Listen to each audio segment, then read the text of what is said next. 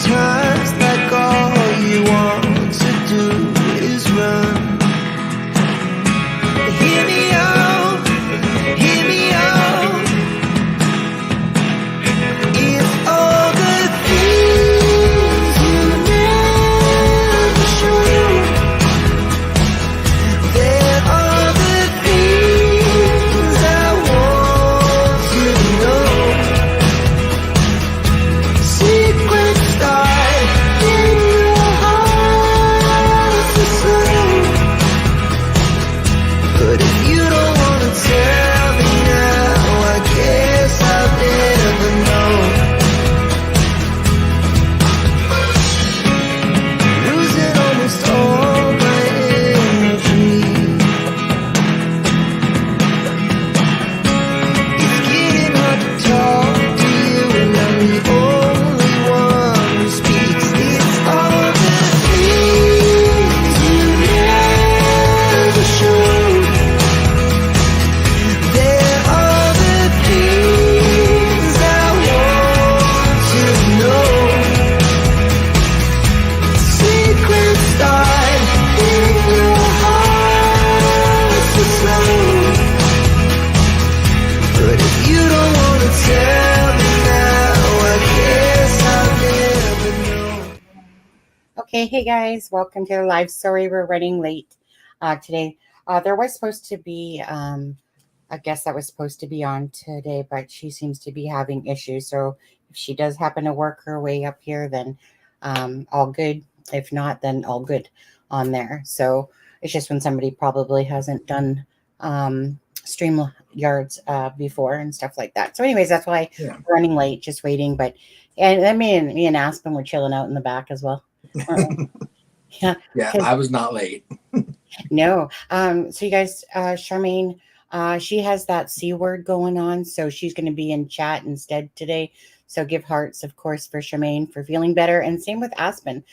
Go ahead, Aspen. You actually can talk about yourself. Yeah, I was just gonna say, after I got back Monday, I woke up Tuesday morning and I felt like a train hit me. So I've been kind of dead to the world all week. So I've not been paying much attention to anything. I've not been on social media. So I apologize if I missed anyone's messages or anything. And you to the stage at any time. Be ready. Okay, there's Boogie. Hey, Boogie.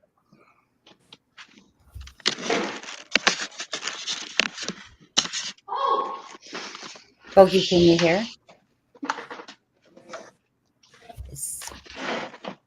Boogie, can you hear us? Not this way. Yeah. Okay. Boogie, can you hear okay? You good? Can't hear anything. You can't hear anything? Okay.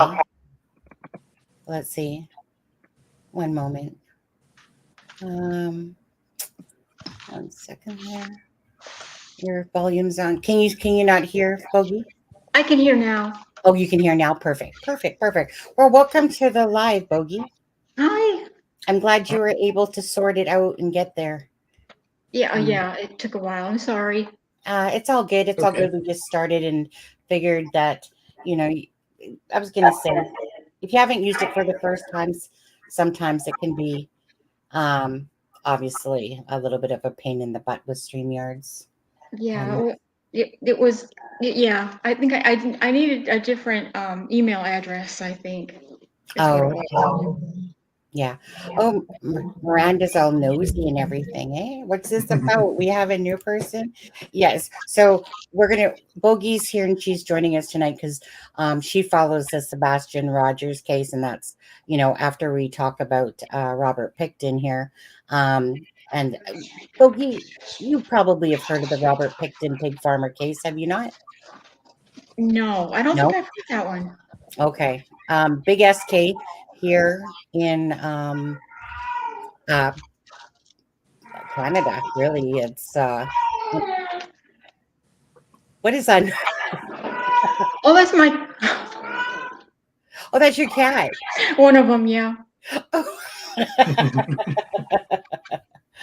Okay. Oh, So, let's quickly start off. Boogie, welcome. And Miranda's in the house. Robin Brown's in the house. And we'll get Charmaine's in the Thank house. you. Let's see here. Miranda again. Hi, Miranda again. It's a crime and shame. So, Lacey, of course, she's drooling because Adam's in the house. Sharon Parker, how are you?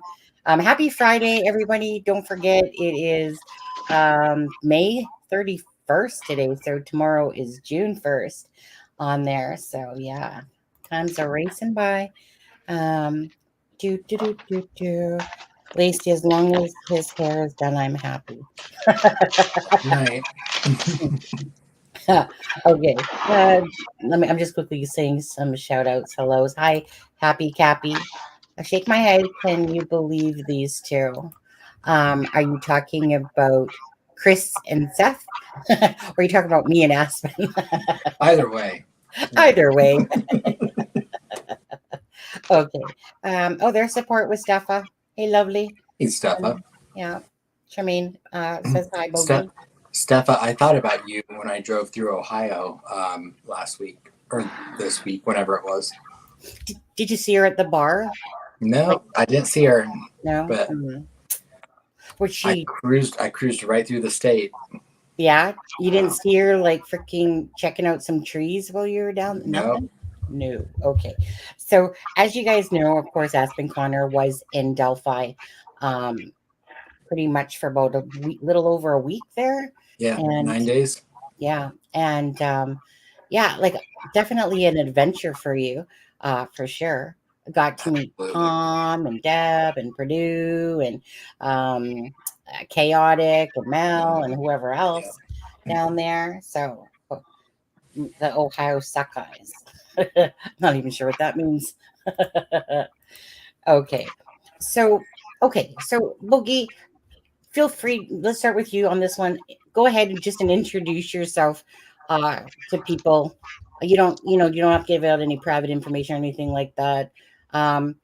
Just talk about perhaps like like we're not going to get into the Sebastian Rogers case just yet, but like I said, that's basically you were emailing me and I asked you if you wanted to join us on a live because you can always tell when I've seen you, even if you don't see me, I've seen you on replays and other people's chats, of course, because like you, I'm watching pretty much almost everything to do with this Sebastian Rogers case.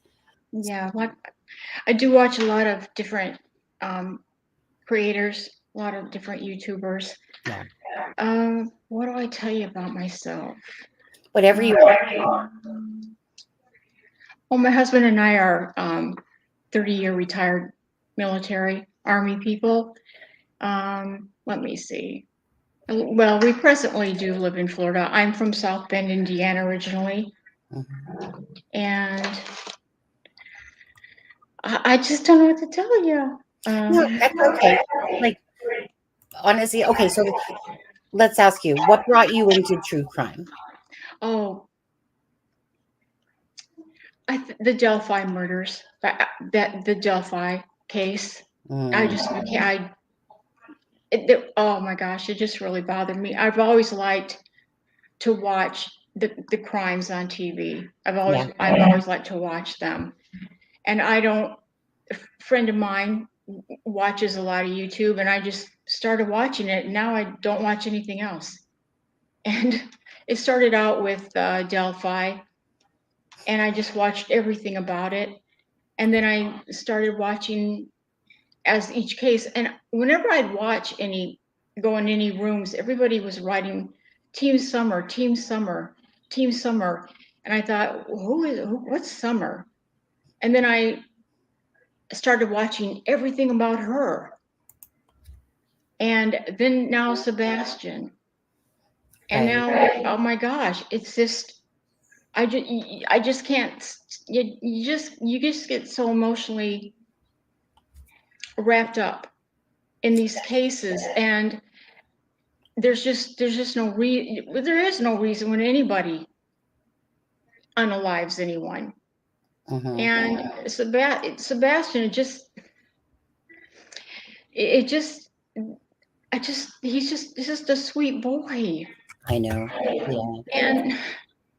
And And just quickly, Miranda's asking, is there sound blowback? No, I think you have like it sounds like you have the Amazon jungle behind you, is what I'm hearing. Animals that are kind of in your background, correct?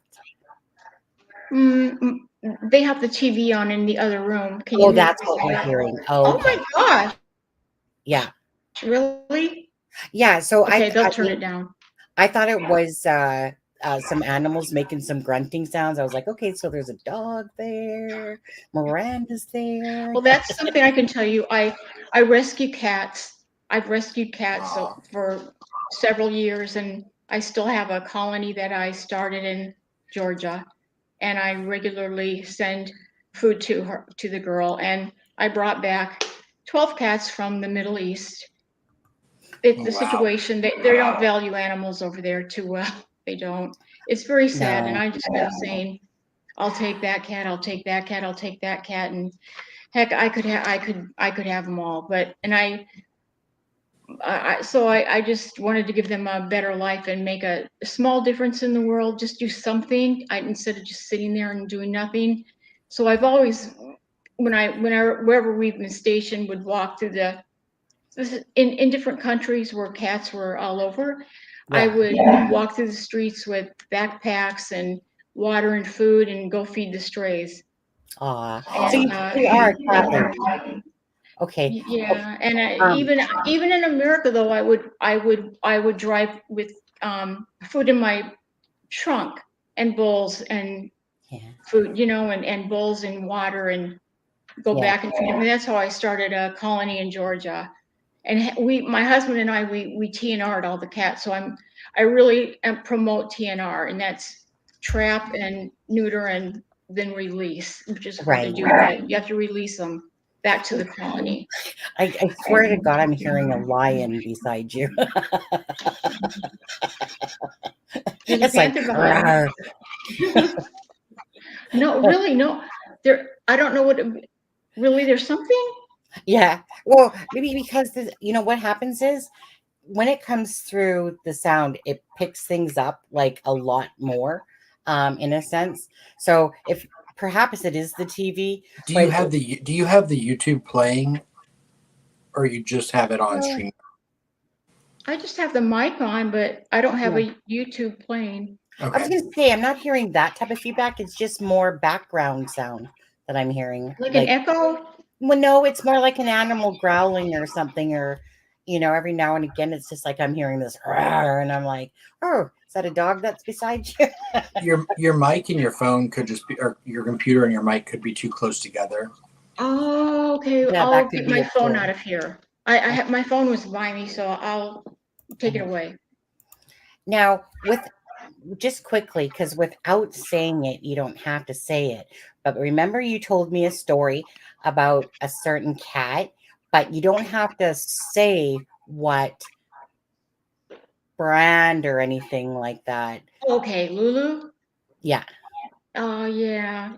We entered her in a Friskies contest, and Friskies, they chose 2 videos of her. And but people were supposed to call in and vote on all these videos, and so Friskies pulled out 2 of her videos, got a lot of votes. Well, we weren't really on social media, and it was the public that was supposed to call in. And so Right. it came down to other videos and Lulu, and we won free tickets to New York. And so I took my dad and my stepmom and my husband and I, and that's where the winner was going to be revealed. And the day of the winner was the last day for people to text in their vote. We did not, we didn't have a large crowd of people or anything like that. And the actual winner of the cat, or the cat that won, like a congregation of a church. And that's who won it. It wasn't even that good of a video, in my opinion. But Well, I'm partial. Okay. So hold on. Let me. Do you mind if I put the little Oh, video of no, Lulu? I don't mind. Oh, and Layla Morgan Wild is a writer, and Friskies asked her to call me up and interview me. So that was really neat that she wrote an article about Lulu. Yeah. So let me just quickly play this for you guys. So this is little Lulu, and we'll make it bigger. And this is the winning Friskies. There she is. Lulu. Lulu. There she is. Lulu. Where's Lulu? Lulu. Where are you? Lulu. Where's Lulu? There she is. Oh my goodness, there she is. That's going to be good. Everyone's going to laugh at you. I think that was it. Yes, it was so cute. Lulu. Where's Lulu? And I was watching it, I think, on my phone when I first seen it, and I was like, Lulu. "What's that cat underneath?" Lulu. And then I realized, That's so like- cute. Lulu. Where's Lulu? Lulu. she's so Where are sweet. you? Lulu. And her name Where's Lulu? is Lulu, which means pearl in Arabic. And I thought, well, she's white, and we lived on the Pearl when we lived there. Oh, okay. Yeah. So I don't know what that feedback is, you guys, by the way, because it's definitely not, it doesn't sound like YouTube playback, and it doesn't sound, and I'm not hearing our voices back. It's just whatever background noise and I swear to God, it's a lion back there. But so whatever noise is coming through Bogey's mic, it just sounds like it's background noise behind her. So, or like you moved your mic. I know that you kind of moved your mic. Did you kind of move your mic from what did you say, Adam? Mic from I moved my phone. phone, right? Yeah, maybe just move your mic a little bit away from. So before we even get started, Charmaine gifted 10 memberships. Charmaine, Thank you. Where's the mic? Charmaine's spreading the love. So let's see who got those quickly. And we're gonna hear Rick roll. So let's see. So Holy Moly was gifted a membership. The Forgotten Survivors was gifted one. Maureen with name. Shooty Pie.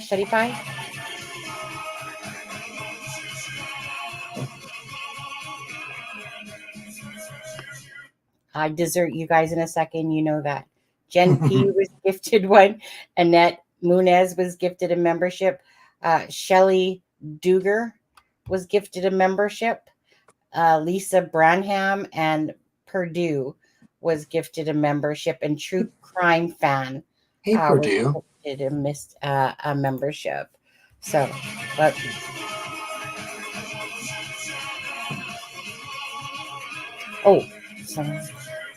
I desert you guys. Do you like Rick roll, Boogie? Charmaine loves it. I'm just waiting for Rick Astley to pop out of the chat. Who do I like? Rick Astley. You must know that song. Yeah, I know the song. Yes.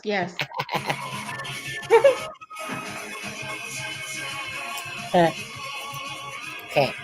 I don't know what to do about the sound, but No, don't. Well, I'm not going to worry about it. It's not huge to me on our end, so I'm not going to worry about it.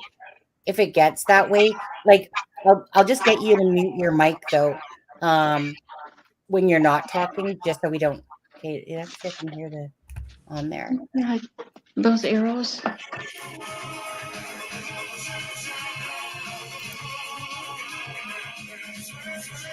It's Friday. We can enjoy some Rickroll.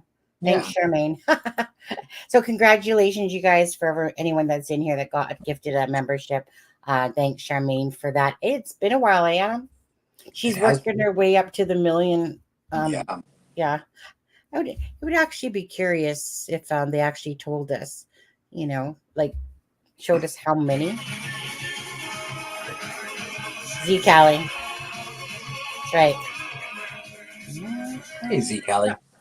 Not sure how many we got left, but it's like, so I have it set up so that when someone donates memberships in YouTube, because it's connected to Stream Labs, not StreamYards, Stream Labs. So when somebody either donates or becomes a member, there's different things that play, of course, when somebody does that. So Rickroll is for memberships. Drive the bus. Yeah, you guys keep jamming on. It's Friday. Take it easy and chill on there. We're going to talk a minute about Robert Pickton again and Boogie, if you haven't heard this one again. Well over, I think 49. I think he was one shy of 50 bodies. That was his big regret, right? That he Eh? didn't get- that was his big regret, right? Oh, That he one didn't sec. get 50. I don't know what number we're at yet. How many are we at? Like 6? I'm gonna gloss. Oh, let's gloss. Can we gloss for Charmaine? Sure. What did you just say, Aspen? I said, well, that was Robert Pickton's big regret, right? That Yeah. he only He got didn't- to 49, that he didn't get to 50. I know. Right? Yeah. And most of them, Bogey, were like, you know.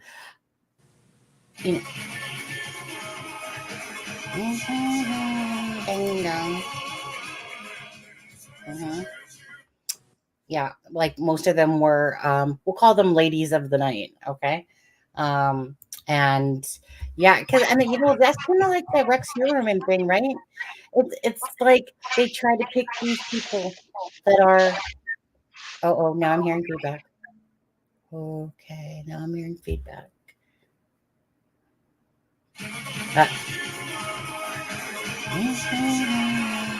I don't know what we're at for that.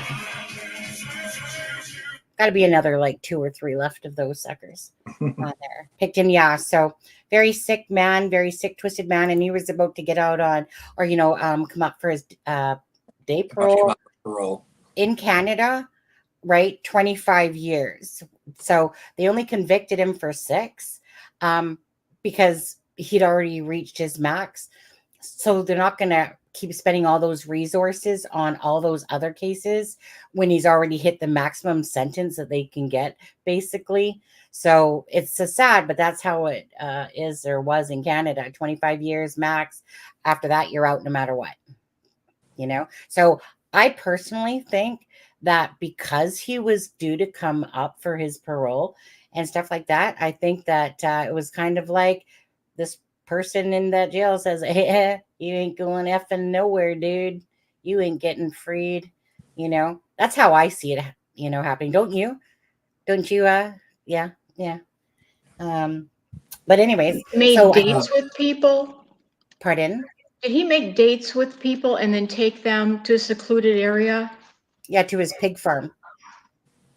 Yeah. Oh gosh. Okay. Yeah. And then Okay. so most of those bodies and that were found, on his pig farm, on their pig farm. It was like a family owned pig farm. But yeah, just anyways. Well, let me just play this. So again, you guys, for that you that don't know about it, this is of course in Canada. This is like me and my husband went there like back a few months back because it's like 20 minutes from where I live. We went to go look at the Pickton farm as it stands today. Virtually, it's a football field with like one shed, like a tractor, and a couple of those cement, big gray things on the land. But most of it's all new development and stuff like that now. Yeah, we can now sentence consecutively back to back. Then it was just concurrent. Absolutely. So this clip is like 2 minutes and 44. So we'll do that, play that out. And we begin with word from Corrections Canada. Convicted murderer and serial killer Robert Pickton has died. Now, Pickton had been serving an indeterminate sentence for 6 counts of second-degree murder. He had lured women from Vancouver's downtown east side to his pig farm and was charged with killing 26 women. Let's bring in CTV's Andrew Johnson. And Andrew, set this up for it. The last we heard, the 74-year-old was attacked in a Quebec prison. Now, what happened? Well, Sandy, since his conviction, Robert Pickton has been held in a special unit in maximum security prison designed to keep him away from other inmates. So news he was attacked there May 19th came as a surprise. We spoke with the Vancouver Sun reporter who first broke that story. She was told another inmate with a history of assaults had been in segregation, but was released into Pickton's unit. And that's where the serial killer was speared in the head with something like a broom. Quebec Provincial Police say the assault happened around 5:15 p.m. inside the Port Cartier institution, and a 51-year-old suspect was incarcerated following that attack. Pickton was reportedly airlifted to the hospital in Quebec City, where he was on life support before his death announced today. Okay, now, Andrew, over the years, the killer bragged about murdering women. Remind viewers of his crimes. Well, Sandy, Pickton's death shuts the door on the 74-year-old providing any more answers on the other suspected murders at his Port Coquitlam pig farm. He targeted vulnerable women on Vancouver's downtown east side, many Indigenous, many drug users. So many, he didn't appear to recognize the photos of them in police interviews. Despite the fact you mentioned Pickton was serving time for 6 killings, the remains and DNA of 33 women were found during a search of Pickton's farm. The killer had bragged about murdering a total of 49. Right, and now we'll never know at this point. You know, I remember over the years seeing the devastated faces of the families. I know that you spoke to some of them recently after word that Pickton had been attacked. What did they tell you at that time?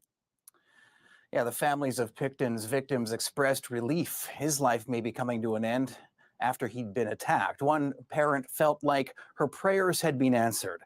Another called the man a monster and said she hopes he burns in hell. The actions of this serial killer tearing apart so many lives, and now his is over. Corrections Canada says it's contacted the families of Pickton's victims to notify all of them of the death. Sandy? All right, CTV's Andrew.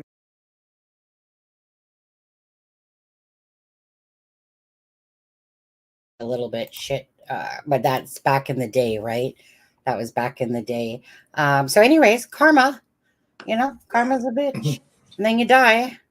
And, so no loss there. But 49.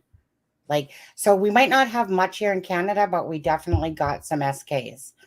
Definitely here. So anyways, karma. I think my camera's going blurry for a second here. Yeah, it kind of is. 1 second. But yeah, so it was a huge case for a long time, Boogie, and just sick, just sadly sick, and twisted. Anyway, so no love lost here. Kind of like when OJ died. See ya. Good riddance to bad rubbish, and it's just. Anyways, so whatever, right? You reap what you sow in life, and Yes, I believe that.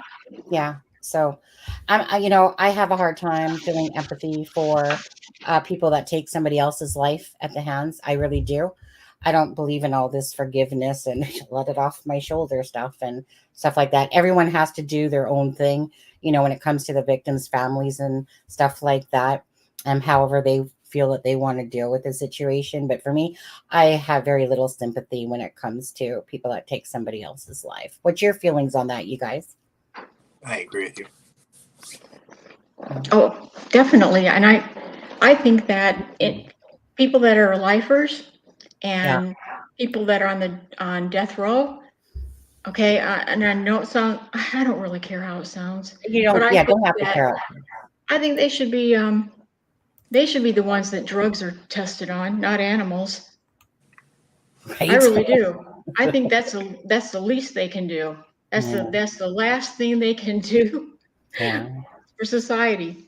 And what's strange is that even in prisons, they have their own rules. They can't live by society's rules, right? Yeah. But they have their own rules in there that they live by and they create. Mm-hmm. But Absolutely. not outside. They won't follow rules on the outside. Right. Yeah, I know. And, and like, again, people are in the true crime for all multiple different reasons. Maybe it's because something happened in their family, their whatever that brought them in here and stuff like that. I get, I still never expected to be in true crime myself at all. Like 0% of me thought that I would be sitting here talking about true crime stuff because I'm a deep empath. It just hurts too much to think that somebody else took somebody else's life, especially, and well, any life, but it's really hard when it's children, Mhm. especially, the elderly or pets and stuff like that.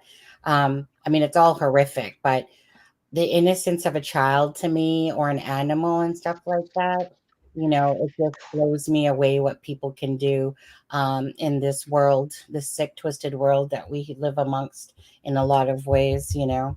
It's honestly, it's amazing. So we're gonna start getting back into Sebastian here. So did you watch that whole Seth live? So with Bullhorn Betty. No, I wish I did. I didn't get a chance to see that one. Oh, okay. It was a good one. Was it? So we'll probably cover Delphi probably on Monday, depending on how Adam's feeling or Charmaine or whatever, because, there's some more pictures and some video that we can show and stuff like that. Let me just ask you before we move on to Sebastian. Richard Allen, guilty or innocent? Guilty. Guilty. Whoops.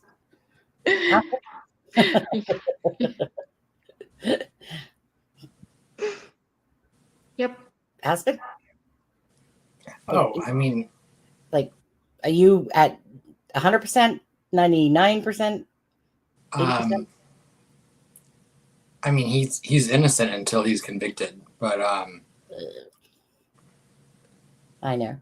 I want to see what comes out at trial, if there is a trial. Yeah. But I feel like the state has strong evidence against him that points towards his guilt. Exactly. So we'll see how that all turns out. Now, don't forget, you guys, CrimeCon's going on from May 31st to June 2nd. Aspen or even Boogie, do you guys have any people that you know that are actually there right now? I don't know anyone that went this year. I forgot that it was even actually happening this weekend until I saw earlier today Me too. that Ashley Banfield was doing her show live tonight. Are you okay? Okay. He's going to have a coughing fit. Yeah, it's okay. But She was doing her show live tonight from CrimeCon. So I know that's going on this weekend in Nashville. I don't believe that I don't believe that the families from Delphi are there this year. oh, yeah, I was just going to ask you if you knew that or not. Yeah. It's $400 a ticket. I mean, that's And- really that's quite a bit. I could be wrong. But I don't believe that the Delphi families went this year. Yeah. Like, I know that I've seen a lot of people say that they were going from different creators, and Bob is there from, oh, shoot. Defense Diaries. Thank you. Couldn't think of it. Drew a blockage there. Yeah, from Defense Diaries. Hi, Ivy. Yeah, so, Gray Hughes is down there probably. No, JLR just got out of the hospital. I don't think that he's going. But anyways, I think Dolly Vision is there. Anyways, there's a lot of creators going down there. I'm sure we'll see lot of, I'm sure like throughout true crime, there's going to be a lot of people, doing their lives and stuff like that on there. Well, I mean, it's funny to think. I mean, not funny, but it's odd to think that today technically should have been the last scheduled day of the Delphi trial. Mm-hmm. Okay, let's see here. I know, right? And then, so whether or not it happens in, October, November. Yeah, whether or not it happens, like, who knows? I'm just, when it comes to this stuff, I'm actually, very patient because I know enough to get, excited about anything. And for you, I know it's one of those things when you make this, like, not vacation, when you make these days off and stuff like that, based upon these dates, and they keep just changing on you, and then that's exactly really what happened is that you decided that you were going to go down for the hearings because you were already set to go down for the trial. And then those didn't happen. And, but you ended up having an adventure and meeting some people and stuff like that, and at the end of the day, it was, quite a bit of money to go down there, but I'm so glad you had that. I always believe everything happens for a reason. So I'm glad you had the experience and got to meet Becky, got to meet all the different friends and creators of the channel that we've known for a long time, except for support with Steffa. Yeah, no, I mean, there, I haven't even fully processed the whole trip yet.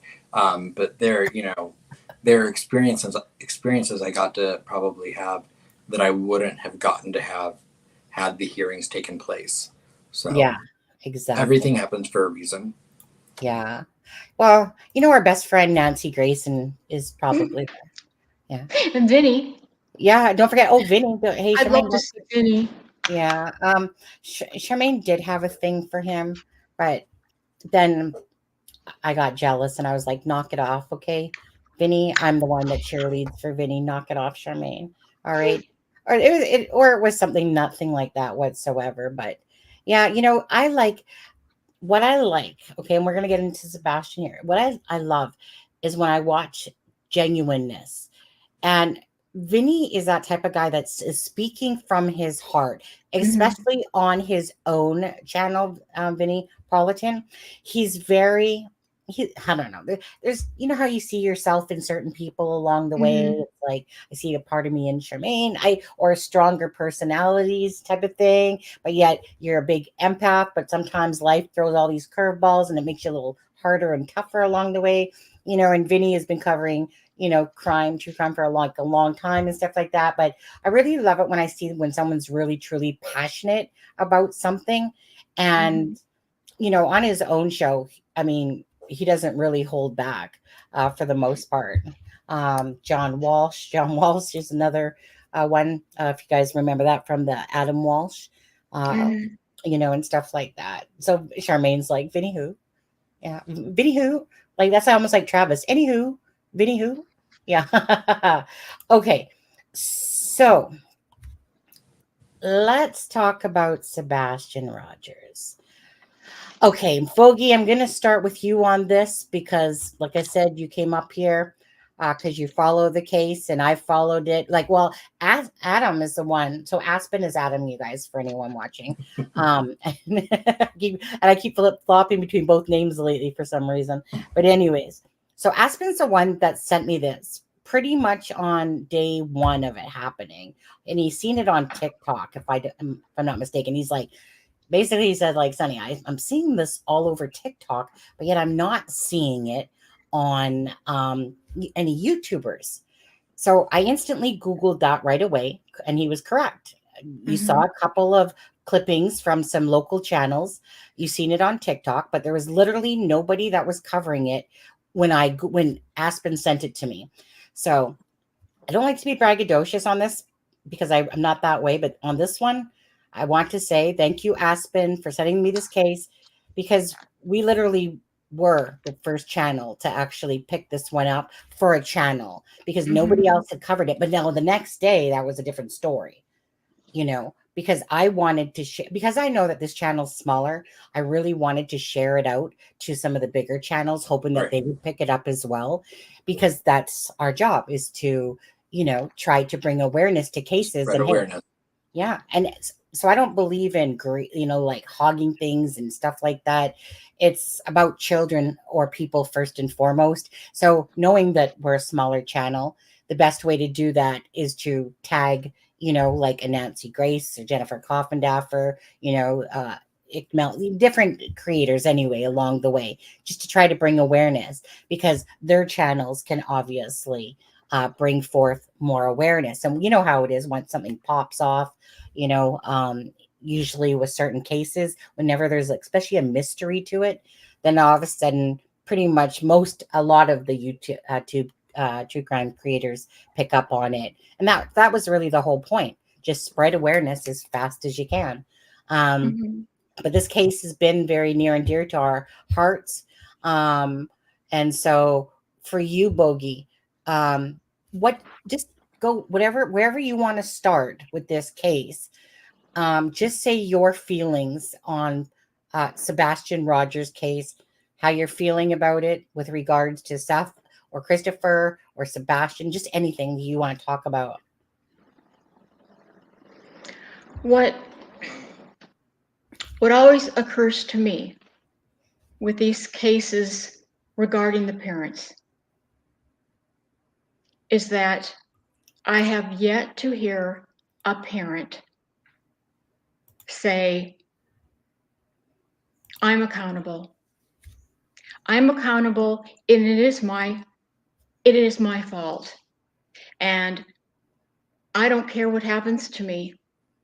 Please help me find my child. Please. I do not care what happens to me. My life is over. It's literally over. I don't care. Help me find my child. Because you know what? I don't even have kids. I have pets. I love my animals.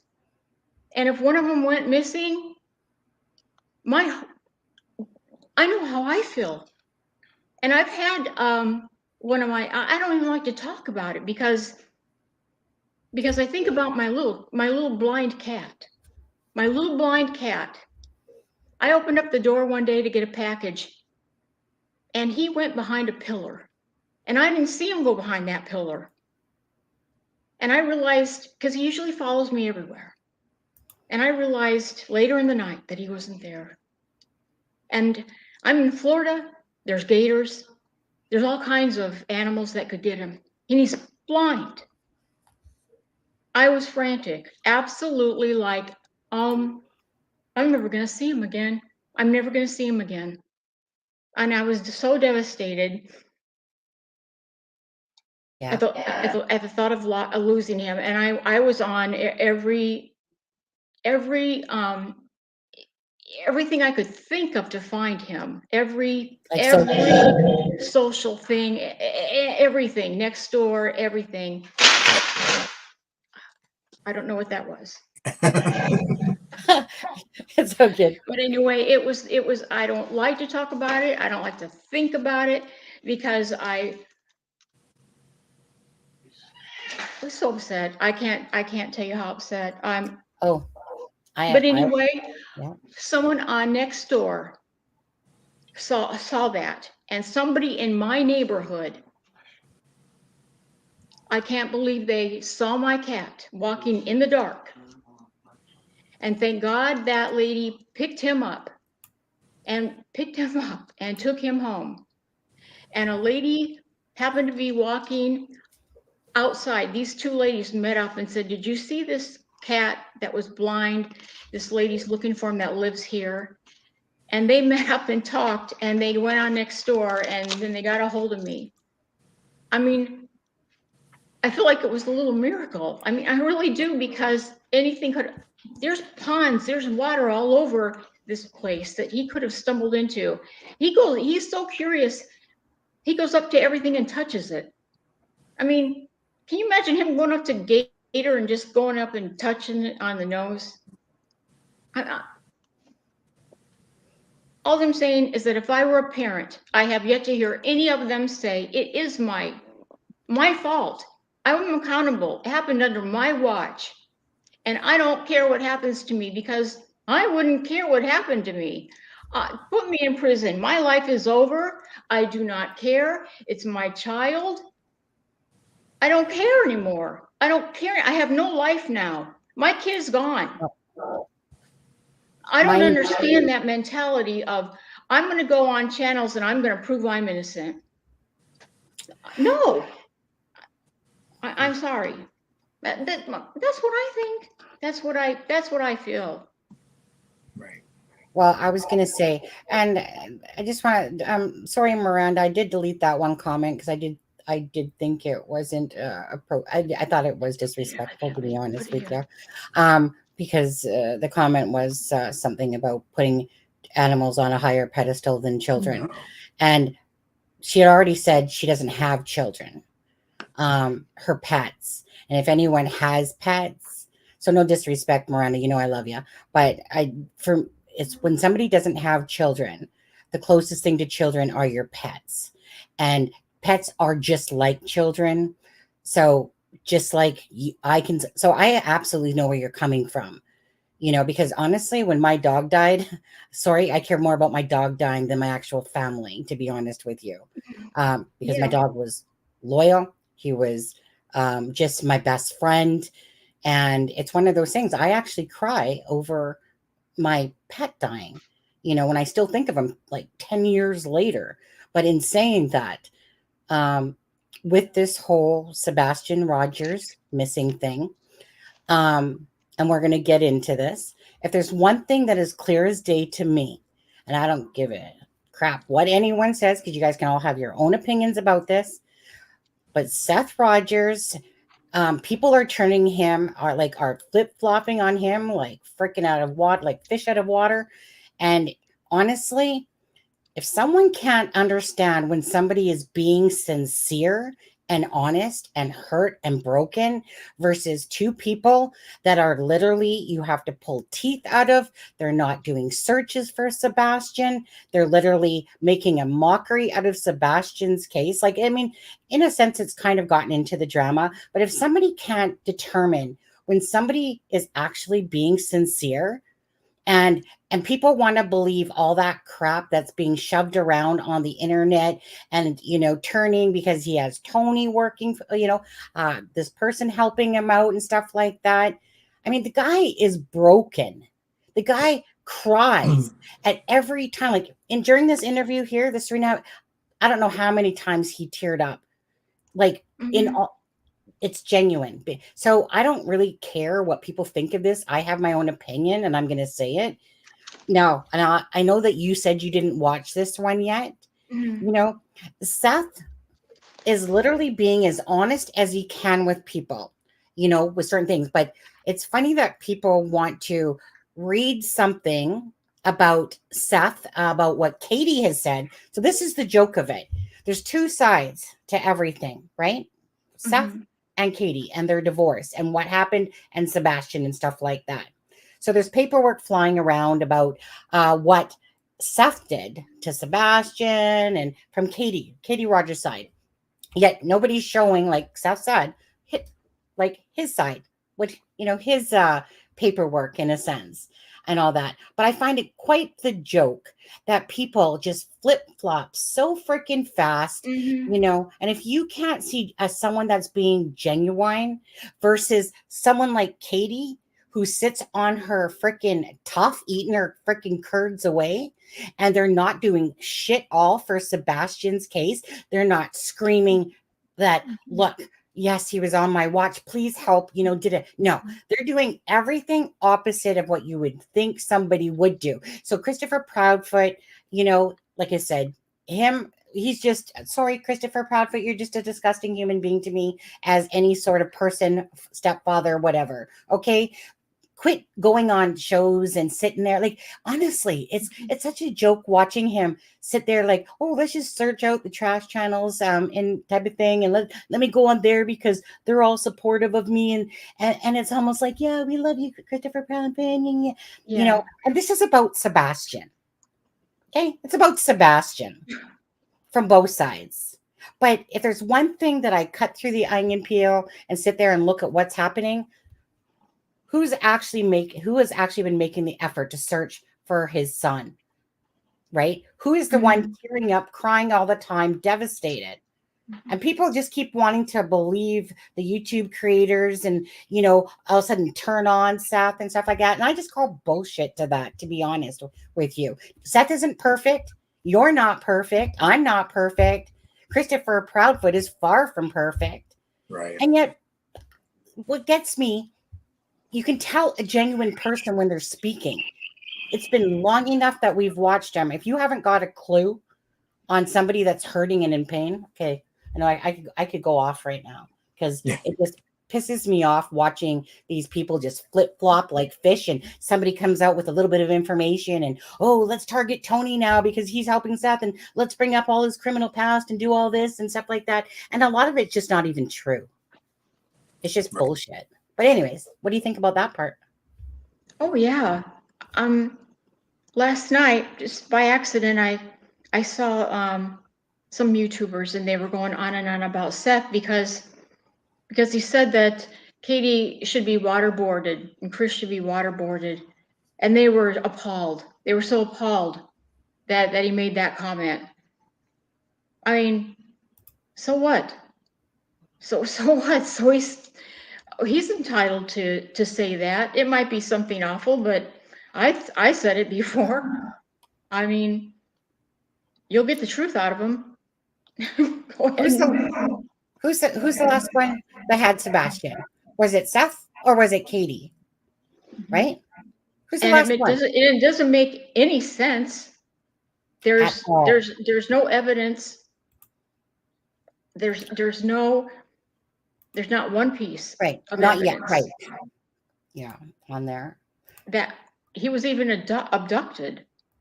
Right. Because as they're saying that his last point is at home, that they have nothing to show that he had left that home. Oh, so where does that... and poof, he disappeared. He vanished. And that's Yeah. what he keeps saying. That Chris keeps saying. Yeah. I'll be right back. Okay. Aspen. Yeah. And in all fairness, again, I want to say this. So I've heard of Bullhorn Betty. I've never watched Bullhorn Betty. Okay. So now, I personally watched her. It was a really great interview. This was a really great interview. Now there's still some questions on there that I just wish would be asked. And and that's where it's like, hey, Seth, dude, if you're watching this, you and Tony there, I want you guys to come join us on a live because there's a couple still questions that I want to be asked. But anyways, at the end, so I keep trying to message Christopher Proudfoot. I'm like, look, I don't really like you, dude, but I just really want to have a timeline for Sebastian. Okay, that guy's so narcissistic and so full of himself, none of this poor me syndrome, okay?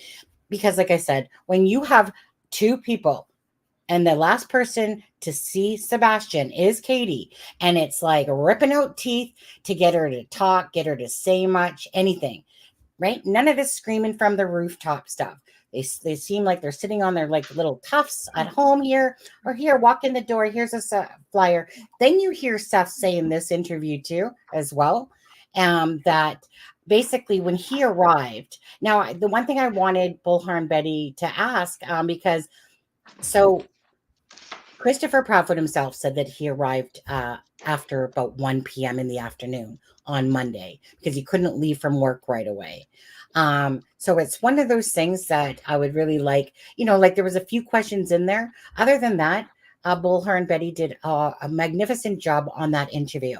She kept it the way that we would keep it here. We just like to keep it here. Let's just ask questions, and let's just keep it about certain things and about Sebastian, just so that people can have that insight and stuff like that, not to get into the whole drama crap that's been going on and stuff like that. Now, Seth has lost his shit a couple times, guaranteed. And it's one of those things, honestly. Yes, I think he probably agrees. Well, maybe he doesn't, or maybe he does, but I'm sure if he could do a couple takebacks, maybe he might, because he lost his shit. But honestly, I really don't have too much blame on the guy for people backstabbing him. Again, he's the only person that's been literally showing devastation to his son missing, whether or not you guys want to believe any of all that stuff that's going out there or not. To me, when I'm listening to him, and I look forward to you watching this, Boogie, because Seth does a lot of talking, and he even, brings up the stuff. Like he even outs himself and says, yes, this happened, like ask me and I'll tell you type of thing. But unlike Christopher Proudfoot, who, like, are you going to honestly go out of your way to talk about stuff that you think is personal in the past and stuff like that? Like, honestly, like if somebody asks it, okay, I'll answer it. But the whole point was about Sebastian and stuff like that. And especially, like I said, so people are tossing around this paperwork with, that Seth did this to Sebastian and, beat him down type of thing. And, on and on. Or are you, like, honestly, and yet you haven't even seen Seth's paperwork and people are just going to start knocking this guy left, right, and center all of a sudden? Shame on you. Honestly, shame on you people. Like, grab yourself some brains here. Seriously. like I said, there's a difference between someone being authentic and talking and someone being like Christopher Proudfoot, who's so far up his own ass, he can't even find daylight anymore because they're doing two different things. Right. And now all of a sudden they're trying to pick on Seth for the money, the GoFundMe stuff, little. And it just drives me crazy how people just turn so fast on somebody. Yeah, I know. Why he wasn't there, and he's a loving father. And it's not about he didn't do anything. The suspicion is on Katie and Chris.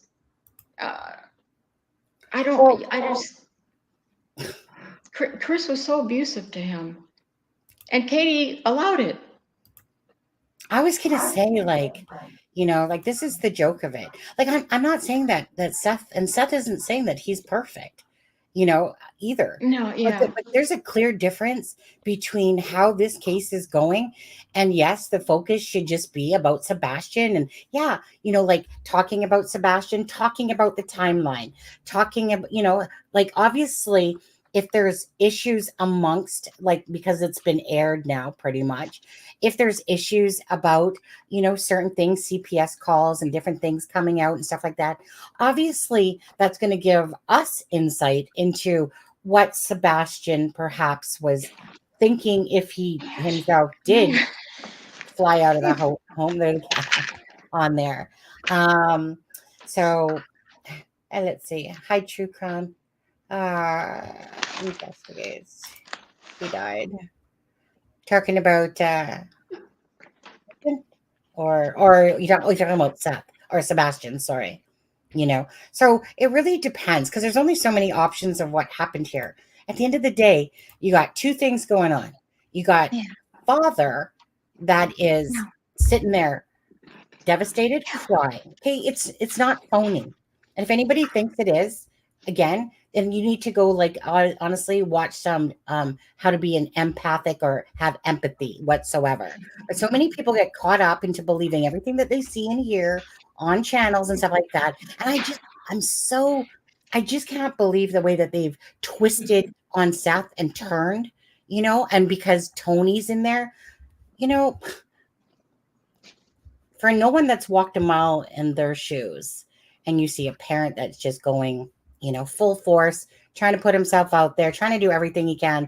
And he has no idea which way to go, left, right, or whatever. And he's trying to believe in people that are helping him and stuff like that. And maybe he's, burned a couple of bridges on different things. But at the end of the day, he's right. It is his son, but it's one of those things when you ask for the public's help, type of thing. Well, again, drama is going to be caused. It's not going to be caused by the news nations and stuff like that. The drama is going to come from within the true crime community that's stirring the shit that's going on right now, to be honest with you. You don't see actual, typically, news stations reporting on all this drama crap going on and stuff like that. So here you have foul-mouthed Chris that's calling women a bunch of bitches and C words and, You have this guy like that's just so arrogant and so full of himself. You can be all full of. It's like he doesn't even give a care about Sebastian. Like, and if anyone can't see that this guy literally is very heartless in a lot of ways, like I get it that there's cold personalities out there and they don't show emotions. There you go, Christopher. That's you pretty much. Because he laughs at, times, but actually both of them laugh at really strange times. Oh my gosh, I know. It's like it's almost like they try to keep each other from laughing. But yeah, I know. Well, I was going to say, I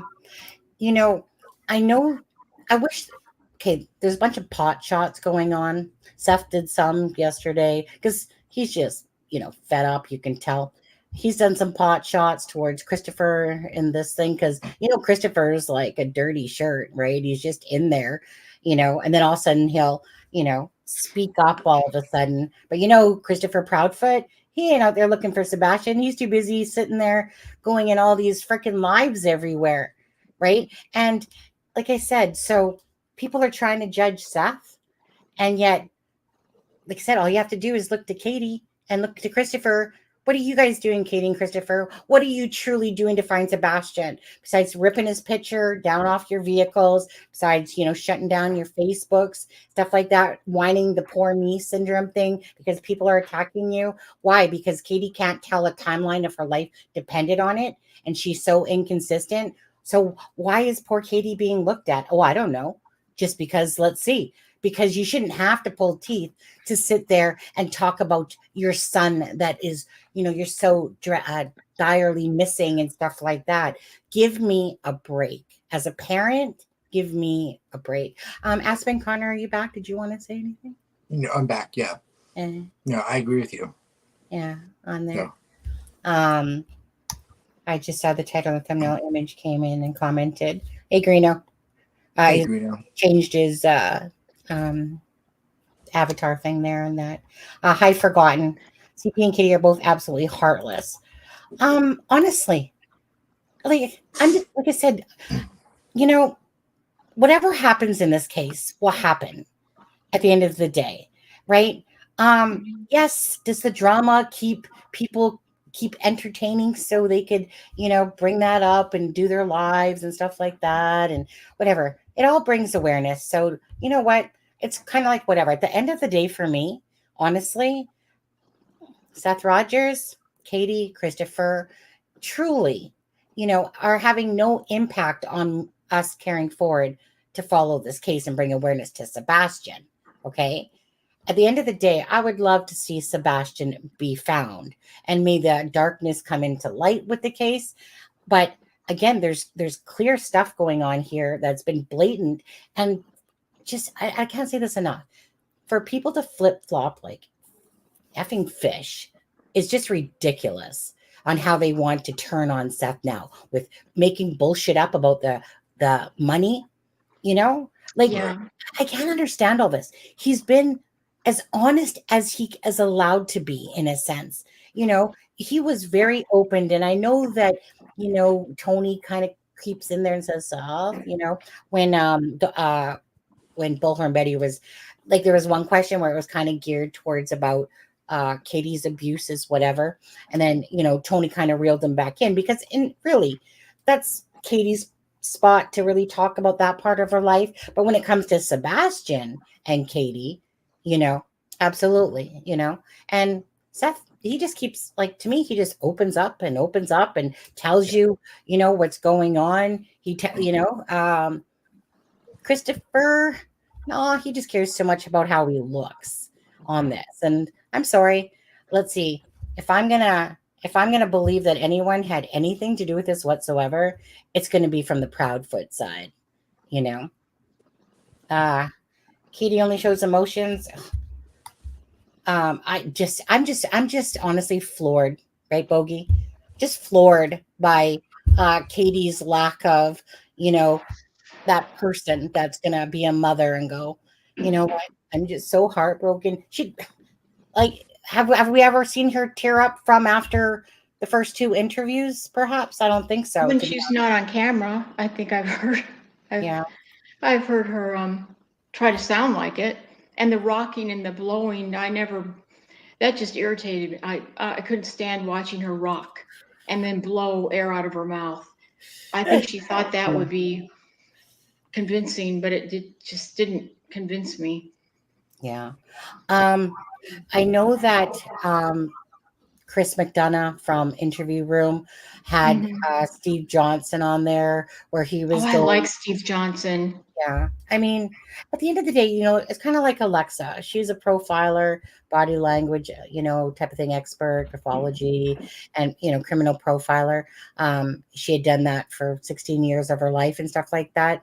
At the end of the day, there's still like a bunch of different, say, body language experts or whatever that are just giving their opinions based on, their expert opinions. Does it mean it's absolutely accurate? Absolutely not.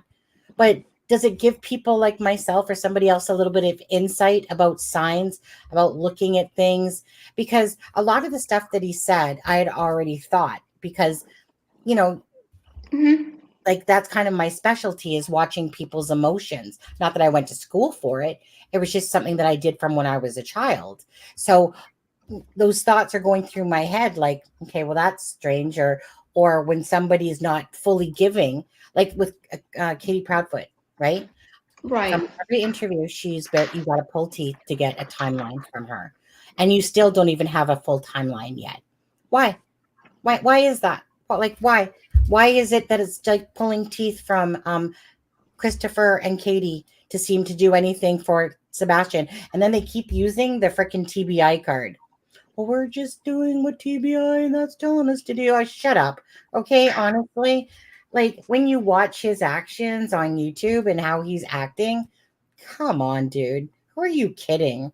Like seriously, blow smoke up your own butt, which you do pretty much anyway. But go ahead. Go ahead. You know what? I I'll don't. tell you about this. What was Aspen going to say something? No, you go ahead, Oh. Boogie. The other night when I went on that live, and I wanted to say something, but I didn't. But I did later, and every time I was put in timeout. On whose live was that one? Queen Bee. Oh, Queen Bee. Okay. Okay, so he was talking about the lie detector test. Oh yeah. And how easy that it was to pass. Yeah. And he said how Chris said he hates lying. He really hates lying. And he said that the lie detector test is an open book. It's a cheat test. It's that easy. Yeah. Those are his words. And he said that if you don't like the way the questions are worded, you can reword them.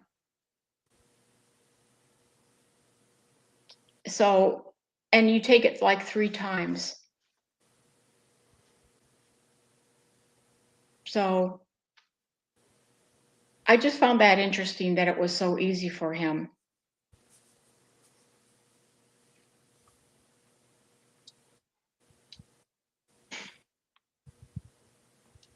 It makes me think that whatever they did, they did it in such a way, I'm sorry, allegedly, that whatever they were asked, they were able to answer the questions truthfully or mix in the truth with the lies. Yeah. Do you know what I mean? Right. And and at the end of the day, like Ivy said, two things can be true at the same time.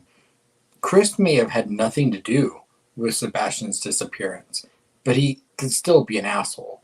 Being an asshole doesn't mean that you killed your stepson. Right.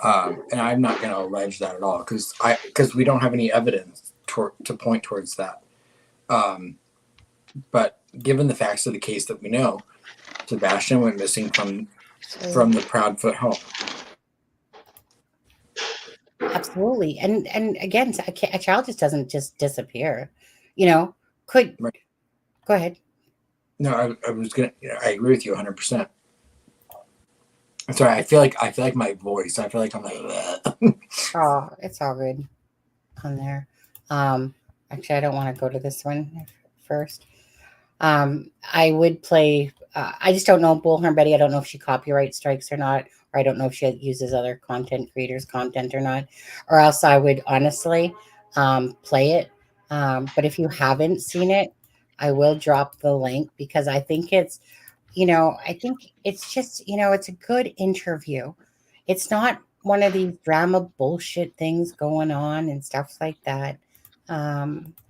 It's a good interview with a lot of information. And yeah, so, like I said, there's a few things that, I want to say one of the things that Seth was talking about, he was talking about quite a few things in here. There's a link for it, by the way. It's 204 hours and 49 minutes, and I listened to every droplet of it. Last night I listened to every droplet. Maybe I'll put it on. I'll put it on when I go to bed tonight. Yeah, that's pretty much what I did. And, I actually managed to stay awake like the whole time pretty much for it because I was amazed. Normally I can't. Normally I'll fall asleep, but I couldn't stop not listening to it because you're just inhaling any information that you can from it in regards to insight with Sebastian, you know, whether it's Christopher Proudfoot talking or Katie or Seth, you know, all of it at the end of the day is some insight, regardless of their personalities, because really it's about wondering what happened to Sebastian, you know. So I'm just going to ask you quickly because Boogie, say what you think happened. What's your feeling with Sebastian? Your hypothetical theory or whatever you think. You mean about perhaps, but while Chris was gone all that time? Yeah, just whatever you want to say, like, because you know we all have our own thoughts of, you know, what possibly could have happened to Sebastian, and that's Well, how they are. so that, okay, one of them, I feel like, so they could answer questions like, do you know where he is? Did you kill him? And they could answer those questions honestly. But what if Chris did take him the next day when he had to go take his camper elsewhere or go pick up the camper? Or do you remember when he had to do that? Yeah, he had to I pick up the do. camper. Well, he I went and picked up, he took him somewhere, drove around where nobody would find him, and left him alive with snacks or whatever, and said, be a ninja. You always wanted to be one. And then that way, find your way home. Then knowing that he would never find his way back, knowing he's leaving him alive. He didn't kill him, but knows that he'll never find his way back.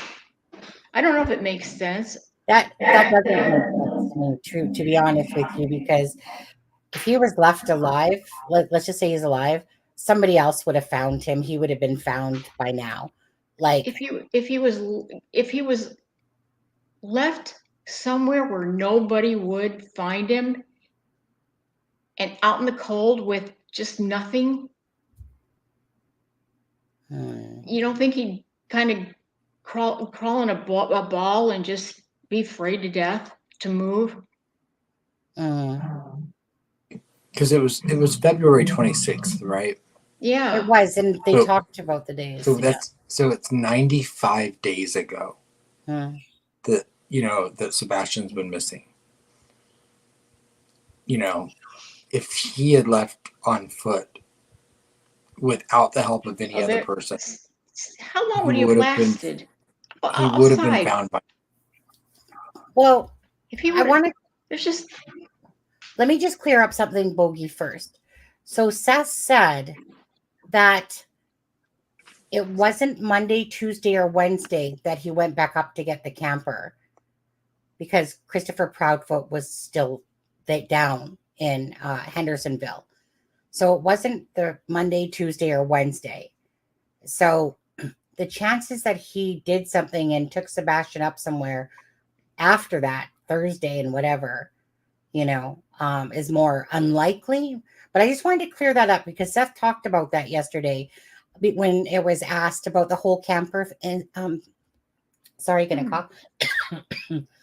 Asked about the whole camper thing. I remember it, and I remember it was a few days later, like 2 or 3 days later, it seemed like. But when Seth answered that, he said, well, it definitely wasn't Monday, Tuesday, or Wednesday because Christopher was still down in Hendersonville. So it must have been like probably like that Thursday or something that he went back up. Oh, I thought everybody said it was the very next day. No, it definitely was. He was left. See, you just don't know the, you know. Yeah. So I mean, you don't know the facts, but I thought that was a fact because everybody said. And well, Christopher Proudfoot talked about it in one of I don't know what interview by now anymore. He talked about when he went back up. I don't know that he specifically said, he might have said the day. I don't recall honestly because after 3 months has gone by, to remember everything anymore, but I do remember Christopher Proudfoot talking about it, saying that he did go back up, but I think he used the term like after, well, a few days later or something like that. But because Seth was there and saw Christopher, he's like, well, he definitely didn't go Monday, Tuesday, or Wednesday. Mm-hmm. So the chances of all of a sudden the police are involved, and all of a sudden Christopher thinking to go, let me go pick up Sebastian now and take him back up and just drop him off somewhere. That's why, to me, like, you can, obviously we all have our own thoughts, but it doesn't seem realistic that would happen, because if it was the next day, sure, that could make a little bit of sense. Well, okay, so I heard this, and I wonder if this is true. That CPS was called in January, right? Did you hear that? Yeah. That CPS was called out. Now, was it for Katie or was it for Chris? Do we know? That was for Chris. Well, and he's not there the entire month for February. Sorry? He's not at home the entire month of February. Right. But that was in January, you just said. Yeah, so he did it in January. Maybe he was told, you're out of the house. You can't be there. I do believe that something like, meaning, okay, basically it was said by Seth that the relationship was on the rocks, hence why Christopher and I think Seth were talking about, because Seth wanted Sebastian to come stay there and be in a home. Now, Seth talked about it. I knew I heard this before, that Katie had a drinking problem, okay, at least when they were together. And so so I knew I had heard that somewhere. And when Seth was talking about yesterday, I was like, meaning I don't know what, obviously Seth can't speak for, when he's not with her to know exactly, what she's been doing and stuff like that. And I know you people in the chat are talking it up. I don't know what my point was anymore, Boogie. Literally, I got sidetracked in my own thoughts, really. What were we talking about? We were talking about Sebastian and Seth was. Seth. Darn it. Lost my train of thought. Go ahead. That Seth was talking about. Oh, I know about the drinking, about Katie and stuff like that. Yeah, that Katie drank.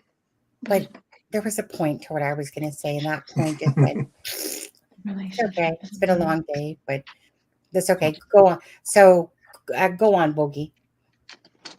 Do you think Chris used to threaten? Oh, thank you. Threaten Sebastian. Absolutely. Like, if you tell anybody this, you're never going to see your father again, or I'll take you somewhere where nobody will ever find you.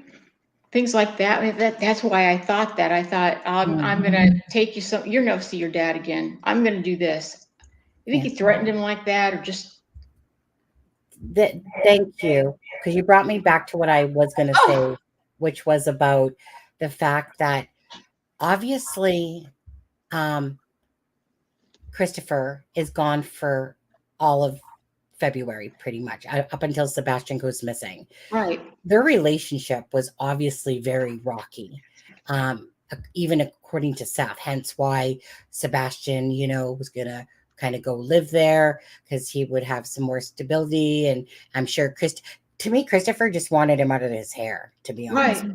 He was only too happy to be like, yeah, let's just get Sebastian on his way, get him out of here. But meaning, so for him not to have come back home for like 3 weeks time, over 3 weeks time, I think that kind of says a lot, considering if you put that with Seth talking about that their marriage was not doing well, and, Sebastian, was, I think, causing issues or whatever, where maybe it was creating the strain on the relationship and stuff like that. Whereas in January, he was home quite frequently, So to me, Christopher Proudfoot and Katie, they're being deceptive to me in how what they're saying.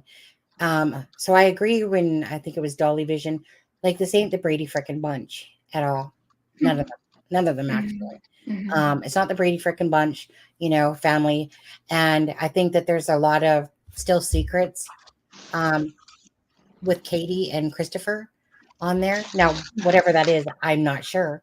But I'll tell Mhm. you, still their actions, like what's happening and what's going on to Sebastian's case, it's a far cry that you never see me That'd be good. acting like this as a parent that is devastated to the only child that I have.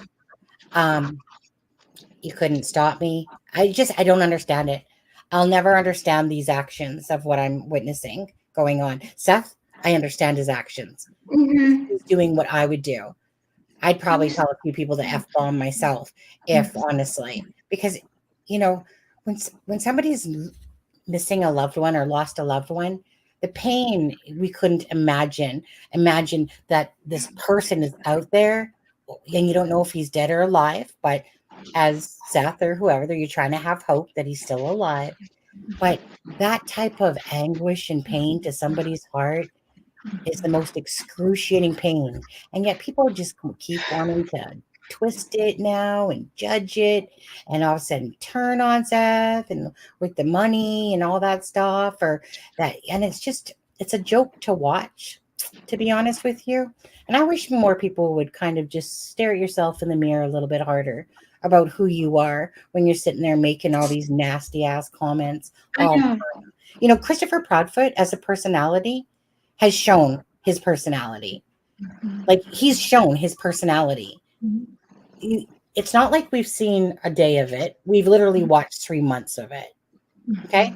He said he's an a-hole. I think a lot of us agree he's an a-hole. Type of thing. But Seth has shown his personality in 3 months as well. Like Yeah. like people typically do Right. and stuff like that. So can we judge based can- on all that we see? Absolutely. Right. Mhm. Because, I mean, Seth can be reactive, absolutely. I mean, but I think that reactiveness comes from the pain of a father that doesn't have any answers. Yeah. That's just my personal opinion. His just seems natural. His reactions are natural. Chris's Yes. You're right. Chris's aren't. Right. Like, okay. And since support with Steffa, I mean, if you want to believe Christopher or not, he said that no, Sebastian had nothing to do with that. You have to take whatever is being said always with a grain of salt, regardless. But, I mean, it's not like he's constantly telling mistruths, Christopher, but he's certainly not as honest and genuineness and more forthcoming. Again, to me, there's a huge difference. If you're a people person, you would know an honest person that's speaking with genuineness, hurt, and pain. That's Seth. That's not Christopher and Katie, right? At the start, Katie, okay, but then that whole weirdness of laughing and using Christopher as their crutch for everything and stuff like that. And people just wanted to hear Katie speak up because that's what a mother would want to do. The mother is the lioness. She's the protector. She's the one that usually is being vocal. But after watching 3 months of all this going on and stuff like that, no, it's just nothing that a parent you would think would be doing. So yeah, I'm going to judge because I don't think because it just when you watch true crime and you see enough cases and when you feel and see oddness going on, it's because there's a reason for that. It's that simple. Does that mean that they had absolutely everything to do with Sebastian's disappearance? I don't know. I honestly don't know. At this point, like I said, the LE will determine that at some point. And, it's one of those things where you say, from their lips to God's ears, but do I believe that there's more that's being hidden and not talked about? Absolutely. And Sebastian was last seen at the house. Like, there's no mistake in that. So where did he go? Where did he go? Did everybody miss him in the search for Sebastian? Is it possible? Yeah. It's unlikely, but it's possible. But again, after this long, there's not too many scenarios. So it's just one of those things like, what kid takes off without taking all of their something that they love, and just they're going to run away and they're not going to take anything, and including shoes? It's ridiculous. It's ridiculous. We can try to sit there and swirly it and justify it, but it's ridiculous that a kid would not take no money, no snacks, no knapsack, no nothing, no phone, no anything, and think that he just went off by himself. It's ridiculous. You know, is it possible? Yeah, sure. You know, it's more like this would be type of thing. And yet, I don't know. It's a very confusing case. I'm not going to lie. You know, definitely a very confusing case. Yeah, absolutely. I think if you picked apart everything that Chris says, and even I recall him saying, he was asked the question, do you think he went out the windows? Were the windows locked? And he said, we would have heard him if he Right. went out the window. We would Yeah. have heard him had he went out the window. Why did he say we? I mean, everybody's going to catch on to these comments and Right. say, why did you say we? I thought you weren't there. Yeah. And he has slipped before and made another comment. And then whenever he talks about Sebastian, he's kind of limited what he knows about him. It's always the same thing. If you write down what he knows about him, he'll repeat himself. Minecraft, likes color green. He doesn't say a whole lot about him. Sorry. I'm still here. My husband just came in to bring me some dinner on there. I was going to say, let me play this one clip. Again, this is kind of when I don't know, we'll just watch it again. I know you guys have seen this stuff over and over, but they don't get old to me, to be honest with you. Yeah. And Seth said he had a hard time watching any of the Katie's interviews, to be honest with you. He said, so in his words, really, he thinks she's full of shit. Okay. So when he arrived there, he said, so again, Katie, what's her name? Something, Kathy Bowersocks or something, that she was there. When Seth said he arrived, he said that he was there for about 30 to 45 minutes at first because he was in his vehicle looking for Sebastian. But he also made a comment that he couldn't stand listening to the conversation that was going on because it was about and this probably has to do with the Alaska vacation, because they were talking about, like the vacation and stuff like that. Yeah. And he was just like, I couldn't, it just made me sick to my stomach and I had to get out of there. I remember him saying that last night, talking about it. But let me just play this one here, and that way I can eat what my husband gave me while it's hot as well. And then we'll come back and talk about it. And Sunny, I'm actually going to go in a minute. Sorry. No, I'm I know you're not feeling very well. I know you're not feeling well, and I know that you're not as up to date on Sebastian at the moment either. So I know you and Boogie have this, but yeah. Oh yeah, we got this. Yeah. So, but Boogie, think it was great to meet you, and I really look forward to. I'm gonna listen to the rest in the chat. Yeah. Oh, it's great to see you. Thank you. Okay. Love you, buddy. Okay. Love you. Mwah. Yeah, head off and feel better. And same with Okay. Charmaine as well. So yeah, we got this, Boogie. So let's play this out for a few minutes here, and just make sure you turn off. Well, I think it turns off your mic when I play a video anyway. One moment. Might get some stupid commercial, but let's see. Yep.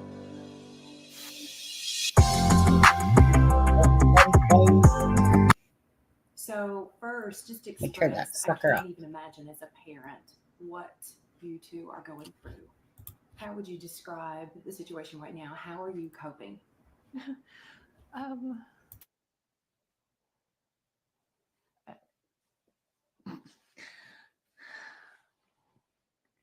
We're on a constant roller coaster ride of helpless and hopeless and many other emotions all in one, and it's a never ending roller coaster. It doesn't stop.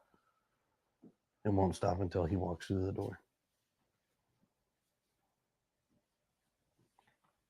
I wouldn't wish this on anyone.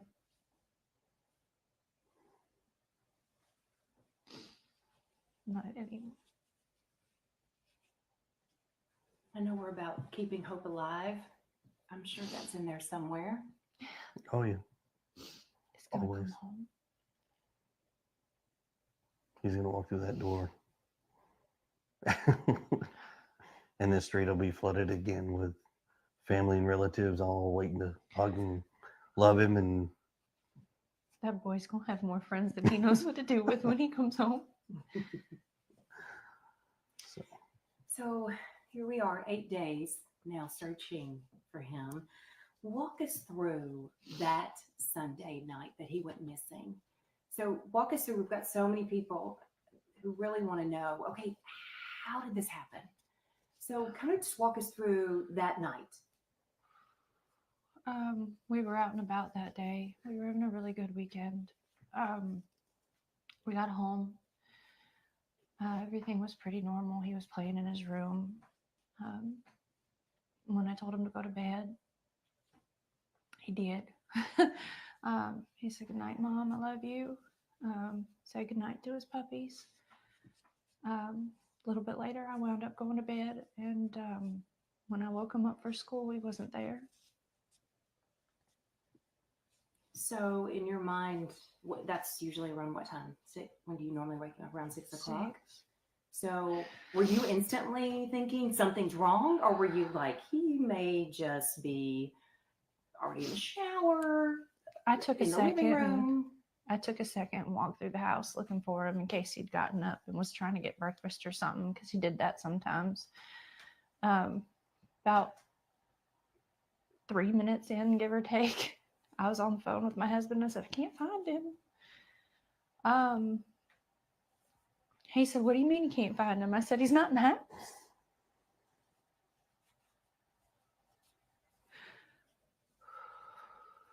And so at that point, is that when you call 911, or what's going through your mind? while we were on the phone, and I was like, is he on the other side of the bed? The normal places he may be in the house, and he wasn't. So I was like, okay, well, hold on a minute. And immediately after that, we called the sheriff's department and made the report. I ran all over the house, outside, inside. I looked in every closet. Within minutes, they were here. They responded within minutes, and here we go. So you said you were on the phone with her, so Yes, you were not home. No, ma'am. Okay. I was at work. I'm a tower crane operator, and I was working in Memphis at the St. Jude Project. So it's,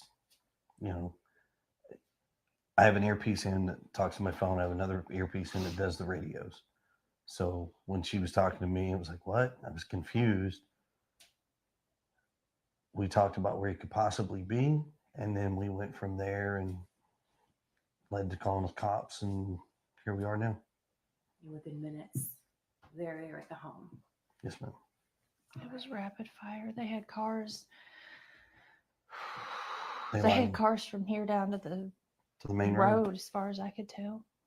So what's going through both of your minds? I mean, are we panicking? Is it this, oh, I think he's probably at a neighbor's house, or what are you thinking? My son doesn't run. He's not a runner. He's never run away before.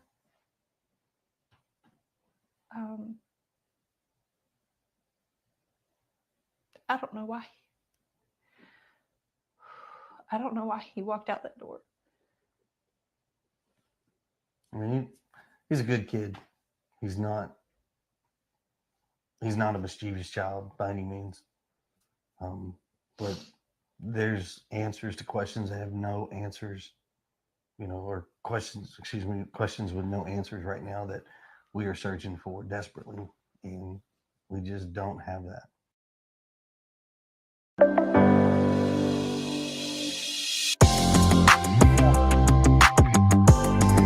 Is there anything that happened that day that you think back and that there might have been a reason he was possibly upset, or I don't know why that one's so something blurry. outside that could have enticed him to go outside? Was there anything that came to mind? Why is that one We've so been blurry? coming over that There. day, and Okay, so let's put that one on pause for a second, and then we'll come back, Boogie. Okay, so there's something that's really bugging me, and because I don't feel like we know the truth here or know the full answer. I would so all the whole storyline, pretty much all the whole storyline is based around Katie and Christopher telling the story. Christopher apparently, through Katie's words and whatever. Okay. And I don't know, but hey, if people want to keep saying 3-hour conversation, that was only a 2-hour and 15-minute conversation. I guess if you want to round it way up to 3 hours, then go ahead. But it was a 2-hour and 15-minute conversation. Okay. So, so at some point, I would love to know for sure that that trash can video is actually Sebastian, because Seth said that he could not make out that it was Sebastian, but he could see a figure, right? When I asked him that when he was on this live. Now, besides hearsay, I would love to know the truth if that's true. Because if it's not true that he wasn't on camera at that time, right? That means that there's an opening, because we still don't know when Katie dropped off this niece of hers, well, more Christopher's, named Esther. We have no idea. We can only surmise, right? Like I said, to get the actual timeline, because to me, that leaves an opening at that point. So we don't, like, honestly, if Seth can't make out that it's Sebastian, how can that be that it is Sebastian? And we have not seen a video. So if Seth can't make out that it's Sebastian, how is a neighbor supposed to make out that it's Sebastian unless they visually saw Sebastian? So if, again, this whole storyline is based upon what Katie has said and what Christopher Proudfoot is saying. So that leaves a time gap if it's not even true that Sebastian did take out the garbage, because that means that Sebastian could have been dropped off prior if she parks. I'm hearing feedback on your end here, but that's okay. So what are your thoughts about that part of it? Oh gosh, I've not given that a lot of thought. I know that Seth saw him in the parking lot after they ate dinner. That I know. But and the footage, I've seen that also, and it's so dark that you can't make that. Why is that? Have you seen it? Yeah, I saw it somewhere. It's terrible. I wonder why is that? Such terrible. Okay, I'm hearing my whole voice echo through your speaker right now. On that. Now is it better? Let me see. No, I hear myself totally. For heaven's sakes, I don't know why. Usually what happens at that, like right now it's fine actually. But I was hearing myself, but right now it's fine. But in saying that, so hold on. We're not talking about the flashlight garbage truck video, correct? Right. We're talking. So where would you have seen the trash? Whoever took the trash out to the curb. Has anybody else ever seen this video? I saw it. Yeah, I know you said you saw it. Where did you see it? I don't remember where I saw it or who had it, but it was terrible. You couldn't see anything. I can look. Go ahead. I can look. I can look. I don't think I downloaded it. I don't remember where I saw it, but I saw what was supposed to be it, and you can't see anything. You cannot see anything. Well, Forgotten says I saw it. Forgotten, do you know where you saw this? Because I am yet to see this video myself then. I've only, when Seth was on here and we were talking about it, I wanted to be very clear. If he could see Sebastian, one, arrive back home, and two, if he didn't see Sebastian, which he said he couldn't make out, then did he see at least a figure movement on this? Um, hmm. Well, let me put it this way. I have not saw this at all. And I know, so I know from, so if anyone would have probably this video, would be Sweetie Pie Low. So I'll have to ask her if that video is out there.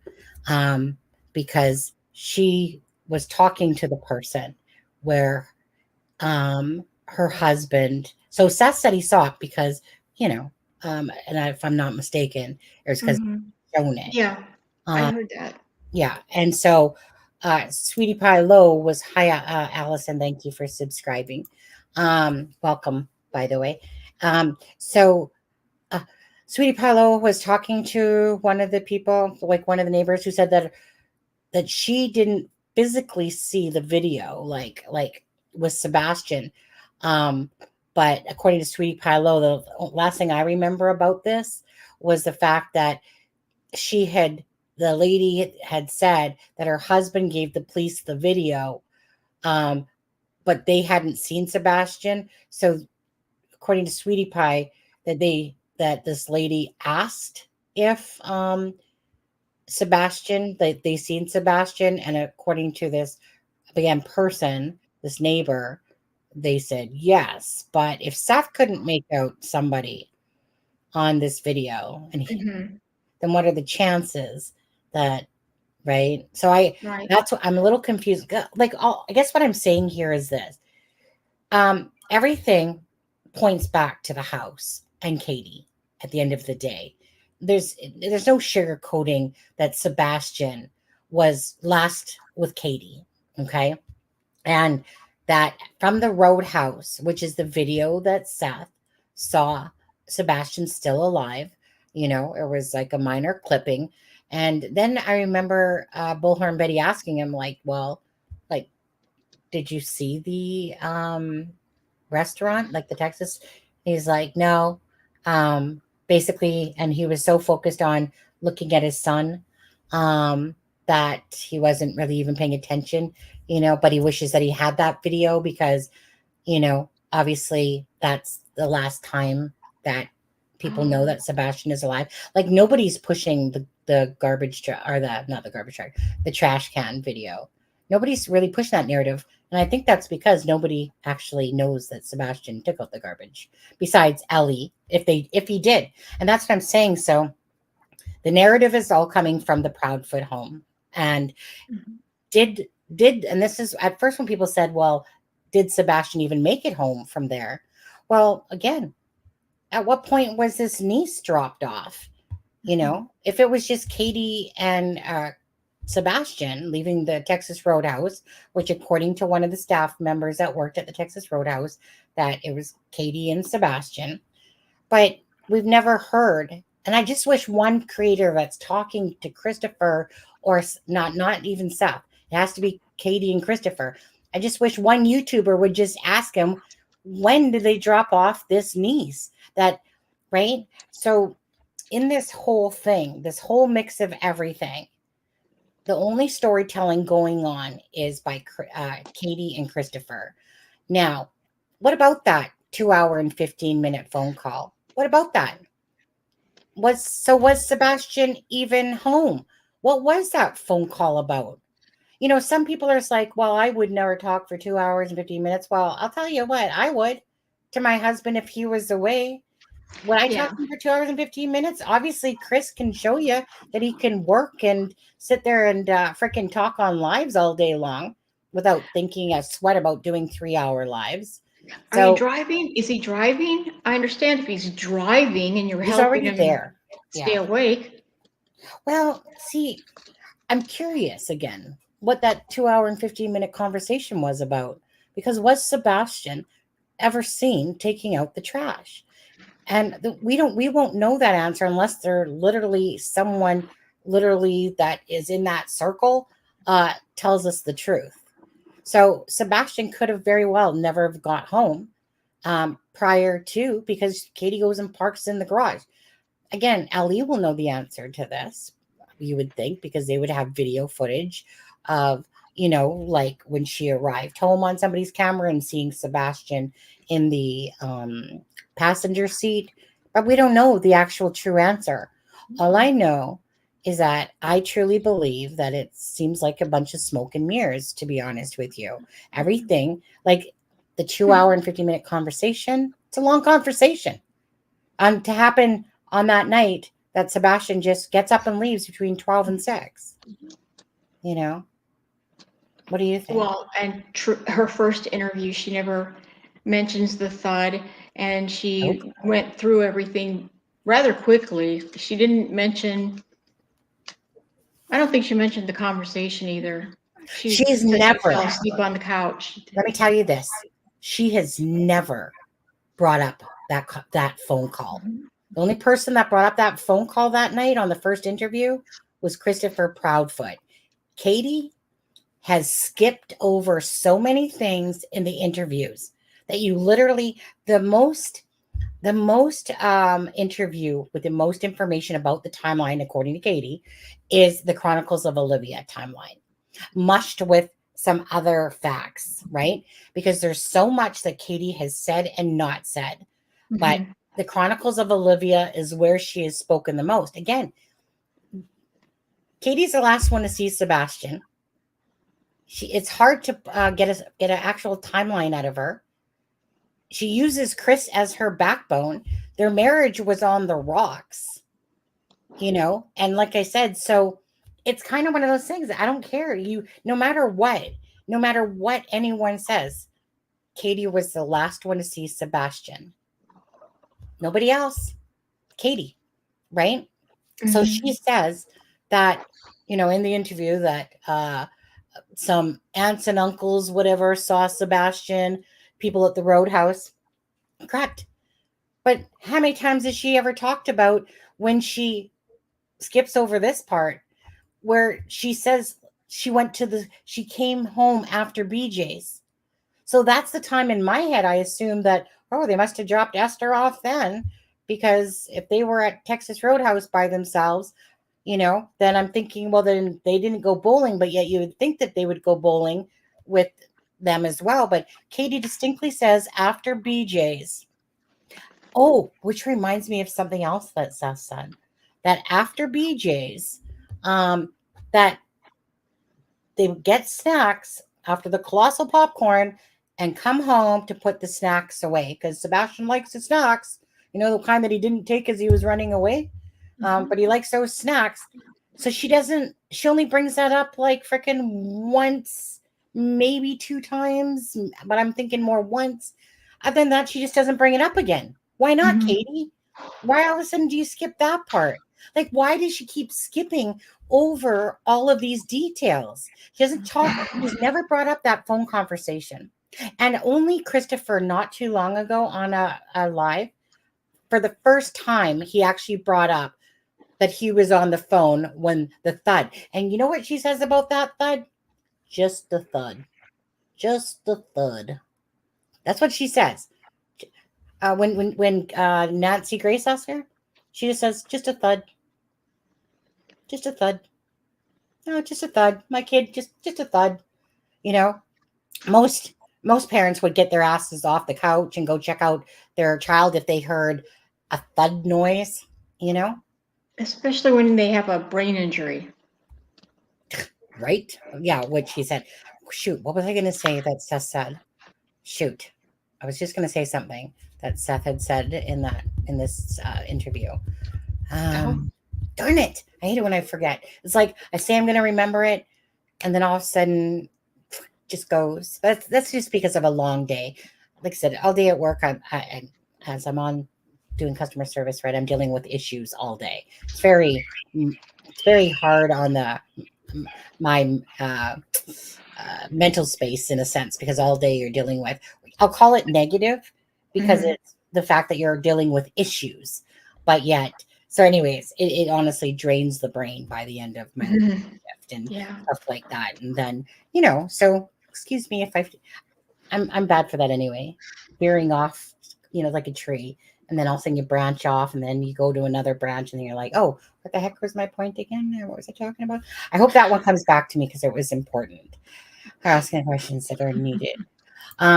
So yeah. So in saying that, like I said, this whole thing is honestly, it's based around Katie's timeline only, and that's it. So when you're sitting here and you know that every detail is only based around Katie and Chris, right? Like I said, you have nothing more to go on besides that. And yet you don't even know how true that timeline even is. So when she says just the Thud, like I said, so that's what I was saying though, that Christopher Proudfoot, that was the first time on an interview not too long ago where he goes, yes, I was on the phone. And because I was shouting that from the rooftops the whole time, because it's like people seem to miss it in some way. It seemed like no one really seemed to bring that up. And I'm like, you guys, Sebastian, he clearly said he was on the phone 9:33 or 9:43 or 9:46, right? Right. And it was just before 12 when they got off, which makes it 2 hours and 15 minutes, pretty much, not 3 hours, And so, but it's those little details in there where I was like, hold on. So Chris, you were on the phone as you heard just a thud, just a thud. The whole just a thud goes to me with, yeah, we're just handing out flyers. We're doing our part, looking for Sebastian. Let me just leave the home and go off, up to Yogi Park because, because Sebastian he could just be anywhere right now. Or he could be along the way. I know. And Christopher Proudfoot, so let's go back to this interview, and when he just walks through that door, just all this family and friends and the whole world's going to celebrate. And, I just missed you, Sebastian. I was trying to get rid of you and pawn you off back to your dad. But God, you know what? Me and Katie, we're just desperately missing you right now. And all these friends you're going to have. And, I'm sorry. Yeah. A parent to me does not act this way. No, I don't. And if I don't think so. let me say it like that. It's ridiculous. The one interview, they're holding hands. They can't, and this really goes to Katie, okay? Because if Christopher was in Memphis, like they said, and again, we don't know much about nothing. Most of it all is just a bunch of hearsay, or somebody said that they talked to somebody that said that he was at his job site at 5 a.m. Christopher Proudfoot is the one saying he arrived back at 1. It's kind of weird. So that's why I'd like to ask Seth on that one, because he's talking he's the one. Christopher Proudfoot said 1, but when Seth's talking, he's almost talking as if Christopher Proudfoot was kind of in the mix of the thing earlier in the morning. So I'd like to clear that part up on there. He did say that Kathy Bowersox was there when she arrived, and and he's made. Oh, thank you. So Seth said one thing that he doesn't understand is that when he arrived at the home that morning, Katie shoves the phone in his face of Sebastian, and it wasn't even of BJ's. It was the one from Costco, and says, and I think Seth's words were that Katie had said was see, Sebastian was just fine, or something like that. It was something like that. You'd have to go back and listen to Bullhorn Betty's live. Okay. Anyways, damn good interview. Definitely a few things I would still like to wrap up with some of that stuff. The timeline, but Seth can't help me with that part. He can't help me with that. The only people that can help with that is these two people that sit amongst you that you can't even believe half the shit that comes out of Christopher Proudfoot's mouth anyway. Meaning he lost any sort of respect the minute he started bullshitting about the polygraph test, and the moment he started being deceptive in his talking, and then trying to say, oh, I didn't say this, or I'd have to listen to it again because, I can't. Shut up, Christopher. Just shut up, dude. But so this whole timeline, for all we know, it's a crock of shit.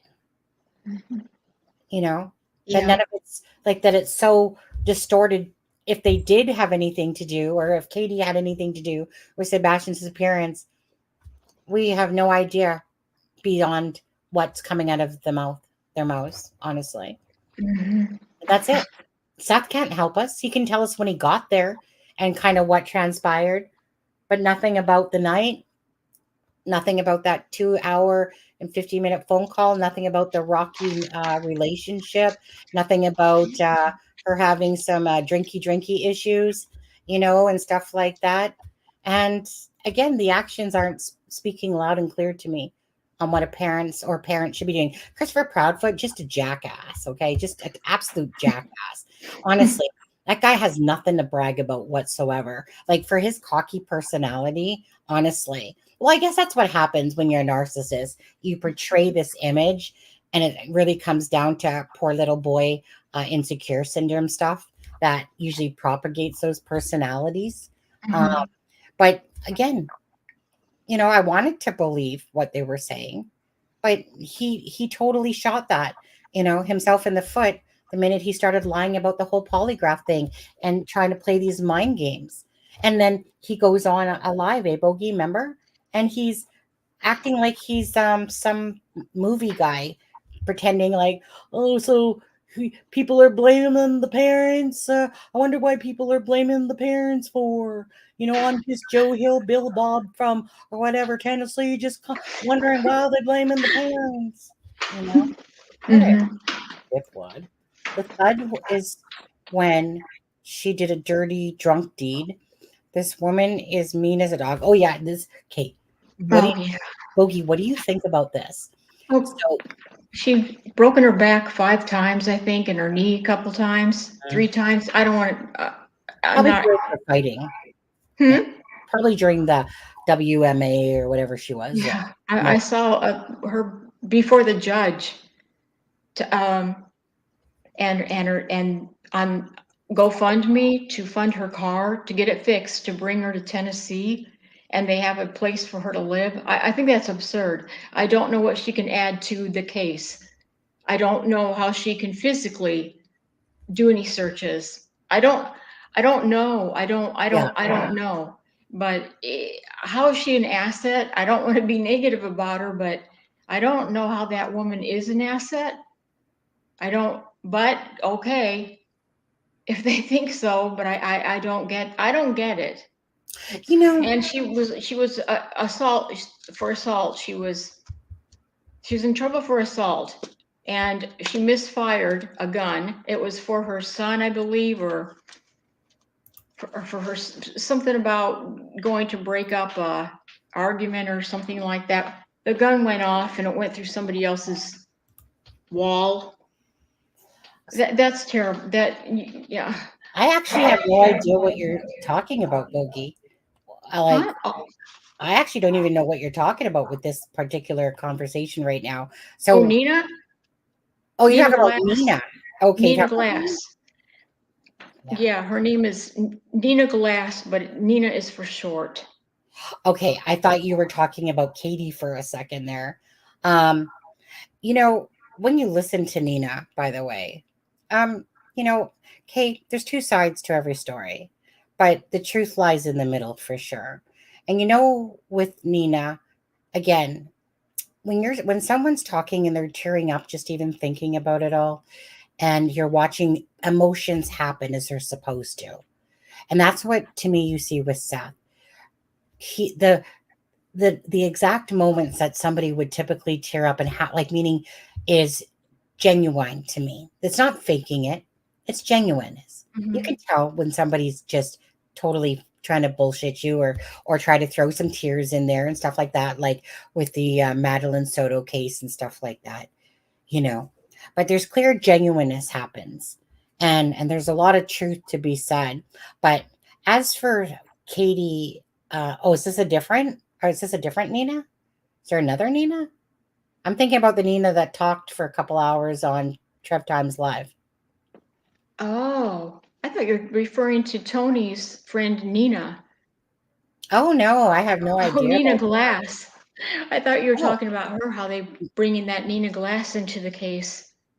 Oh no, I don't know nothing about her. Like I Oh, don't I don't really get so besides seeing things and watching things, there's certain things that don't interest me. And if it's to do with like drama, I just couldn't be asked. So I don't know who this Nina Glass is. So oh. can you explain that to me, please? Well, yeah, Tina or Nina, Tony is a friend. Tony is friends with this girl named Nina. She's an ex-felon. And I saw the footage of her where she's standing in front of the judge and the judge is talking with her. And she was arrested for assault with a deadly weapon. And it had to do with, I believe, her son and his girlfriend. And she ended up dating it had to do with it was a dispute about that. And Nina went to the address of, I guess, the girlfriend and the new boyfriend or something.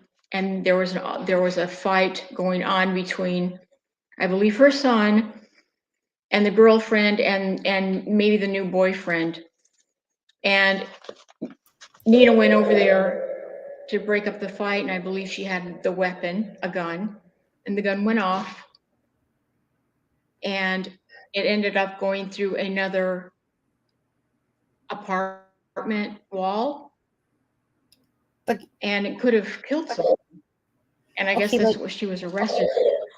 so let me ask you, just to ask you because I don't know, but so this is somebody that Tony knows, and this whole other Nina was brought into it, or was she brought into the Sebastian case? Yes, Tony wants to bring her in, and he started a GoFundMe because in order to get her to Tennessee, her truck is broken down. So he's trying to raise funds for her to get her truck fixed so she can come to Tennessee. Do you know what the GoFundMe is to take a look? I don't know if it's $25,000 or $28,000, 20 something like that. And he said once she gets there, they have somewhere for her to live. See, yeah. I can't, I mean, obviously I can't really speak on that because I don't know nothing about it, at the end of the day. I'm not a hater of Tony myself. No, I'm not, but it is just like, really, I mean, this girl, she's had her back broke operated on, like surgery, I believe it was 5 times, and her knee surgery like 2 to 3 times. Oh. And she's a big girl, and she's older. She appeared to be older, and I don't know what she can bring to the case, although I think she worked as a PI, but I don't think she has jurisdiction in Tennessee. And she would have to get a new license, but she's a felon now, and I don't think you can work now that she's a felon. I don't think she can obtain a license, but I don't know what she would add to it. And she can't be around children. Hey, if Trump can be a convict now and then and still run for presidency, that will be interesting to see how that all turns out. Well, I don't know what she can add. I don't know. I know nothing about why. it. And then again, for Seth to have these people that are shady working around him, he's ruining, to me, he'd be ruining his reputation because people are gonna find fault in everything he does. You talking about with Seth? Well, because Tony works, he's gonna have him work for Seth. But I don't know what she can do. If she can't be around children, how's she supposed to find Sebastian? He's underage. Well, I was going to say, I mean, like, again, I'm not, only because I don't know anything about this Nina chick, I've seen Tony, I've seen Seth, and Tony is, like, it's, with Seth, I think he's a very lost man, and he's just looking for people to help him find Sebastian. As for Tony, for me, I don't know how you personally feel about Tony. Honestly, like, the guy's just trying to help people out. That's how I see it, to be honest with you. I mean, he's not taking any money from Seth. maybe He's he's not. maybe he's a Mr. Fix It like I am in life. You try to help people, fix people, do things and stuff like that. I'm not seeing him for this, whatever, because now to this other person, Nina or whatever. Again, because I was talking about Katie. And then that's why I was confused when you started talking about Nina, because I thought you were talking about Katie having broke her back 5 times and whatever. And I'm like, well, who are you even talking about? So that's when I was like, wait, what? I was talking about Katie and her martial arts background. So that's why I was kind of confused how Are it you went. sure she has a martial arts background, or is that a different Katie Proudfoot? This one, you know what? I'd have to confirm that with say Seth. Because there is a Katie Proudfoot that does stuff like that, And but maybe, right? I And don't think she. yeah, I mean, Seth would know that answer. At the end of the day, again, like Seth was talking about Katie, quite a bit because with regards to Sebastian and their relationship, and basically, so just to kind of say for what was in that live stream yesterday, was that according to Seth, his side, his version, is that Katie basically wasn't really being a mom at all. That basically Katie was doing whatever job it was, something, I think electrician or something. Anyways, he basically said that she would come home, pass out, and that she was like 3 sheets to the wind when she slept, and that Seth had been he was looking after Sebastian. And then so said he would finally get to sleep, and then Sebastian would wake up and Seth's like, are you gonna get up and give your kid some milk, or like have your turn? He said then that they had this like kind of like life discussion, and basically God, I have to listen to it all. It was 3 hours long, but it was basically something about things need to change here, type of idea. And it's so the impression I got from it all was that Katie couldn't seem to be asked to be a mother. That she seemed to be more self-absorbed is what I'm gathering from it. That her focus was not on Sebastian, whereas Seth, the way he tells it, that it was about his son, Yeah. da-da-da-da. And that she went. So he said, you need to figure out what you want to do, type of thing. And she went into whatever it was, the Army, Navy, Air Force, Marines, whatever it was, type of thing. But really, it was almost like he was a solo parent, basically. And whatever else happened in between the middle of it, whatever, that they got a divorce. And he said something about the lawyer basically wanted to go full force on Katie. He basically said that Seth said that she was abusive, verbally, physically abusive. And that's probably like, to me, Katie's not this little meek person at all. I don't like Chris. Honestly, this is what I see about Katie now.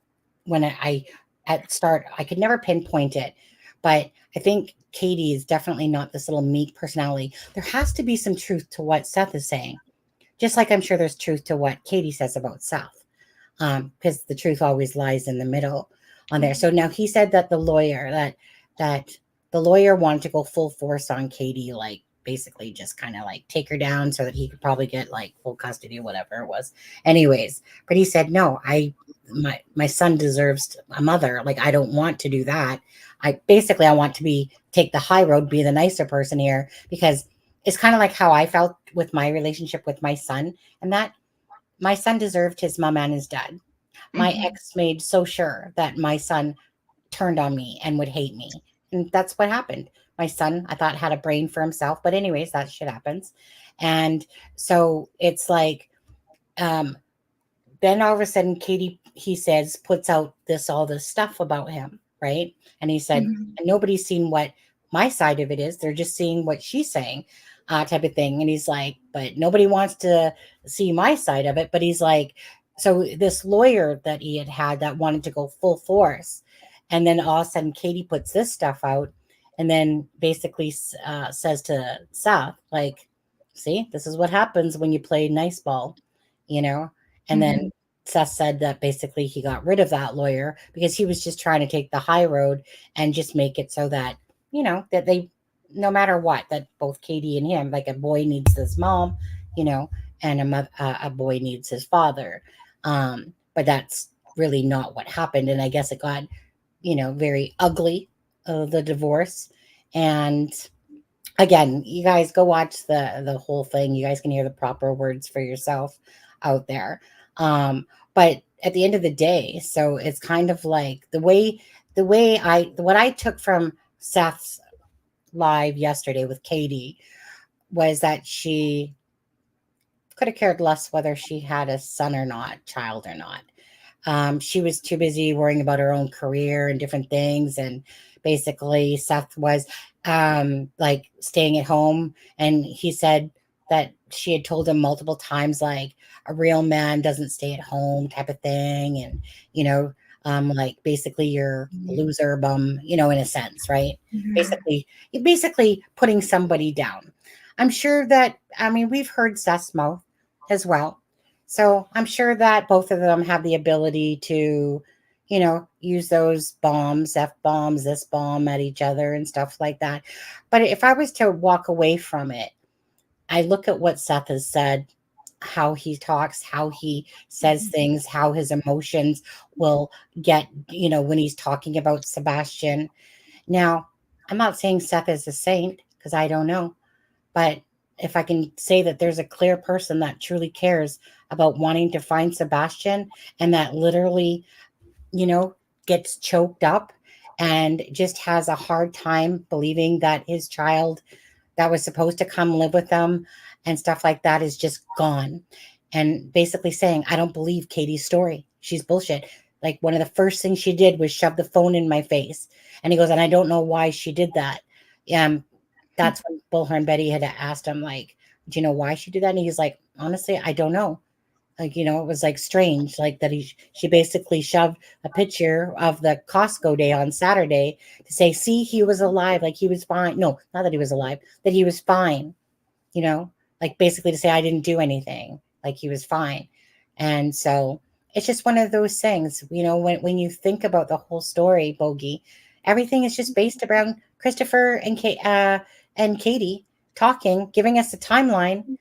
And at the end of the day, we don't even know how much bullshit is into that, because in a sense, I've never seen a case. Well, I shouldn't say that, but when a child is missing and everything is based around these two people, and yet there's no Sebastian to be found. That's my thing. You can go ahead if you have anything to say there. No, I don't think you said it quite well. Okay, well, do you want me to play the next part of that video? Wait, the part where she brings the Kleenex up to her face? Oh, yeah. That just, to me, looks like she's trying to prevent herself from laughing. Yeah, it looks like she's hiding her face, and it's dry. The Kleenex is dry. It's not even all crumbled up. And that's so weird. I'm not gonna lie. Like that is just a strange reaction. It's like, because what was the question that was being asked for that one again? What was the question that was asked when she did that? I think I don't know. All I know is that Chris answered, it's like a roller coaster. And then she looks at him and she's just like, like, yes. It was such a weird laugh. And then he looks at her with this smile going, and I'm like, it's so strange. Like it was a strange reaction.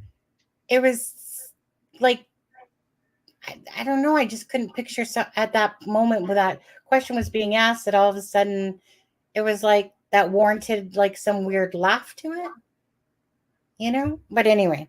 I have to look again to see what she's at. Yeah, it's only because this one's moved on to the second one. I could go back, but maybe I will in a bit. But let me just play this one out. Even the weeks before he left, and I hadn't been able to figure it out. Can figure it out, He's, Katie. Can figure it out. That morning he was laughing, he was joking. Everyone we were around that day agreed that he seemed like he was in a good mood. He was behaving. It'd make more sense if we'd been fighting. Or he'd been in trouble, but he hadn't been in trouble. So, I mean, A little bit, just quickly. Don't you find that a little bit strange that that's what that was their go-to? It's kind of like, I was thinking about it for a couple weeks, and I just can't imagine, like, like it's not like he was in trouble, and like that whole conversation is kind of strange to me, because it's like it's almost like she's saying, well, he's normally a little shit, but today he was having a good day, but typically he's a little shit, and then Christopher is like going, yeah, it's not like he was in trouble, for anything, and blah, blah. And I'm just like, because it's portraying the opposite in a sense, because it's coming across like, okay, like, so typically he's a handful and this and that, but no, yeah, this time he wasn't in trouble. Normally he is, but this time he wasn't. So, and this is where I feel like they're projecting bullshit here. Yeah. Right. And he was a good boy that day. Yeah. And like I said, for Chris, who we've listened to talk about Sebastian, he can sit there and say all he wants about how he has no emotions and like he doesn't show his emotions very well. Absolutely.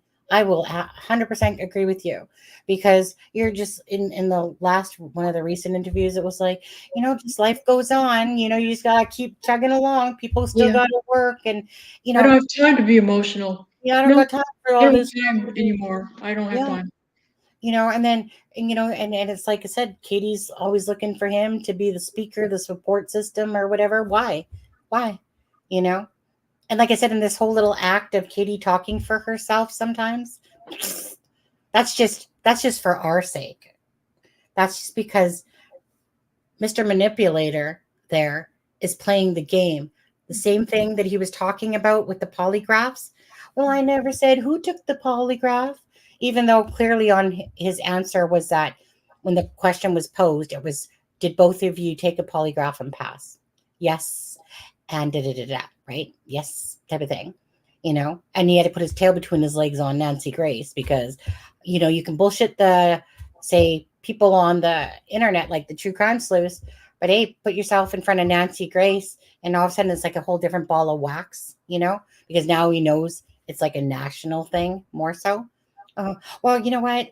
I mean, I didn't take the test. Yeah, no, I haven't. But yet, because law enforcement didn't want him to, because he wasn't there. Right. Law enforcement didn't want him to, or to go do the interview. But it was the fact that he literally sat there and said, like, hey, I'm just on somebody's live, and I'm just saying, I didn't say who took the polygraph. Well, yeah, you did. You said both of you did. You literally answered the question with yes. The question was posed that did both of you, but to sit there and even think that amidst a child missing case that somebody is going to play games. Okay.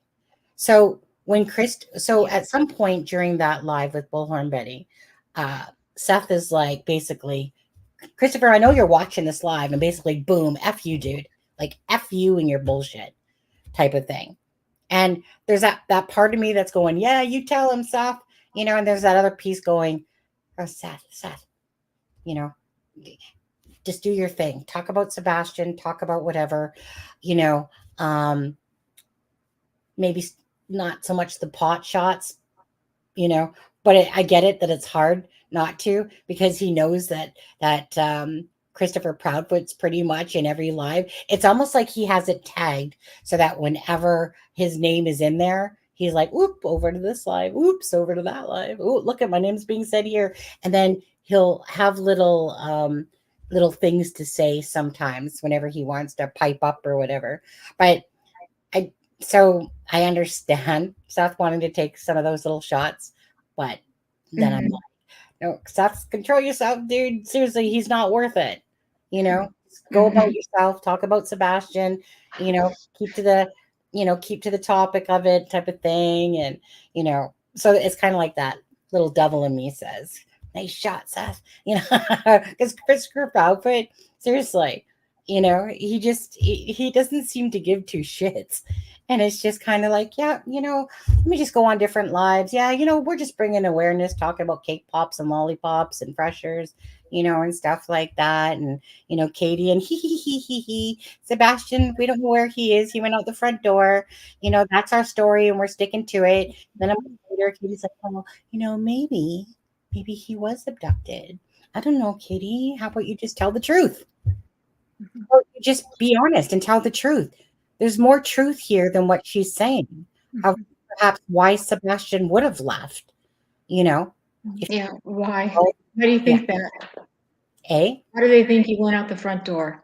Why do they think he left? Yeah. What? Yep, right. I mean, because that was it's basically like, well, looks like Sebastian took off. I guess he'll show up eventually. That's really the feeling you get. Like, yep, that's our story. We're the ones that told you guys everything about the shoes and this and that. Then big long conversation, the Thud, and all that shit and stuff like that. And like I said, it's their whole timeline. It's nobody else's. It's theirs. And I mean, Sonny, why wouldn't he call his dad? If he wanted to leave, why wouldn't he just call his dad and say, Dad, come and get me? Why wouldn't he? Exactly.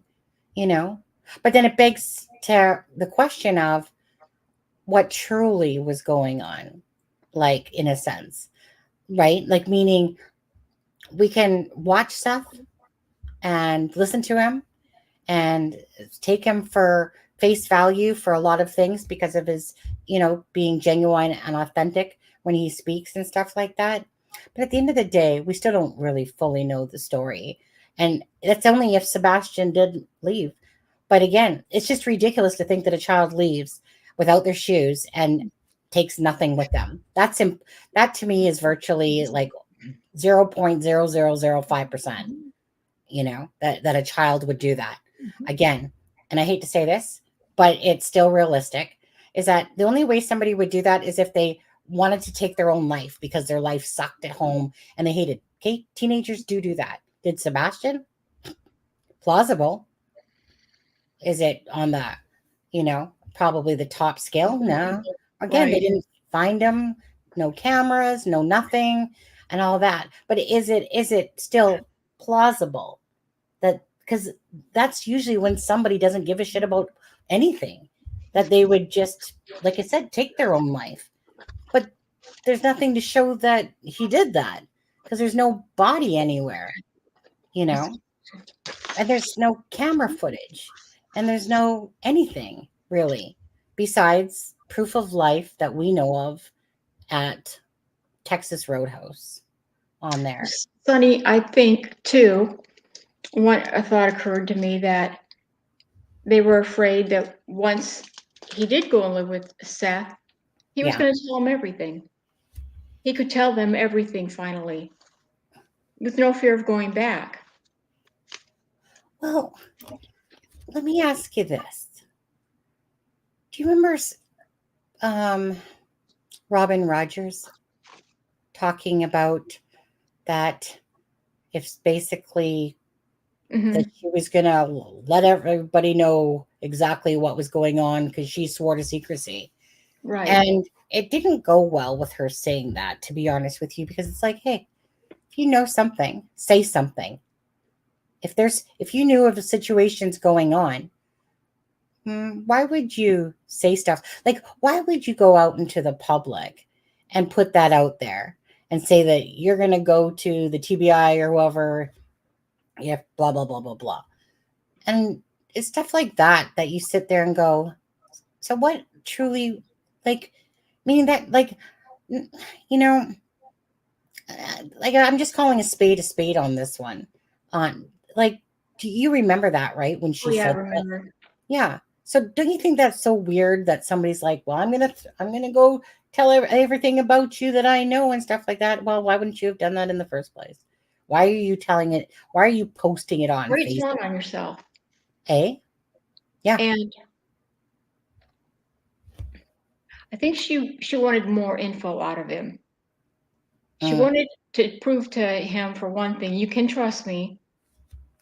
And I think maybe she wanted to get wanted him to tell her more. Maybe what he told her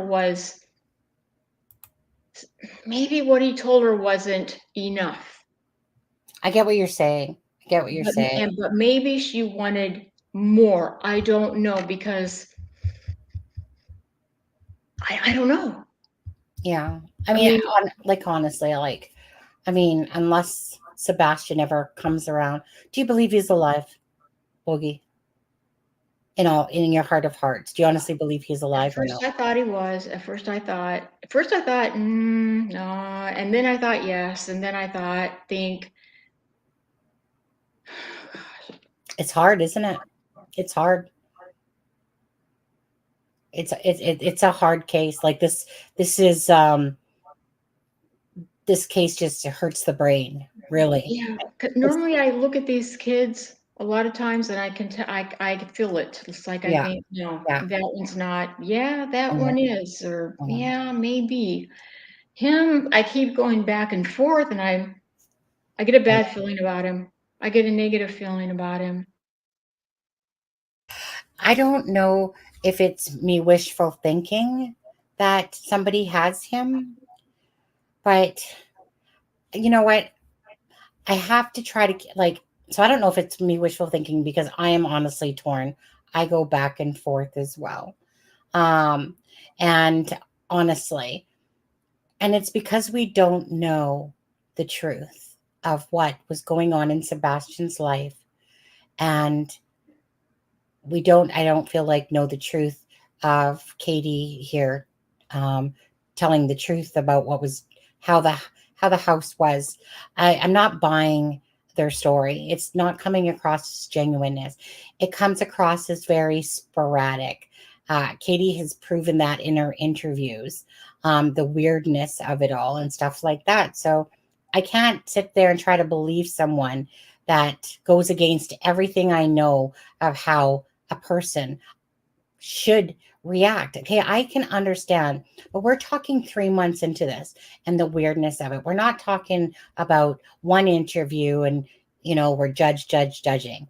We're talking about over 3 months now, 3 months and like 5 days here of this weirdness going on from the Proudfoot side. And so there's something missing, right? So if they can't place Sebastian from leaving the house, again, everything is looking at it from a very lopsided perspective, because everything we're looking at is from Katie's angle and Christopher Proudfoot, and if he totally was not there, we don't know the truth about that, right? I mean, okay, we have to take certain things as being genuine from the Ellie. We have to take the fact that obviously they would have looked up and down in the house all around however many times and stuff like that. We have to take the fact that obviously, that they have come out and said that they have been, forthcoming, that they have been, that there's nothing to show that there's any foul play and stuff like that. Okay. Like, it's not like Ellie's going to come out there and sit there and bullshit you. Basically, they're going to let Katie and Chris hang themselves on YouTube, in a sense. And maybe that's what they're waiting for. Maybe because I know wholeheartedly to myself that they are so clueless themselves, because they have zilch, zero shit to go on. And why is that? Why do they have nothing to go on?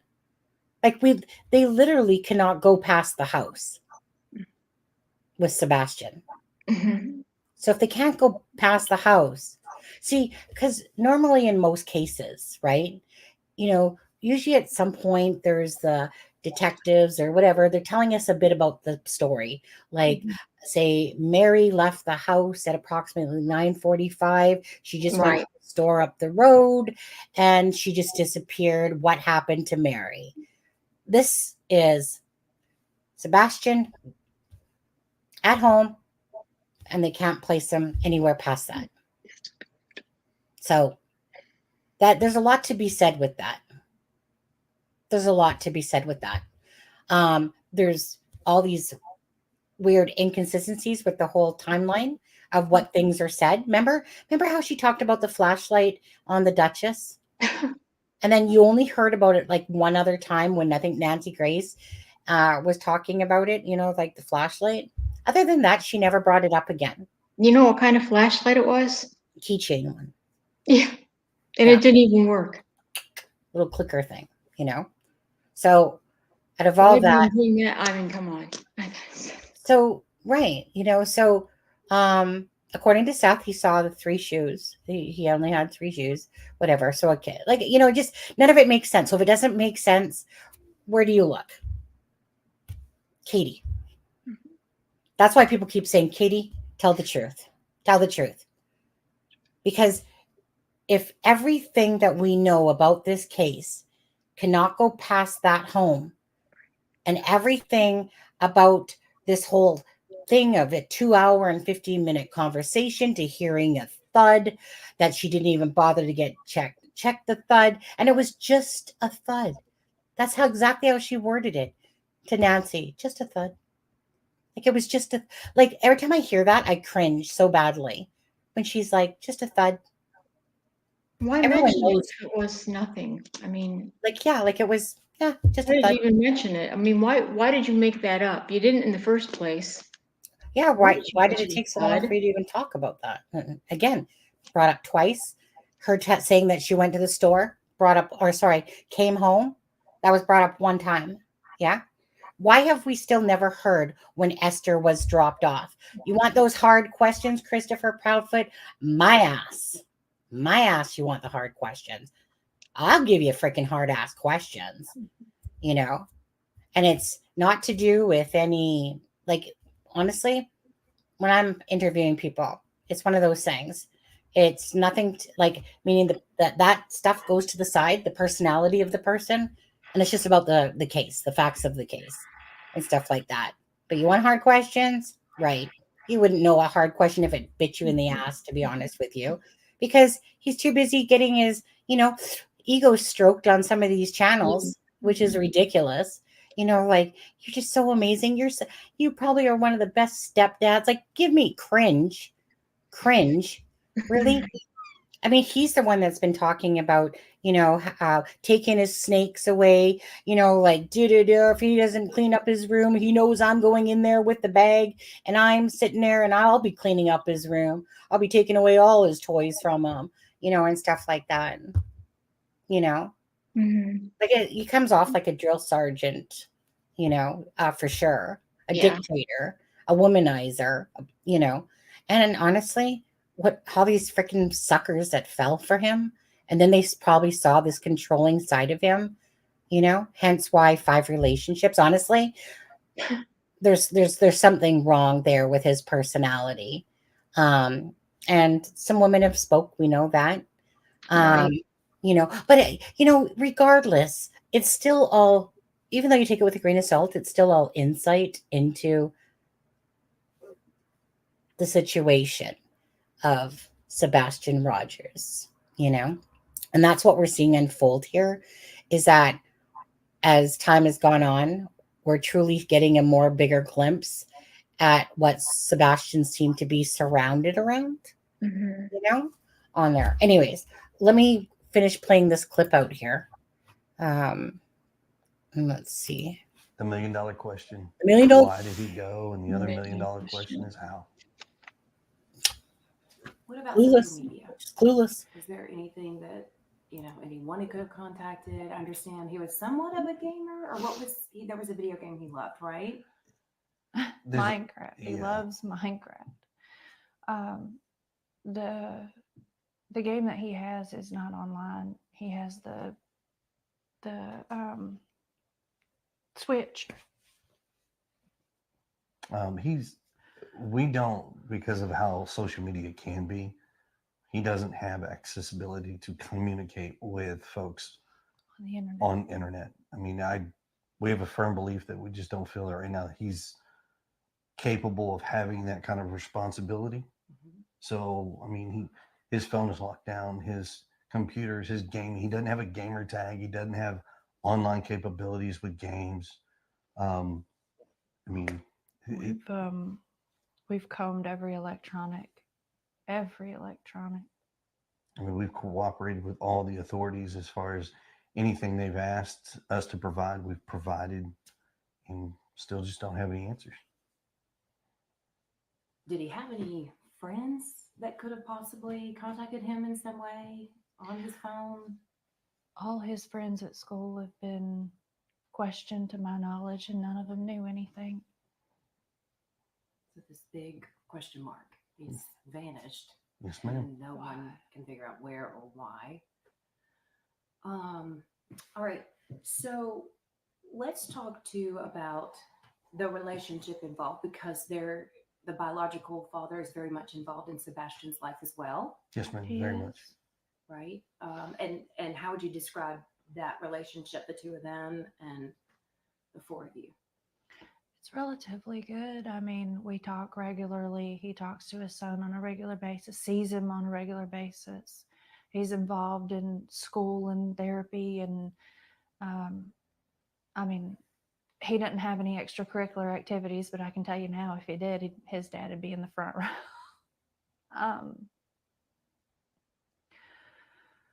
In two different households, and the communication between the three of us is great. I mean, yes, we're just like every parent. We all have our disagreements, but in the end, we come together as a team and we work and we come up with solutions that as we best see fit. I mean, I'm almost in contact with him almost daily. Let's talk about Sebastian. Tell me about Sebastian. How would you describe him? Sweet, stubborn. He loves to help. He loves running, and he loves to play his games and his fidgets and Uno. Lord, that's one of his favorite games right now. Favorite color is green. Does he love music? Oh, God, he loves music. An eclectic taste. An eclectic. I mean, from as everybody knows, Eye of the Tiger to Eddie Vedder. Oh yeah. Oh yeah. So we got Pearl Jam on one hand, we've got Survivor on the other over here, we've got Taylor Swift, and he's got a big crush on her. I mean, country, rock, no classic. hip hop. We don't allow the hip hop. Well, he doesn't really get into it rap and anyways. things. You mentioned he loved running. So did he love the outdoors at all? I mean, would something outside that was somewhat outdoorsy be enticing to him or pull him outdoors? He loves, like, when we were in California and the school had this lap thing to gain money. It was a fundraiser. And every year I did this many laps. I did this many laps. I mean, I've got t-shirts where they would write on his back. Every time the kids went around, they'd mark a mark on the back and they'd keep running. And he just had marks all the way across his back. He likes playgrounds. He hates being dirty. He don't like being dirty. Yeah, he's not your tomboy style child where he goes outside and plays in the mud. He loves animals, but he's terrified of bugs. Oh yeah. Wow. Okay. I mean, even a fly, and he's like, oh! Sometimes one size doesn't fit all. If you want to get the job, a one-size-fits-all resume. Let's talk too, because he's highly functioning. I know you all have One described second. him as having a form of How autism. there it goes. He does. But describe that to. Ew, he just hates bugs. Ew. Someone played that on their video or something. It was like her eyes. Ew, he just hates bugs. Ew, he just hates bugs. And I couldn't help but almost laugh, to be honest with you, because I can remember that part in here when she did that. Now, if there's anything to me, two people that would know quite a bit about electronics and being deceptive would be these two right here. Yeah. You know, And a lot of people do keep bringing up the fact that he called the sheriff's office and stuff like that. And again, everything's around their timeline.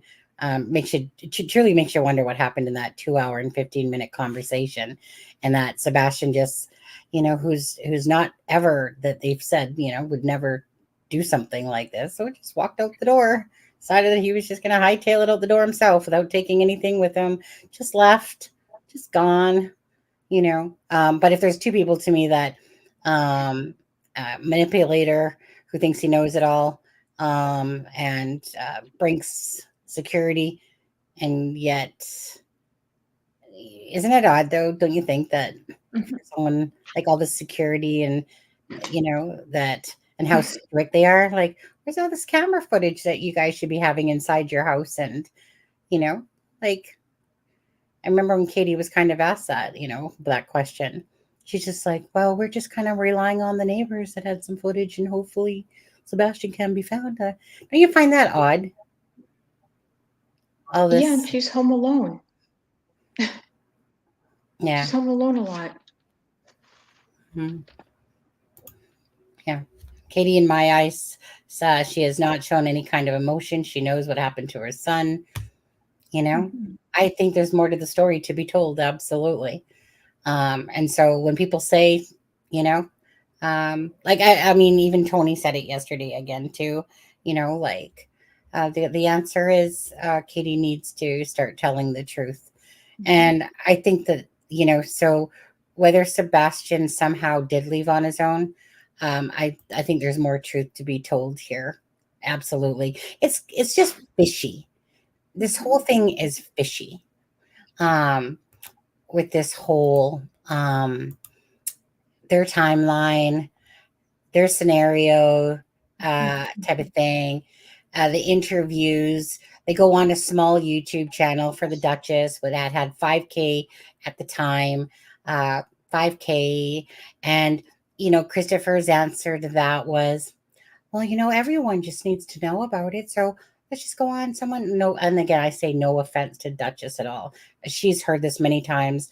I've said it right from the start. And other YouTube creators have commented on that too. Like, it's so strange, right? Let's go to a 5K. Let's just bring awareness to Sebastian's case. We're not going to talk about him for a week. And then when we do come out, guess what? We're not going to the actual news. Oh, no, no, no, no. We're going to go on a YouTube channel. It has 5K, and we're just going to push out Sebastian being found. Doesn't that just seem ridiculous to you? Like, I'm not thinking about YouTube if my son's missing. I'm thinking about news stations. That's what I'd be thinking about, because we know that news is national. It's global. So you're going to come out of not talking about anything, and then you're going to come on to a YouTube channel? Damnedest thing, isn't it? So Right. meaning the whole thing is the damnedest thing. What time zone are you in, by the way, Boogie? Eastern. So you are about 1 o'clock in the morning? Oh, is it? 10 to 11. Yeah, it's 1 o'clock for you almost in 7 minutes. Let me put it this way. By no means are you obligated to stay on this live with me. If you are tired and whatever, you just need to say, hey, I need to get going. So it's totally up to you. I just don't want you to feel like you have to stay because I'm still on the live. It's only 10 o'clock my time. So, Okay. So I just want you to know, just whenever you feel like you need to go, just say so. Like, Okay. are you doing okay still right now, or? I'm okay for a little while. Yeah. Okay. Just know that. Okay. right. Because I know that the time zones are, quite different. Adam is 3 hours as well. The forgotten Fred Flintstone. But he reminds me of Mario a little bit. And so I kind of laugh at the Fred Flintstone thing too as well.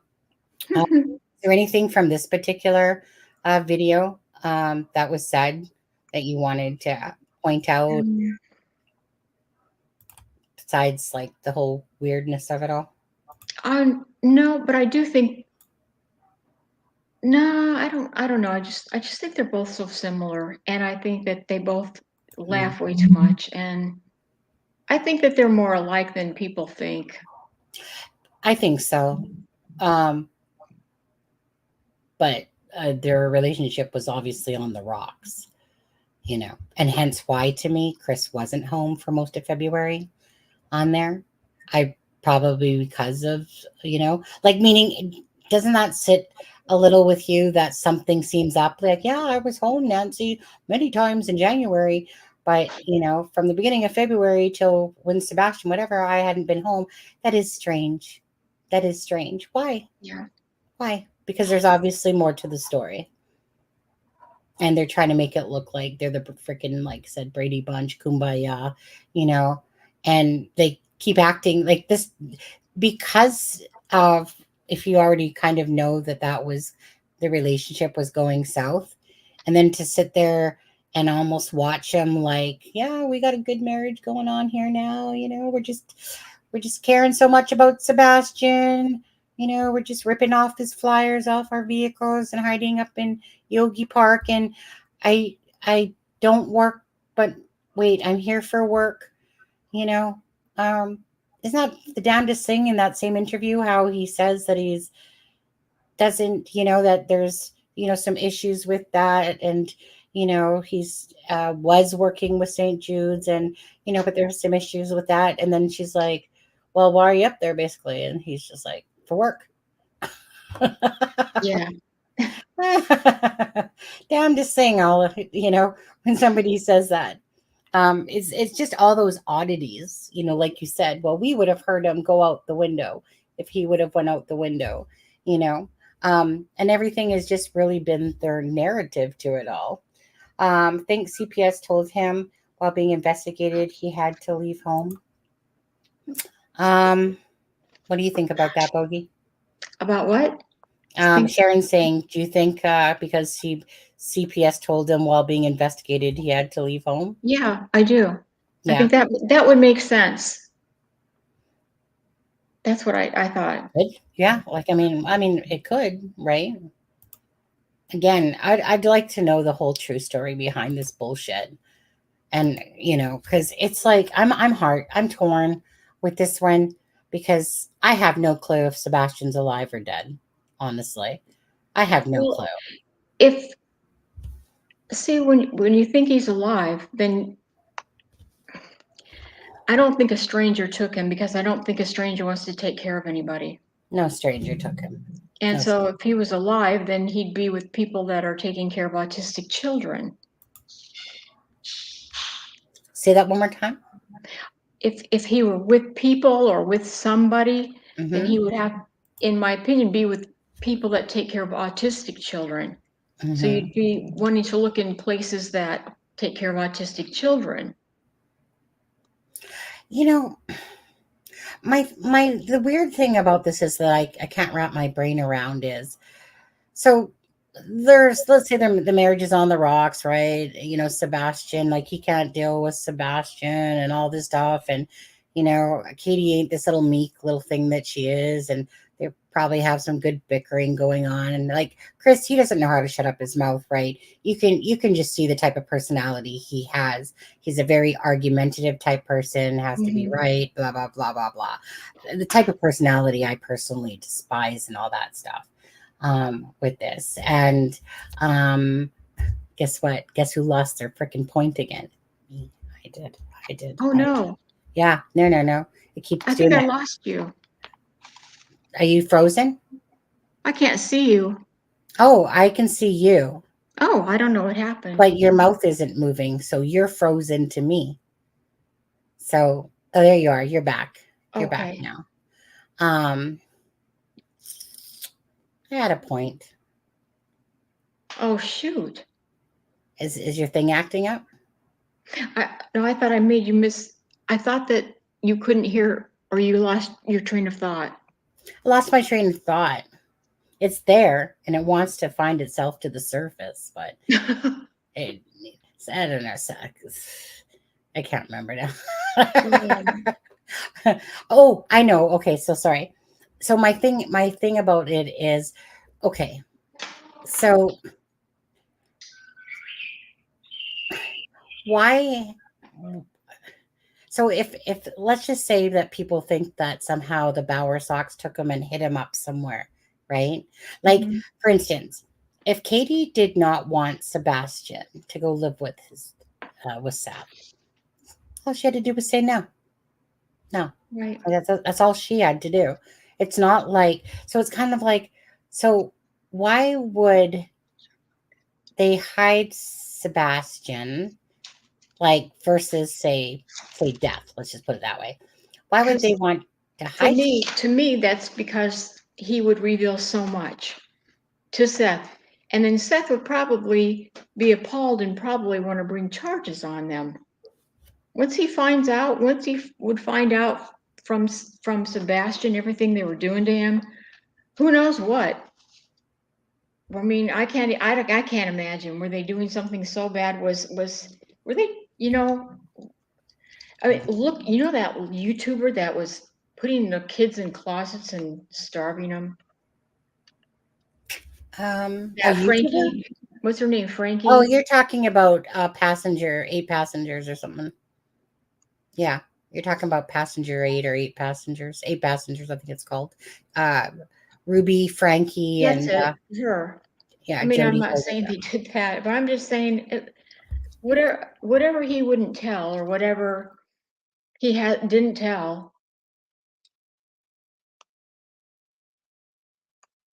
I don't know. I mean, maybe they were just so afraid of him speaking up. And honestly, I mean, that's just the thing, right? Is that's what's so confusing. So was this a well-planned, thing? Like, was this planned? And hence why, little digital or Brink's mama there and Mr. Master Manipulator that obviously thinks that he knows how to pass a polygraph test and take one and this and knows everything about everything and stuff like that. And hence why it's their storyline. Like, and we can't say anything different because we don't have anything to go on like here. Like, it's not like I live in frickin' Tennessee and stuff like that. The best we can do is just talk about the case and bring awareness to it, show the timeline the best we can, knowing that it's their timeline.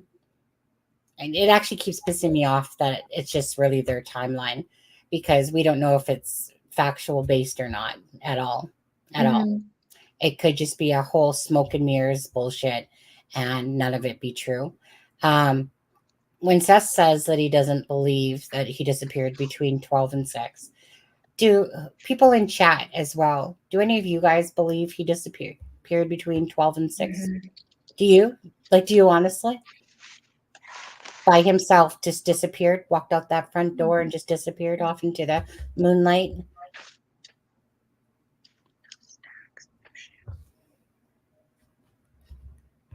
Boogie.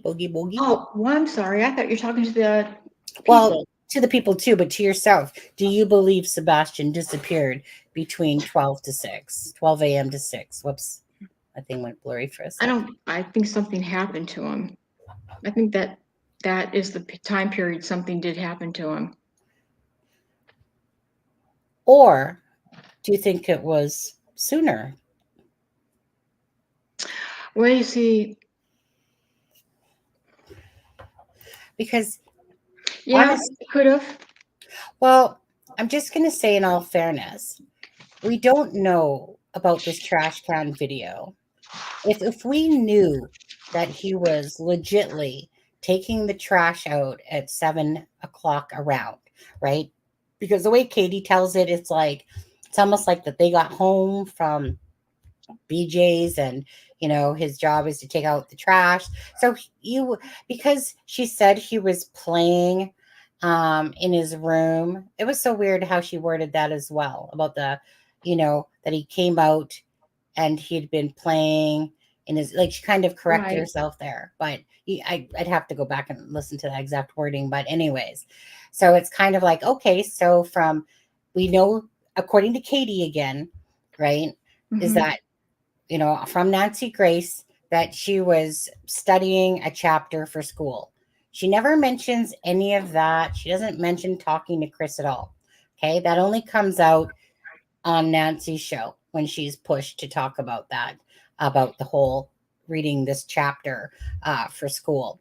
So if the phone call is from 9:45, let's just call it, I hate to keep saying 9:43 to 9:46. Those were the exact words out of Christopher's mouth, but let's just call it 9:45. Right. Okay. So he'd come out of his room from playing at 9 o'clock, and she said basically, and I agree, because there's something very odd to me when somebody keeps repeating in every interview the same. So she's not talking about all these other things throughout the timeline, but she keeps, as if to say that, when somebody keeps saying to me, when he came out of his room and said, "Love you, mama, love you, puppies," right? I absolutely agree with Steve Johnson, when it always seemed odd to me that she kept repeating that in every video or in every interview she was doing, every interview. And yet she couldn't manage to say certain things about Sebastian in that timeline, like certain things about with the timeline, but she always managed to say that. And I agree with the fact that that's almost like saying, so I'm just letting you guys all know that I loved my son. My son loved me. He loved Oh, me. yeah. You know, Yeah, she always here's was trying to prove that point. See, Seth, here's a picture of Sebastian. He was just fine on Saturday. Here, Seth, in your face type of thing. Here's a phone. So I do agree. I always thought it was odd how her timeline was never like it was here and there. Like the worst timeline ever is the one where they're holding hands. Oh. She glazed over everything,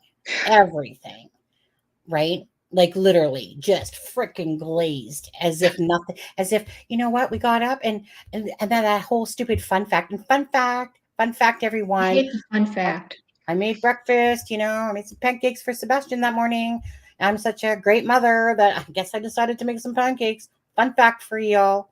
I actually did make some pancakes for my kid, and Sebastian called up his family and started bragging, do. Like, oh, I guess I got pancakes this morning. Yay, mom. Oh, and don't forget, now she does say that they got a phone call, from their niece.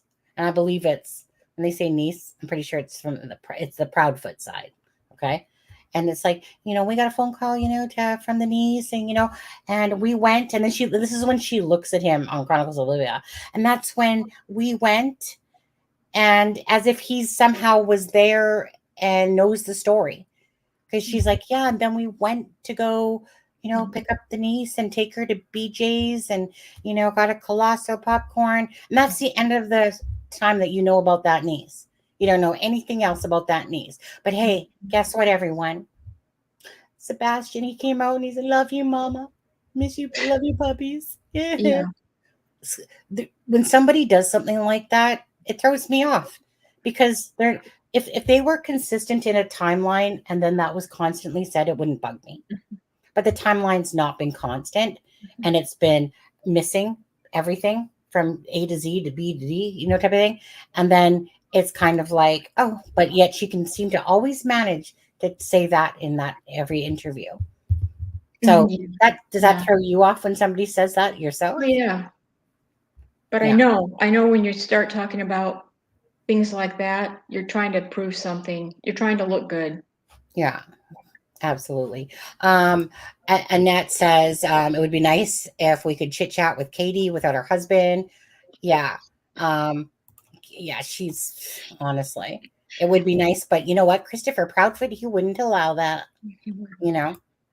It's such a joke how controlling he is. So there's something going on. There's like this whole weirdness.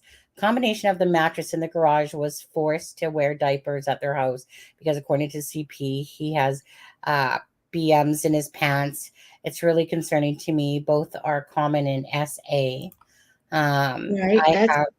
Go ahead, Boogie. No, you're right. You're right. Even verbal abuse. I mean, I have nephews in my family that I've had to have those plastic mattress covers over the bed when they visited before. And because they do that, they've done that, they've wet. And didn't they have mattress covers over their mattresses? I would Didn't like you do that to protect the mattress? Well, I would like to think that they did, obviously. Yeah, wouldn't you think they'd be smart enough to do that You would think so. so that You the know, mattress wouldn't get ruined? right, exactly. They're not that much money. They're not. You can get them from the dollar store. Yeah. So, But and if they did use them, where are they? Like, did they throw those away or?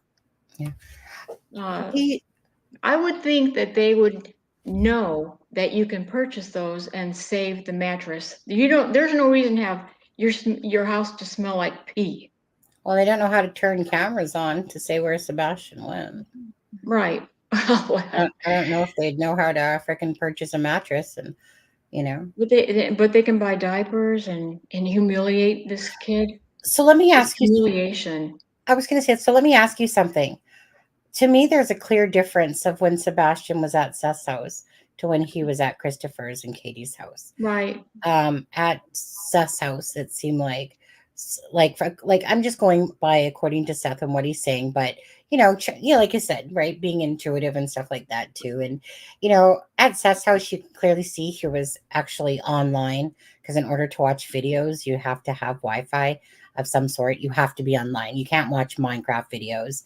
It doesn't matter. In order to watch any YouTube videos, you have to be online on the internet. So there's a clear difference to me when Seth's talking about Sebastian and how he tries to let Sebastian, it's like Seth reminds me of that father that's fair but firm, like that you make choices in life, you're responsible for your actions. I will teach you things. I will help you learn, son, type of thing, but here you have some choices. I don't get that same feeling vibe at all. Well, it's just not there, honestly. In Katie's and Christopher's world there, this is what you're doing. I don't care if you like it or not. You are not allowed to do this. You are not allowed to do that. And it's just like a whole drill sergeant type of vibe of what Sebastian could do. And at his dad's house, it seems, according to Seth, when he's speaking about Sebastian, it's just kind of like, and he's tearing up and he's talking about Sebastian's comfort, or, his reclining chair and how it was there and stuff like that. I can absolutely, as a person, relate to Seth's talk, his who he is, because to me, that's kind of like that person, like myself, like with my son. Okay. You're my only son.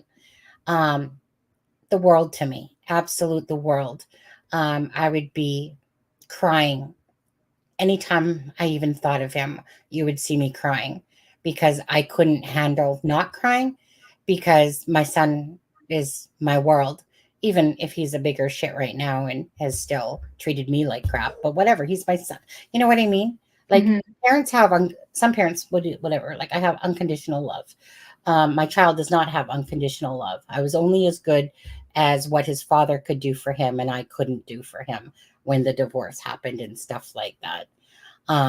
But with Seth, like I said, it just feels like he's firm, he's loving and caring about his son, and you have to have that balance. So like I said, my son to me was like, I had to be the one that did the punishing, but his punishment was always very fair. I gave him a voice. So when Seth talks about that, I think about how I always said to my son, look, like you're not a child. That, like, I don't like it when parents shut down their kids and think that they can just demand their kid. Like, I'm going to basically boss you around because that's my right as a parent. That's not the way I personally think. I think like everyone has a voice. He has choices. He has a voice. I always let my son know, look, you're not going to get in trouble if you tell me the truth. If it's severe enough of what you did, you might get in trouble because it's more of a severe consequence. But just tell me the truth. And in a sense, that's all I want out of you is just honesty. So I always had this thing. And that's why I always, when I'm listening to Seth, I keep feeling like that you love your child, but that by the same token, they have to have boundaries and guidance because they need to learn structure, obviously, and boundaries, and what's acceptable, what's not acceptable, and you teach them these things. You don't treat them like what Christopher's talking about.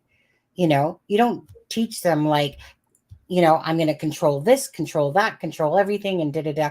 What do you expect a child to do? Do you honestly think that they're not going to rebel at some point when they feel like they're being controlled and whatever?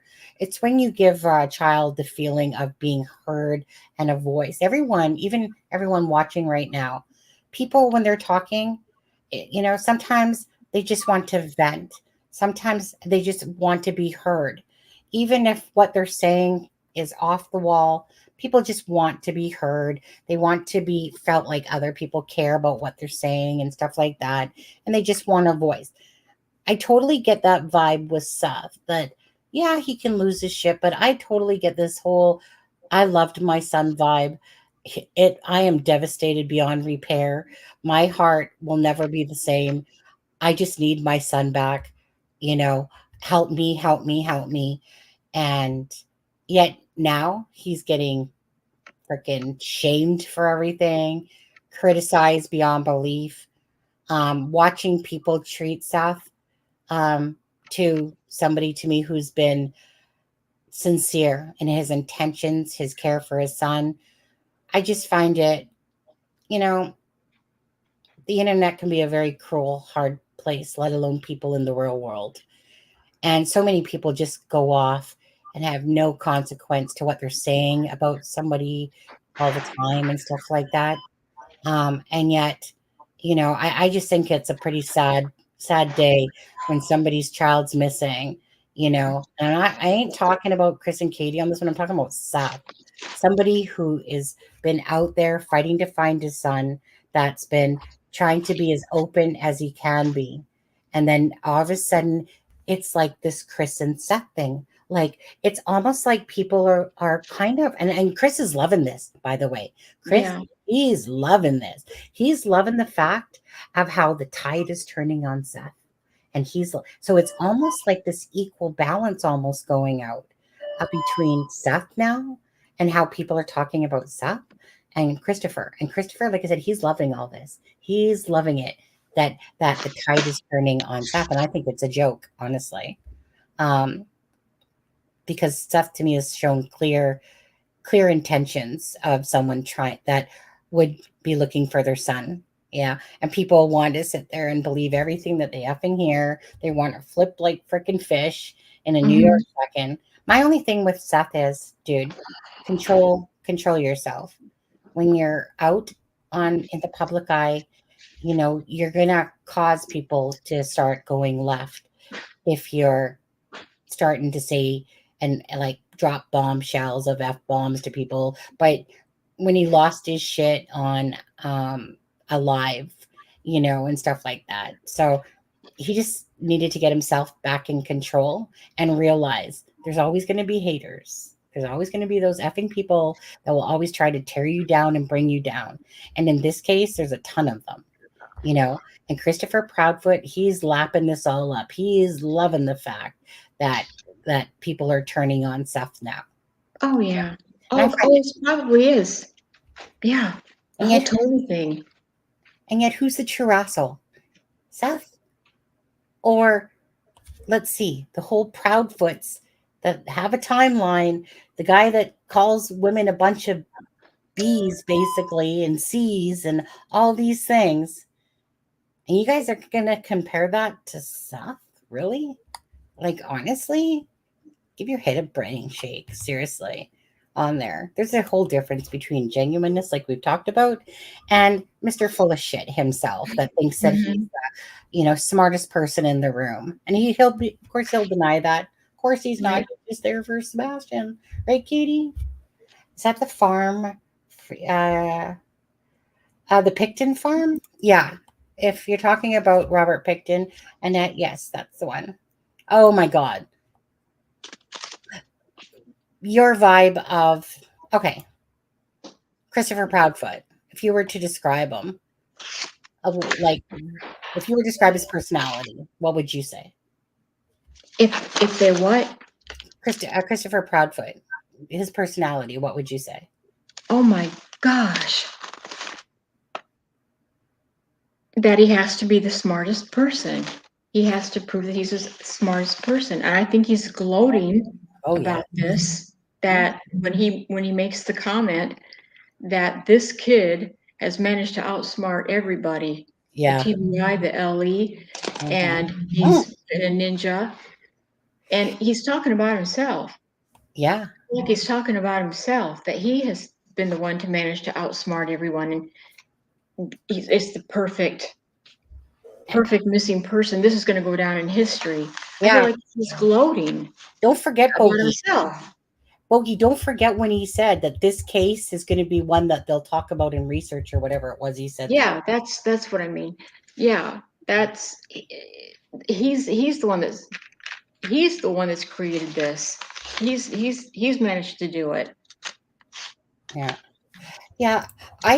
I think in time that I won't be shocked, Bogey, if in time Christopher and Katie, so if they're both involved, like let's just say that they are hypothetically speculation involved in Sebastian's disappearance. Mhm. Okay. Those two are gonna try to stick like glue to cover each other, to cover the tracks and bullshit, whatever, right? But time will usually draw out the truth. So if their marriage was rocky before this happened, and it gets rocky again. Oh my God, Mr. Loudmouth himself, right? If he had nothing to do with it, but was trying to cover up for Katie, let's just hypothetically say, cover up for Katie, that's going to break at some point because you can only fake shit for so long before truth comes out. And we all know how it is, right? Someone could be your best damn ass friend and throw you under the bus, right, Renee? Renee Mustang, you know what that's about, don't you? All right, just a reminder to Renee, if you're sneaking in here underneath another name, you know what that's about, eh, Renee? You know, trying to pretend like somebody's your friend and then they just like you don't expect from them. Like I didn't expect for her to sit there and say that Charmaine and Ivy were, basically troublemakers and, doing bad things for the channel and stuff like that. And it's like, where the hell did that all fucking come from? And how, like, I'm not either just be honest about things, or stay away from me. But it's one of those things, like I said, if there's any involvement here and it's more towards Katie, hypothetically, people, then it will break at some point. Chris, he loves the attention of all this. Don't be fooled that he's just trying to put out shit about Sebastian. He ain't not. He is not. Okay. This really is an ego thing. He just loves being in the mix of shit. That's why he was getting in the mix of all those Facebook groups and beaking off and this and that. He loves the attention. Yeah. And it's like I said, if his head is so far up his own ass that he can't see the day of sunlight anymore because it's so far up there. Honestly, it's such a joke listening to him. Someone pretend to call into the show to act like this. Who does that when a child is missing? Yeah. It really gives way to his personality. He shows himself. He just shows himself, and people do that. So, yeah. So, do you believe that they're involved? I sure do. Yeah. I do. Sorry, but I do. I'd like to be wrong. I mean, I don't have to be right about any. I don't have to be right. And again, it's just honestly, again, unless you're an absolute, been underneath a rock, I think everyone knows that at this moment that it's been said that there's no foul play that is at the moment, right? Like right now, there's no foul play. So it's all just pure speculation. But at the end of the day, there's only so many instances that could have happened to this child. One of them could have absolutely have to do with the Proudfoots, and the police are just stumped because maybe it was planned. And it's not like these two right before you are dumbasses. Okay, they're not. And now how they're portraying themselves is a whole different ball wax to I'm sure what they're capable of. You know, Mhm. but does that mean that they did it or had anything to do with it? No, but come on. Katie was the last one with Sebastian, and everything underneath that we've seen with this case so far is doing no favors to Katie at all, zero. You know, the whole perception that they're giving off and stuff like that. And so for all these people going, oh, you're just the parents of the year and stuff like that, you know, like give me like honestly, it makes me just upchuck that knowing what Christopher Proudfoot especially has said about females and the way he talks. So it's, you know, I find it funny that he mostly 99% of the time only goes on to female channels. Okay. Mr. Right. Suave. And yet by the same token, basically, women are a bunch of basically bitches. You know, this person's a C word. So you obviously have no respect for females in the way he speaks about females. Hence why the 5 relationships. I don't need to know all of your life, Christopher Proudfoot, to know who you are in general as a person. I mean, if the writing couldn't be on the wall any clearer to what a narcissistic a-hole this person is, you know, like it's like right there. Anyone that can't see through that transparent mirage that he's trying to, you know, pull off in a sense, it's just bullshit. Okay. So it's to me, it's like that whole control thing. He thinks he's the smartest person.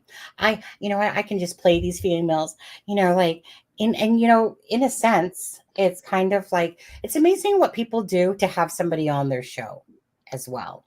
Mhm. You know, what levels they'll stoop to, you know, just so that they can, oh, well, I'm sorry, I only had sex with this person, but it's not because I liked them or anything. It was just because I wanted to get to the insides and outs of, you know, that somehow he'll tell me something, you know, or get me some information and stuff like that. Right. And women aren't stupid either. We know how to play you men like fiddles, to be honest with you. Women are very good at that, to be honest with you. Men, for the most part, they can deny it, but for the most part, they're like putty in our hands. We can manipulate like no other. Oh Okay. yeah. Oh, women have that Really. power. They just do.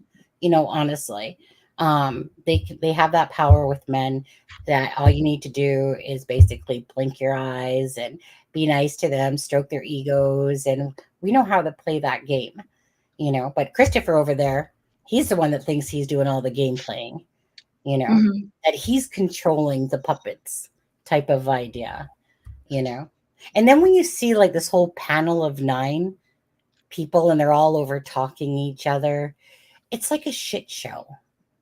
It's like a Yeah. Jerry Springer freaking show, like, you know. And then Gray Hughes decides to bring his ass on. Yes, and he's invited him on. Keeps inviting him on. He goes, I don't know why you haven't come on yet. I keep inviting you. You know, isn't it so funny that Gray Hughes is like flies to shit, to be honest with you? It's like, you know, all of a sudden, next thing you know, he hears his name and he's like, dun dun dun dun dun dun dun. Like, let me just go watch this now. Here, invite me on, invite me on. You know, and he sounds like a doofus. And him and Chris, they grow out of the same freaking egg. I swear to God, You those know, two are they so identical. It's not yeah, even funny. and that's scary because I mean, I liked you know, you know, I've liked Gray. I respect his maps. He's a good map person. His maps. I think he's a smart man, and I appreciate a lot of his ideas, and he's right about a lot. But this one, it makes me feel like, gosh, Gray, are you similar mindset? And then when I think that people that do support Chris, that makes me think that they behave like him, but they're Right. similar mindset. When you support people like that, Yeah. like, oh, do you do the same thing?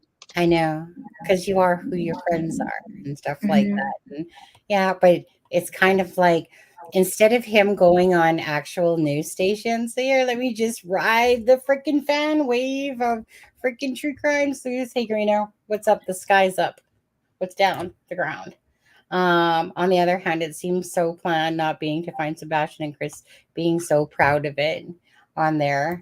Pray made it. I don't even get me started on that dipwad. Seriously, it's just even him when he was on Web Sleuths. It's like he just sounded like such a moron. It's just kind of like, you know, I mean, hey, I can relate to someone spanking their kid with a belt too. Like it was just like, do you want to suck up, do you want to suck his D any bigger than what you're trying to do? And it's just like, yeah, Christopher had this great conversation. He's talking to me about the garbage trucks and exactly where they were. And, I don't see anything wrong about him. And then Christopher goes off on Seth on that same live. And, it's two peas in a pod. Don't even get me started about Gray. I can't stand the dude whatsoever. He can take his maps and do that with them for all I care, honestly. I don't like, yeah, I can't try to fake something. And I would be totally lying if I said I respected that dude, at all. And I just don't. If he does good work and people watch him, so be it. It's, his live, his, give me funds, give me donations, blah, blah, blah. Everyone's idiots. He's exactly that same personality that I'm the smartest person in the world. And, like, don't get me wrong. Like, there's times I have listened to him where I'm like, like he has some common sense things to say. Mhm. You can look at past his smugness and his know-it-all, and he's so very hypocritical of how he puts other people down and acts like he's this saint that's in the YouTube land just trying to do coverage and whatever. He's the first one to badmouth a ton of people, being so proud. Hey, Greeno, when he found you there on that sidewalk in Florida or whatever it is, his first one to sit there and brag just how great and awesome he is and stuff like that. There's Rick Astley. I knew you were going to come into my life. Where were you before Rick Astley when this went off? Who? Oh. I desert you. I desert everybody in a second. Anyway, it's nice to see you, Rick Astley. Charmaine donated 10 gifts. Yes. Oh, I guess it is the end of the month here too, but I don't have any more. I already gave out my 10 free giftings this month. I think I did my second one on the 22nd, just in case I didn't do a live before the end of the month. Anyways, okay. I don't know. Do you need to get going? Because I'm just waiting for my husband to go, baby, bedtime. Oh, because he does have to work tomorrow now that I think about it. My husband. Do I have a baby bedtime yet? Oh, not quite yet. Probably soon though. But do you need to get going? I just don't I'm want to. okay if you're okay. Yeah. Okay, well, you know what? Let me play a little bit more of this, I suppose. Okay, this is the next one. To our This is viewers number too, 3. as far as his way of thinking of things and maybe how determined he was about certain things or his mindset. He's got a stubborn mindset. If he believes it's this, he gets on a one-man track and he is just on it, and he is all about it. But I mean, he's very smart. He's I mean, smart. he can play chess. He can beat adults in chess. Wow. So He loves playing games. What about navigation? Like, did he have a sense of direction? Do you think he could have possibly even hitched a ride or gotten a ride on a bus or some sort of transportation? that is a speculation that we don't have an answer for. Just I mean- directionally, he knows he could guide you from our house to his dad's house. Yeah. He could get from like this house. I think he can make it up to Culver's ice cream. He can go to Culver's. Oh, boy loves He a knows malt. where Culver's is because Culver's has malt. Uh-huh. He loves malt, extra malt. Every time, extra malt. Now, how far away does his dad live? Clarksville. His dad lives up by Clarksville.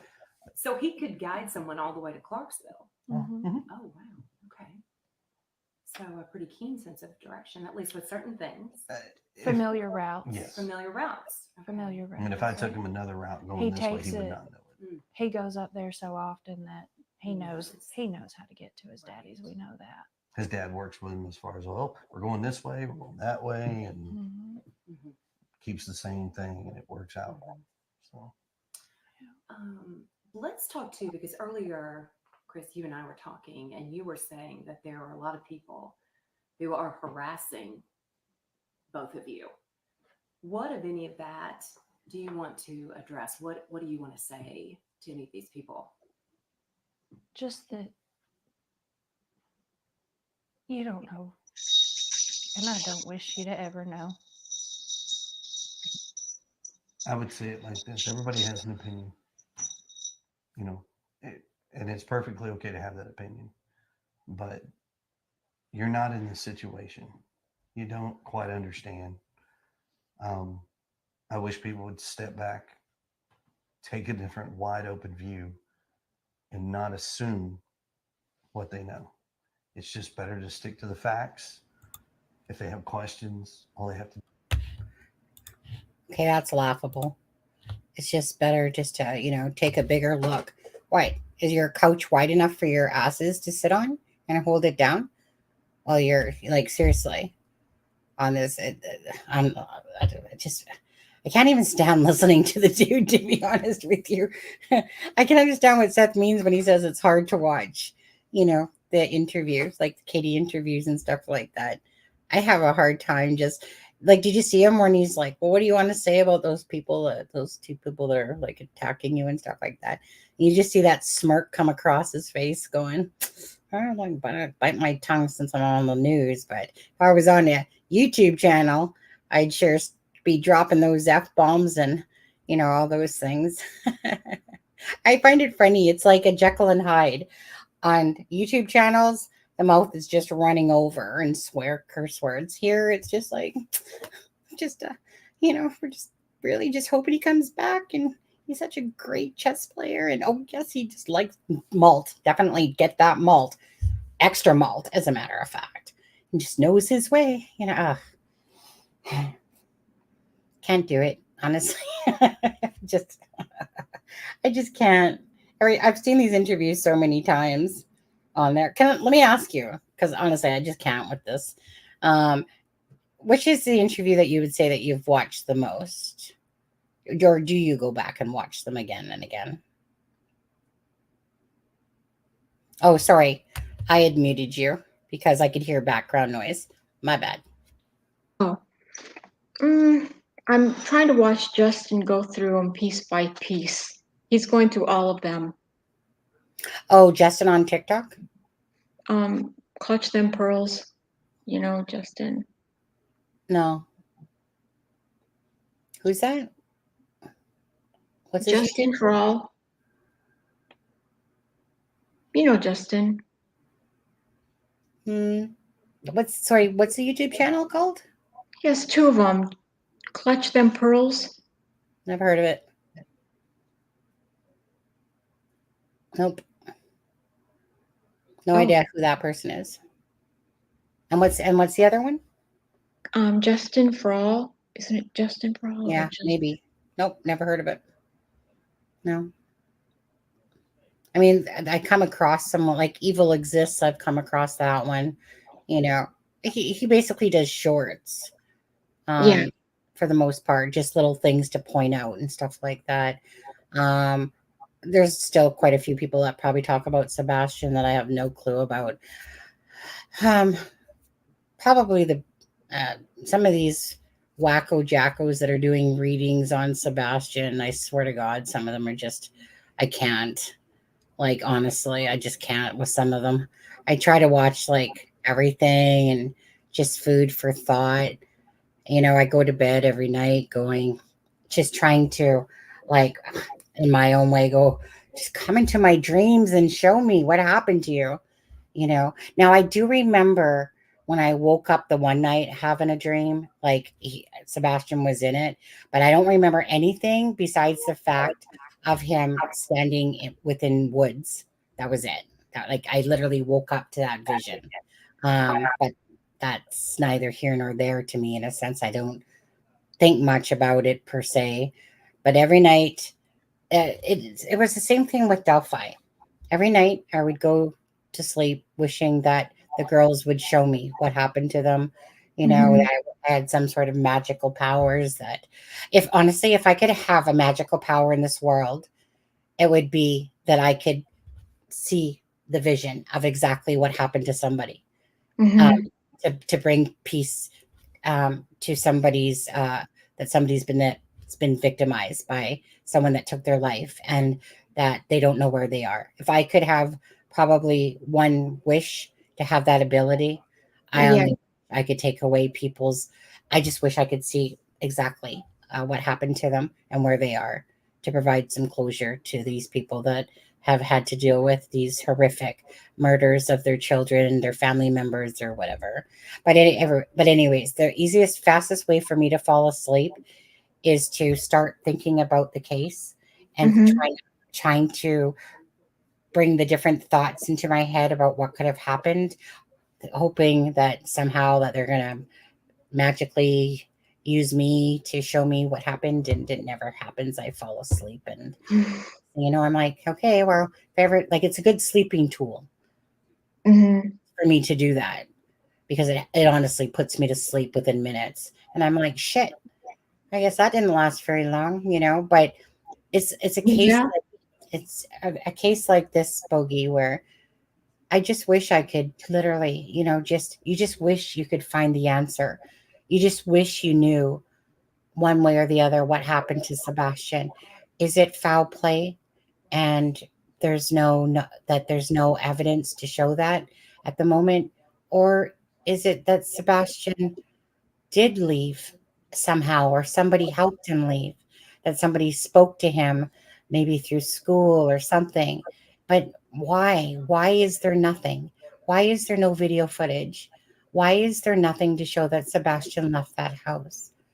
It's a and then when you think about that and realize that out of all the homes, and people keep wanting to make a whole thing about the footprint and shit like that up near the pond, and yet Ellie has said that there's nothing, like there's nothing there, okay, like, and yet Christopher Proudfoot wants to keep bringing it up and saying this stuff, and people want to keep talking about that retention pond.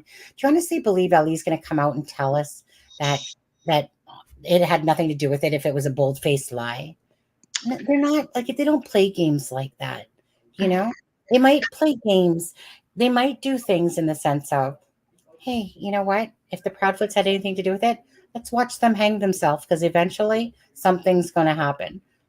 Something's going to get said, something's going to give them some insight. They might do stuff like that, but they're not going to sit there and come out to us and just bullshit to us and try to get us to believe something, a different narrative than what's true. It's just not going to happen, you know?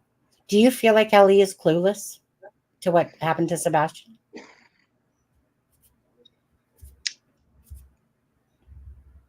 I always like to give them the benefit of the doubt and think that they're working really hard.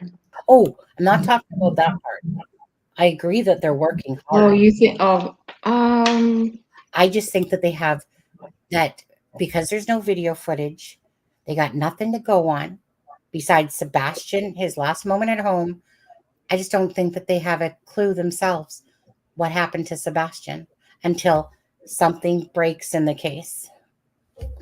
I can't understand if we are all suspicious of those two. Yeah. No, they can't be. If we see it, how can they not? If it's Oh, so blatantly obvious, how can they not see it? And we're just people. prayers forgotten, TV survivors on there. And it's not, the thing is that I don't think that they're not seeing it. I like everything's on the table. I agree with that everything's on the table. So I don't think that they're not seeing it, but I don't think that they have anything to go on to propel this case further at this time, because there's just, unless something opens up, something is said, which leads them to a lead or something, they're at a standstill. But are they working on it? Absolutely. I would never take away from Ellie not everyone, but there's always lazies in every freaking part of this world. But I would never Ellie not working on Sebastian's case to try to, still see what's going on here. Where is Sebastian? But obviously, Sebastian's not the only kid in the world. There's other kids that are missing as well. Resources have to be utilized because everything's about the almighty dollar at the end of the day. So, does it mean that there's 20 people working on Sebastian's case? No, there's probably a couple. There's probably a few that are still really working besides, like probably more than a few, but that what you call it, Equisearch is helping out and doing drone searches and different things to try to do their part. That there's still people out there searching for Sebastian and stuff like that. But have the resources came a lot? Absolutely. But are they still not trying to figure out what happened to Sebastian? Well, I mean, you can't be a dog spinning your tail around if there's nothing at the moment to show what has happened to Sebastian. So they need a break in the case. They need something to happen. To me, that's how I see it, because we're past the 3-month mark. They scaled back after a week because they literally had nowhere to go. They had nowhere to turn to besides hope that some leads and some searching might bring some information forward. So it's one of those things, like, they're not dumb. They know that they can only use resources, but when there's no sign of what happened to this child, you can only put out so many resources for so long before you have to scale it back. Because again, it's not like Sebastian's the only kid in this world. There's tons of other people. Like, there's tons of other things going on that require money, right? And they all run off budgets and stuff like that. Right. And then there's the community that tries to help out in a way and stuff like that. I just think that they're at a standstill, that they're waiting for that lead, that break in the case. And they can't say it's foul play because they have nothing to go on, but it might turn into foul play still. Absolutely. And right here, right? The two people right in front of you have more answers. That's what I think. That's what I think. You know, It's right there, and but if it's something, and yeah. To me, the answers are right here. If they would be truthful about, like, even if what is that? Is that what's that noise? did you that day, or when they were at the restaurant, were they just with one little cousin, or with the aunt and the cousin? Well, what? Sorry, there's this really bad noise coming from behind you. Like, whatever's coming through your mic is like, it sounds like a dog wagging his tail really hard against paper or something. It's Caddy. Oh, is it? Oh, okay. It's amazing how it just comes through that microphone so loud, eh? It's kind of like sometimes when Charmaine touches the microphone, all of a sudden this big loud noise comes out. Okay. I don't know. You guys in chat, Sebastian Rogers, alive or dead? Alive or dead? What do you guys, I mean, that's the gist of it. Either he's alive or he's dead on there. And if you guys haven't, give this video a like and a share. If you guys could do that, that would be great.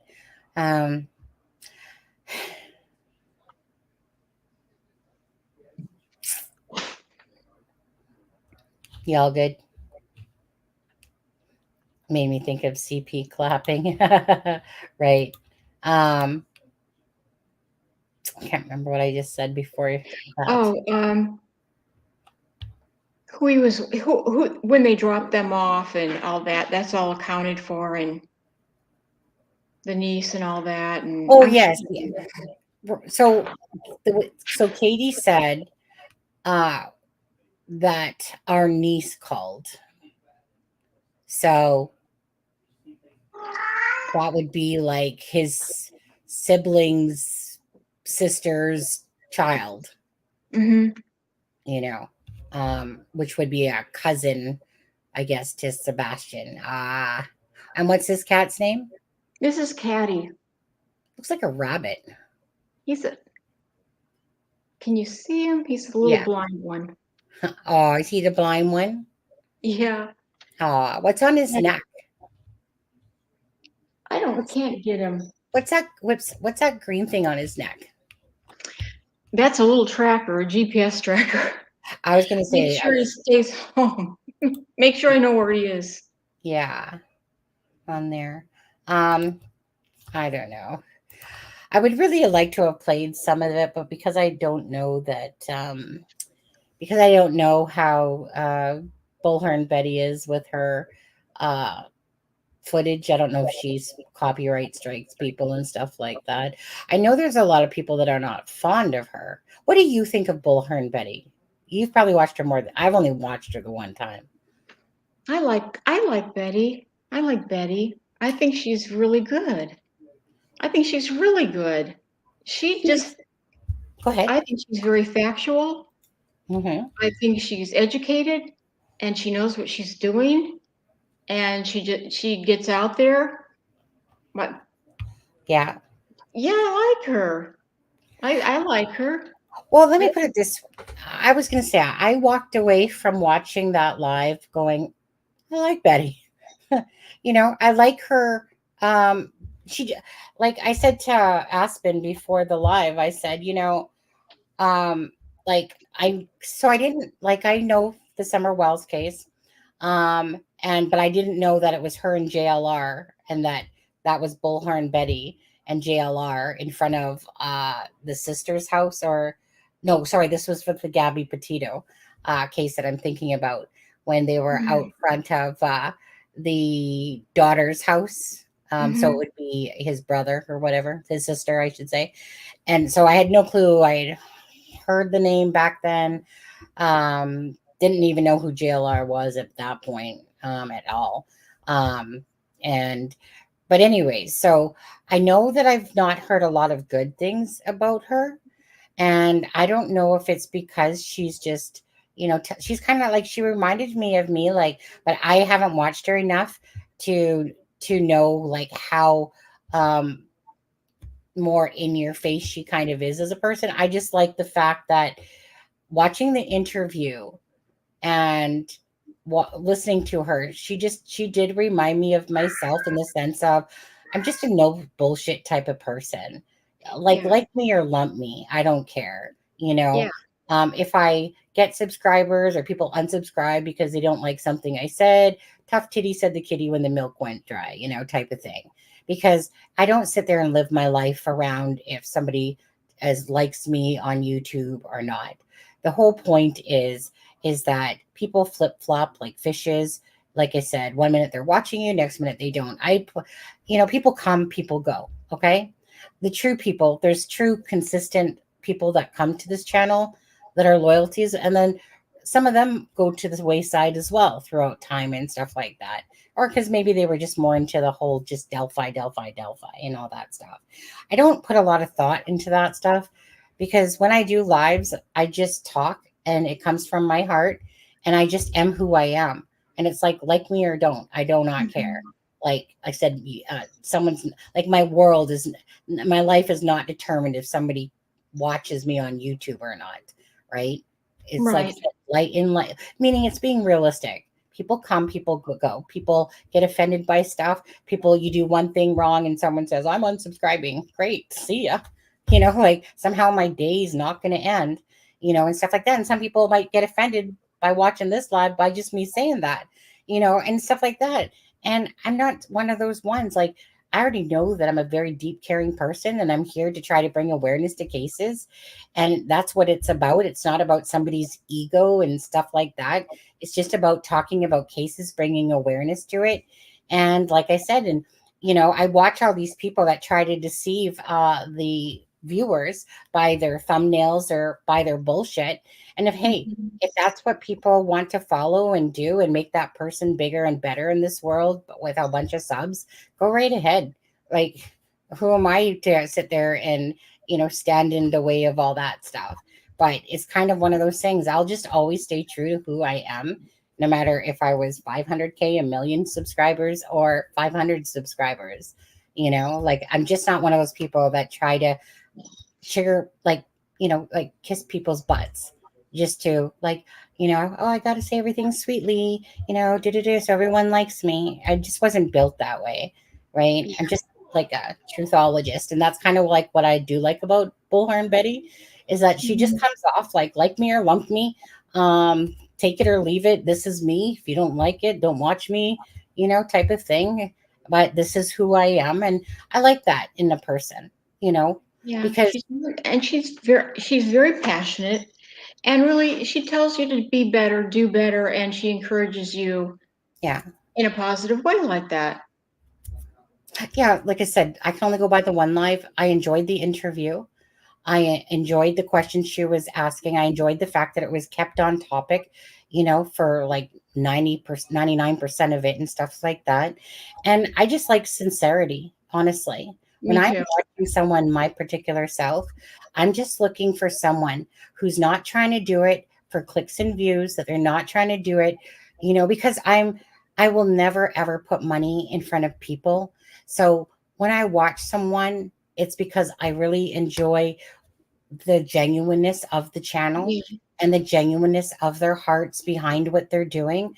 You can tell sometimes when people, like, this is like a job to them, like, like they act like that, like, we're the news, and and it's about building your subscriber base and getting your freaking donations and doing all that stuff, and pump, Mhm.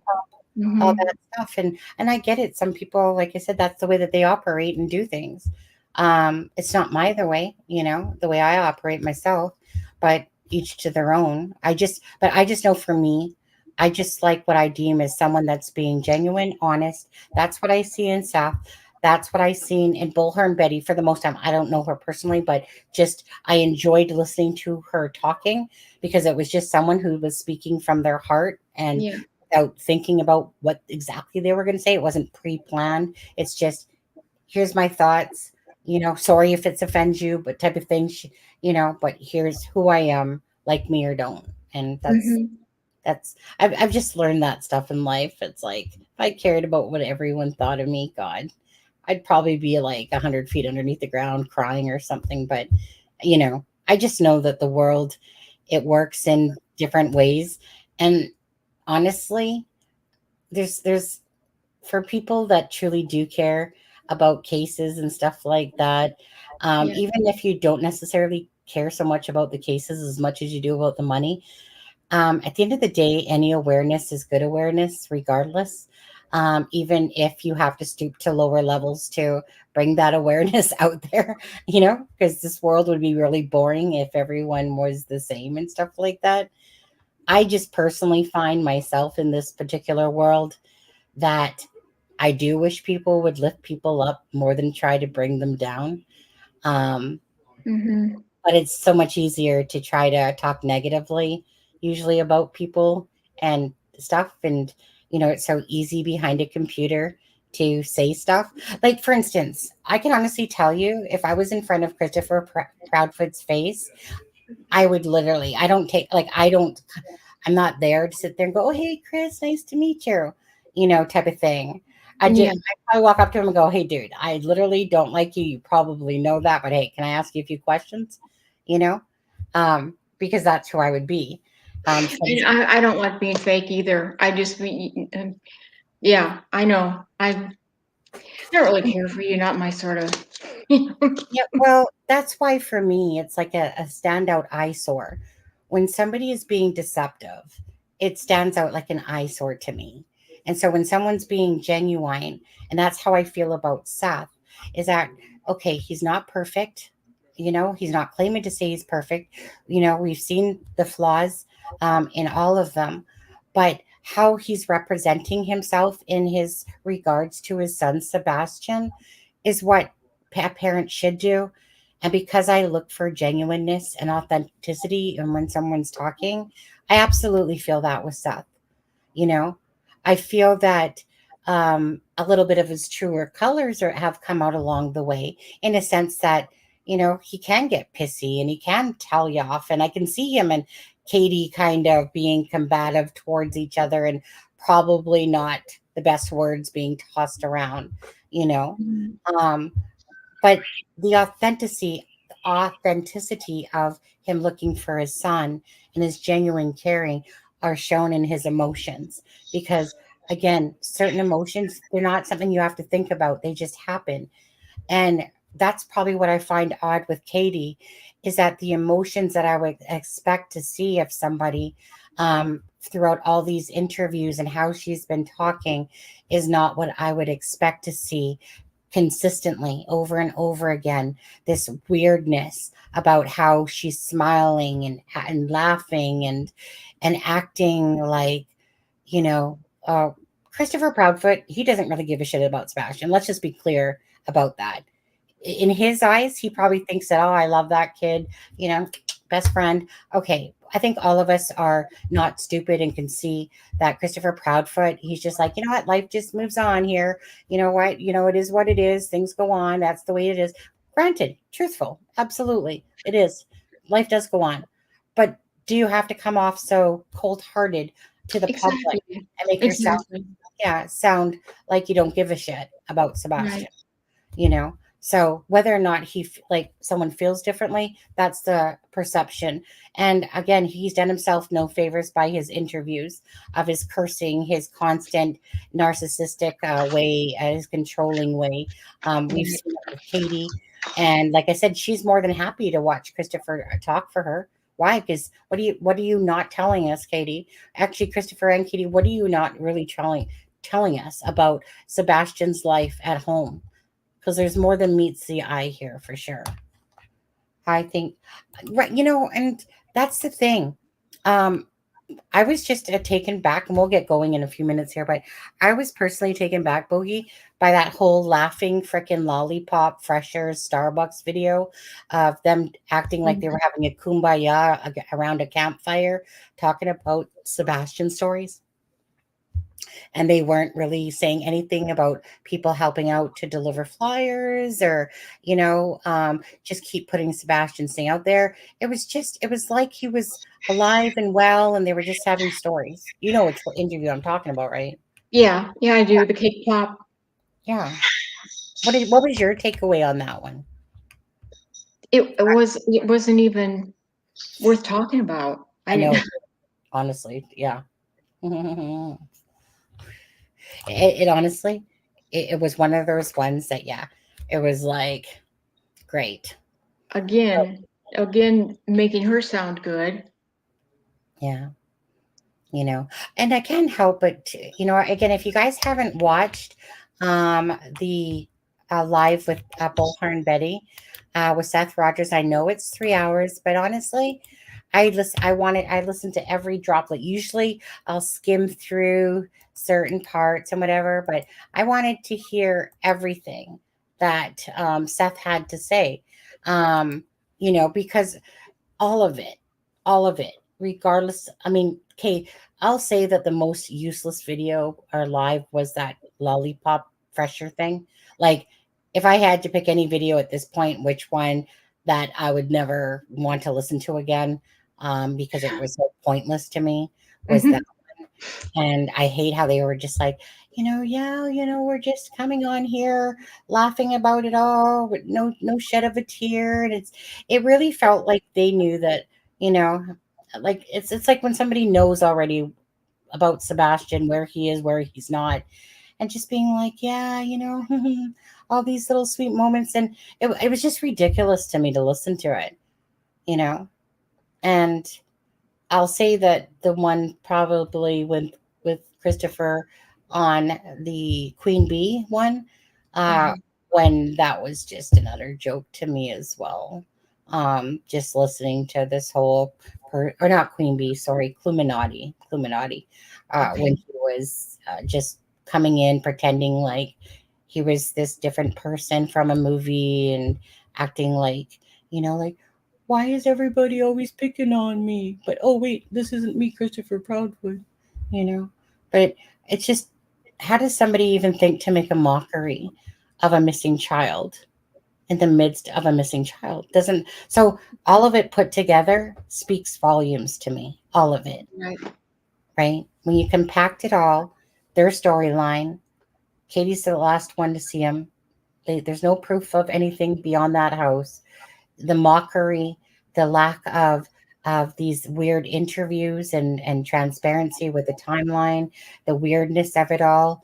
A 2 hour and 50-minute conversation, a thud that's heard, all this like Katie. It's like there's a lot of here's a positive, but then here's four negatives about Sebastian, but here's a couple, and it's almost like the positives, like the negatives, they're trying to spin into a positive, but it's got the negative undertone to it. And he's just the most stubborn person. Really, Christopher?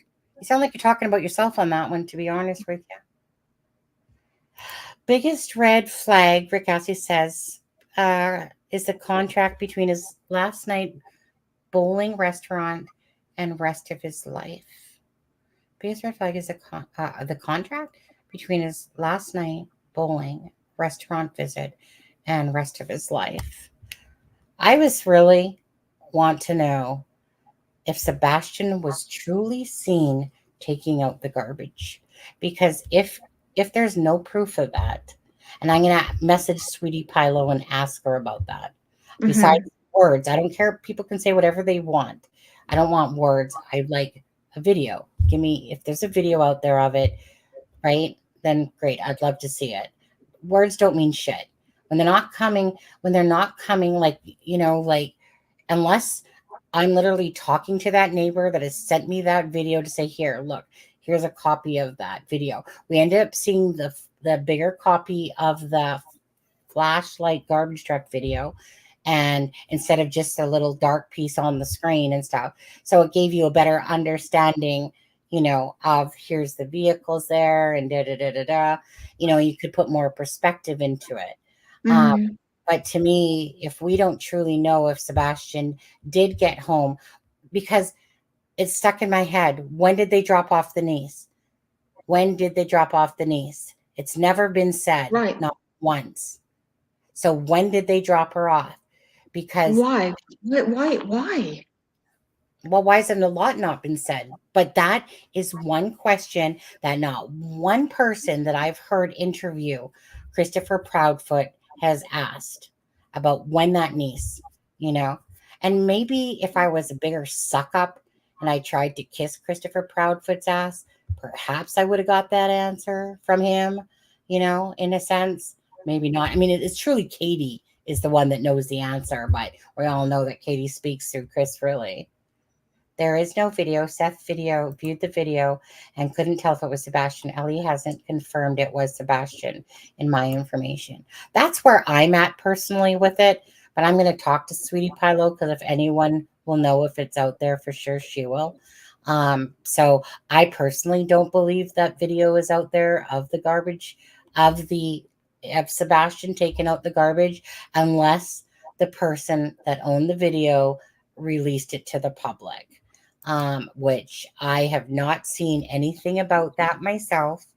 And so you're saying that you've seen it, but yet I thought, yeah.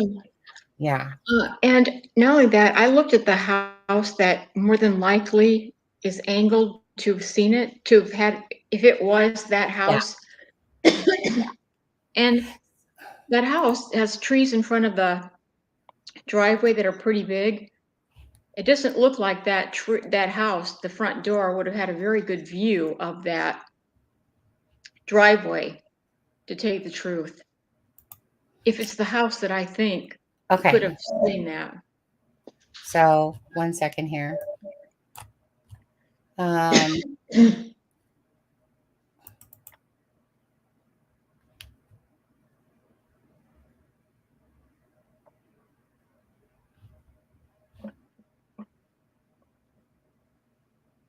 Okay, so this is their home right here.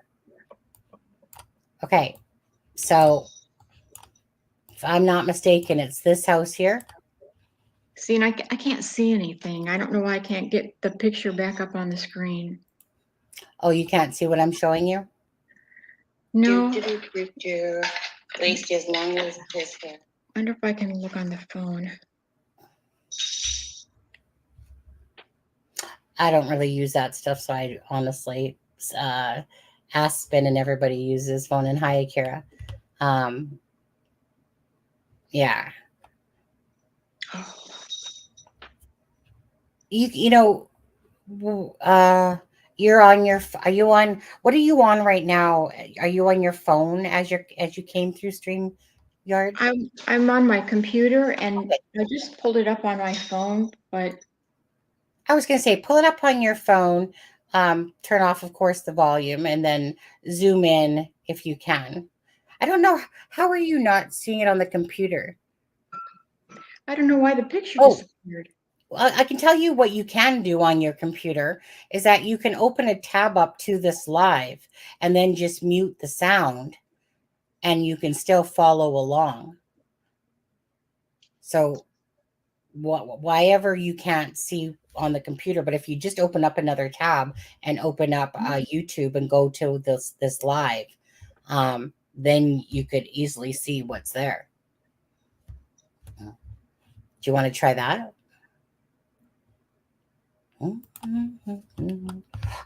You guys in chat, just to ask you guys, which house do you believe had the camera, according to anything you've listened to about seeing the front door or the front door and the garage?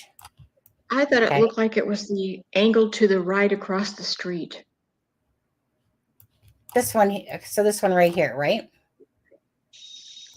Because this one right here can see the front, but it can't necessarily see the garage. Now, I know this house right here, a police officer lives there. Oh.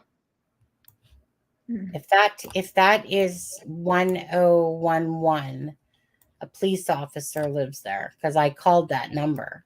So I was like, hey, you guys handing out video to YouTubers? I'll take a look at that. And he's like, I work for the police or whatever, and I don't deal with YouTubers. I deal with the LE or something like that. And I'm like, nice talking to you. Okay then. So, and it's the person that lives in this house here. Because I was just going by the whole, okay, well, if there's a camera out and that can see the garage and the front door, it's the only likely one really is this one here. And I remember when Trev Time was talking about it, I just remember him making a comment about the fact that no, it's not the higher one that's on the hill in a sense, because obviously this one's lower and this one's higher. Mm-hmm. You know, but I mean, I don't know if these people did have one as well. But the only house that can truly see the garage and the front door would be that house here. You know, so is that the house you thought it was? I thought it was a different one. I think I thought it was a different. Yeah, I thought it was. Well, it has to be one of these two houses, and I know Trev Time said it wasn't the one that was higher on the hill. I remember that. I thought it was that one.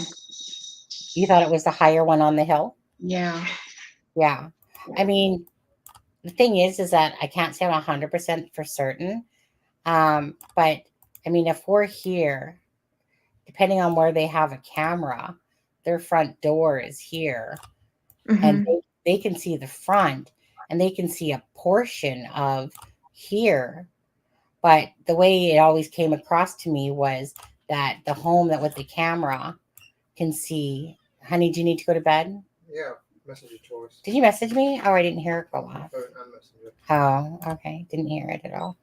Okay, give me a couple of minutes, honey, on there. But yeah, so it's like that.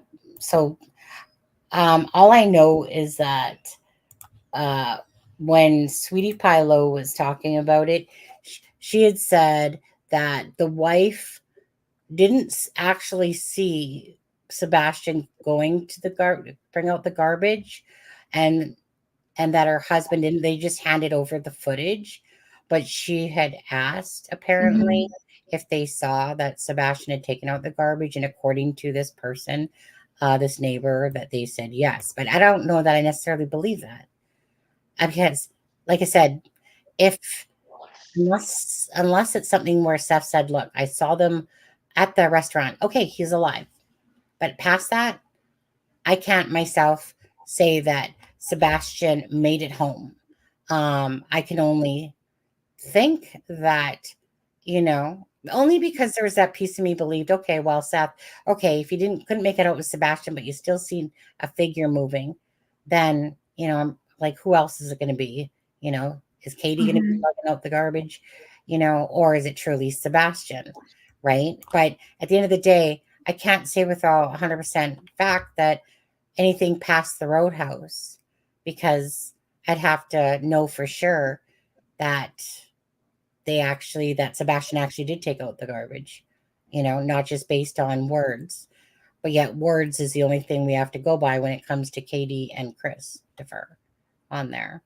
And really, Sebastian's considerably smaller than Katie. Yeah, right. Yeah, exactly. So, I mean, I would just like to think that, if there's a video and Seth could see some movement, that it was Sebastian.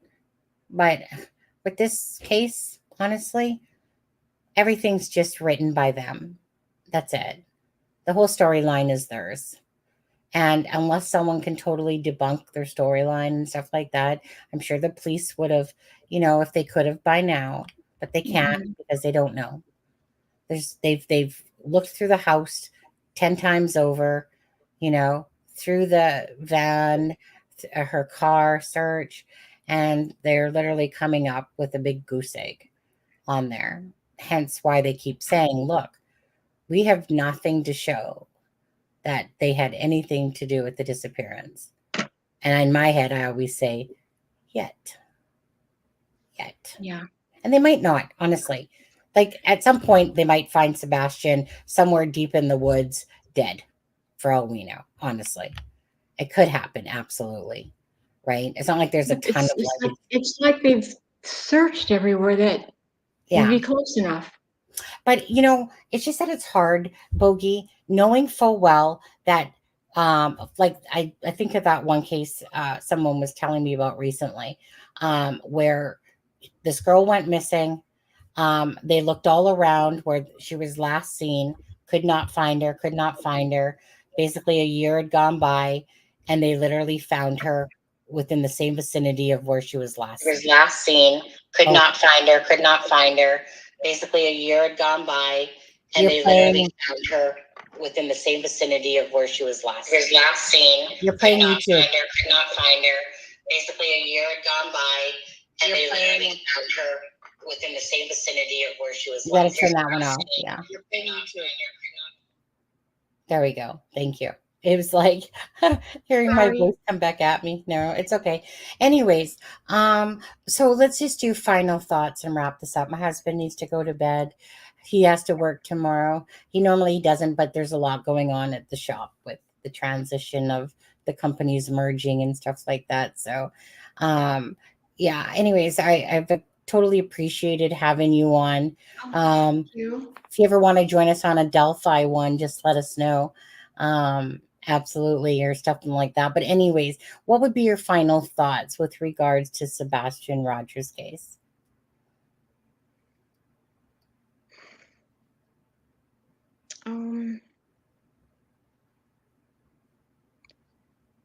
It's a hard one. It's honestly, it's hard, eh? I just think it's really,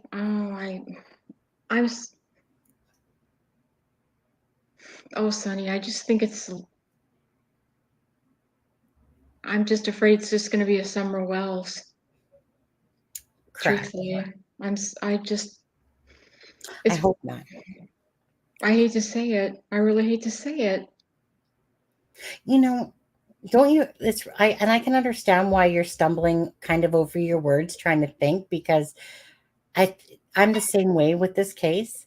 Is that you just really don't know what to say because you don't know if he's honestly alive or dead, and you're left with going, I don't even know what to think, you know? Um, Hence why it's kind of like, to me, why you're kind of stumbling there, because even I keep stumbling because I can't, I'm torn between if he's alive or dead and what happened to him. Yet there's a story to this. And yet, why does it seem so complicated to find it out? Like, why does it seem like, do you know, like there should be answers, but there's no answers? And it just seems so strange that everything that normal, like everything that we have between electronics, right, digital, all that stuff, and yet Sebastian Rogers is just poof, gone somewhere, gone, disappeared. We don't know if the Proudfoots had involvement. We don't know if Sebastian took off, and he just miraculously passed every freaking camera because it was so dark that, you know, but to be gone over 3 months, eh? It's a very, what should be a simple case, but complexing case by the same token, you know? I know nowadays with cameras, now that's how they Yeah. solve so many. That's how they solve so many cases. And digital footprint. It's all by digital footprint nowadays and everything, yeah? And yet we don't have an iota of anything. The LE doesn't have an iota of anything to go on. They don't.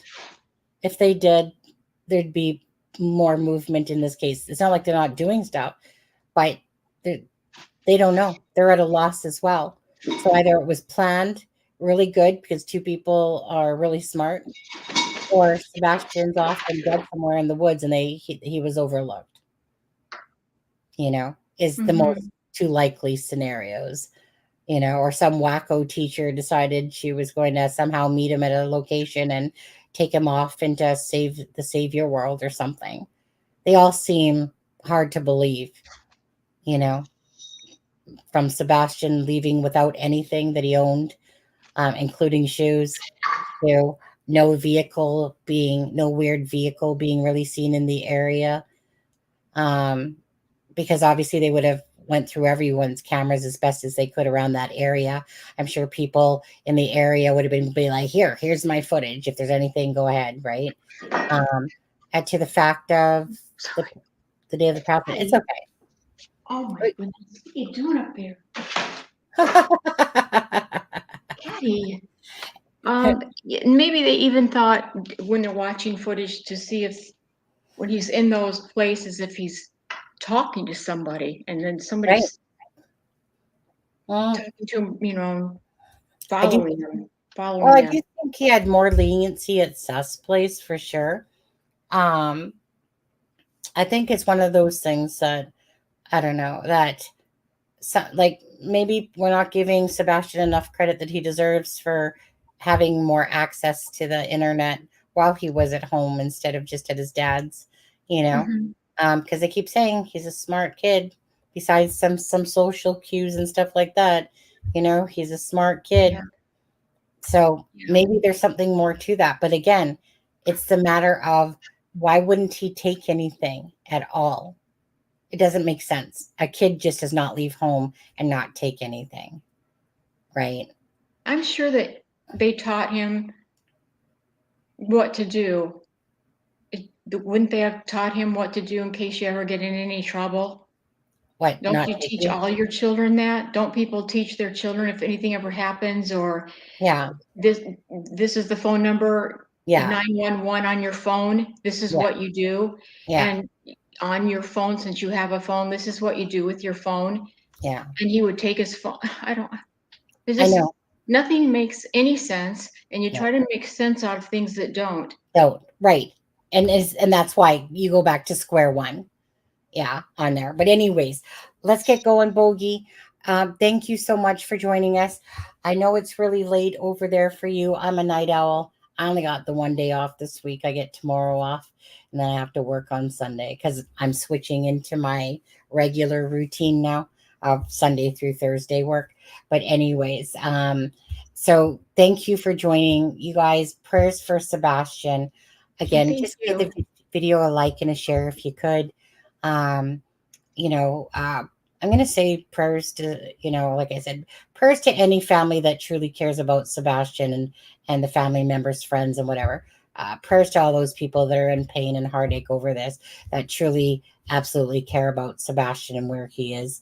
But first and foremost, hopefully the story unravels itself at some point, and all we can do is keep, pushing him out and keeping him out in the public.